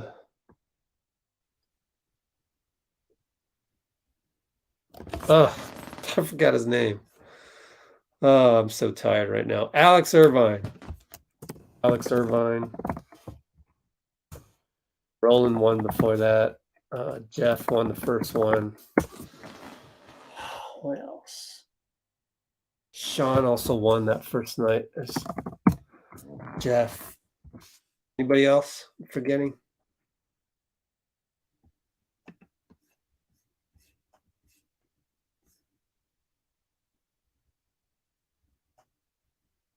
Does it look good for Tuesday? Yeah. Cole Anthony won't have Tim's. I think it looks good. I mean, Orlando is 19-50 or whatever their record is for a reason. They're 30 games under 500 for a reason.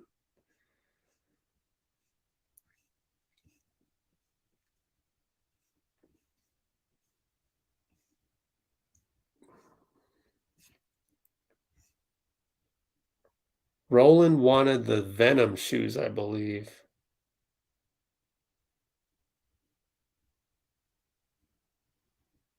Anyways, I'll figure it out. People just got to email me. It's the only way I remember anything. Yeah, so I'm going to go and get me some green tea frap. It's only 9:36. Starbucks closes at like 11 or something. The good news when we lose, I don't have as much work because people aren't going to watch the interviews anyways. Yeah, I know. We are underestimated. When I said that we should win, it was like, wow. The basketball gods have frowned upon me before. So.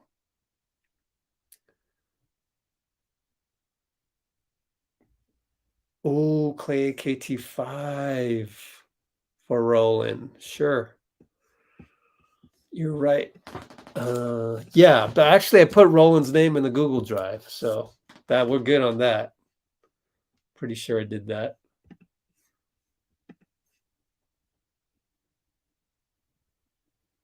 We will put you in a lineup on Tuesday. Yikes, you don't want me. First time I do a curse system cut. Torn Achilles for me, probably.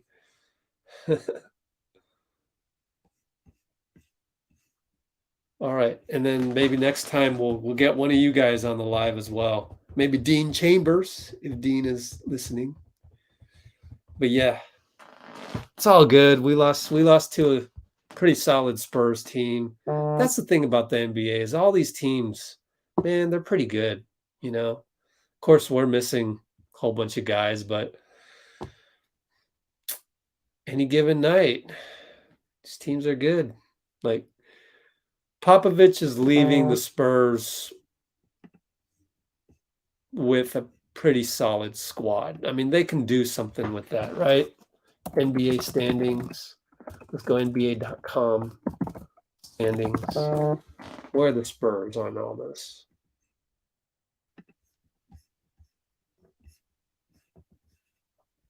Spurs are 11th. Wow, they're 16 under. I would have never guessed. My bad. I had no idea their record was that bad. Yeah, they're going to have to overtake the Lakers or the Pelicans. I guess the Pelicans are playing better.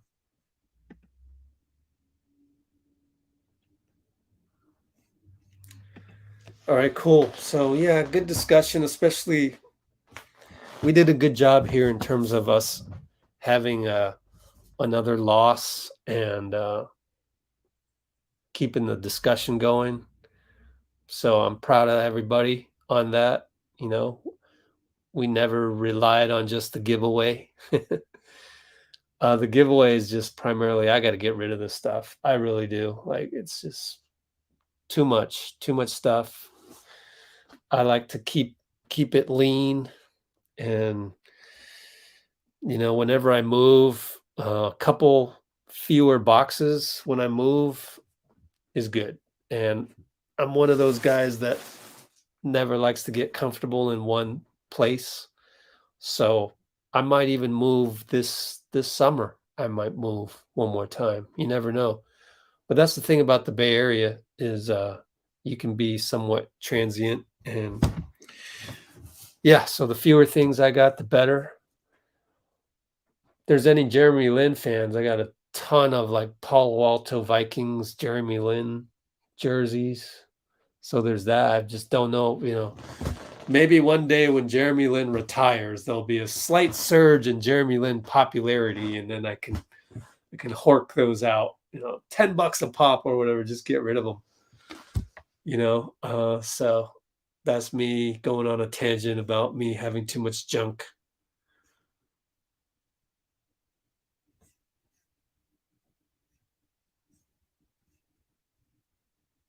All right, so we'll see you in what, 48 hours? 9:41 right now.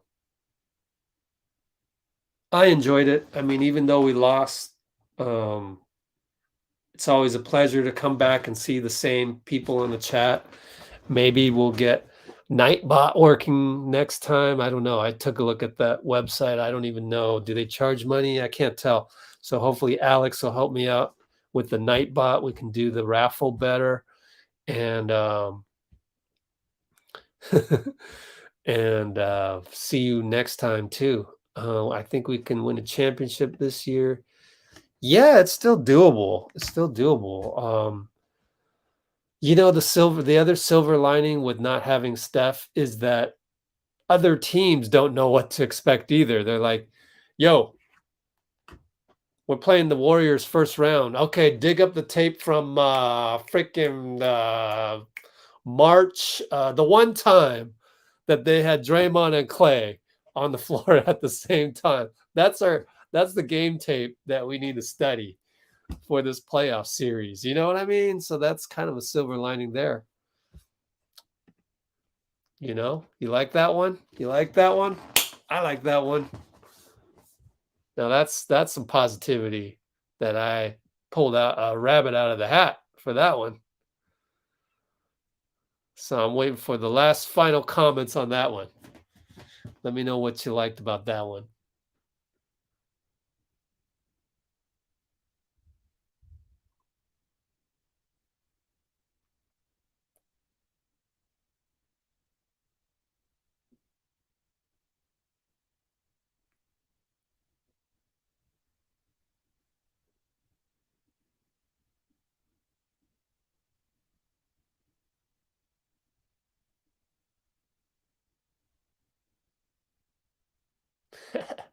All right, guys. What playoff round will we face? I'm pretty sure we'll get at least the 6th seed, so we should be good. All right, I'm gonna go now. Have my green tea frap. Take care, guys. Appreciate you, and see you in. Oh, the game's super early because it's East Coast, Orlando, 4 o'clock Pacific time, meaning now minus minus 6 hours. I'll see you in 18 hours. That's weird. I'll see you in 18 hours. Minnesota just jumped to 6. Man. See you in 18 hours. Take care, people. Thanks again.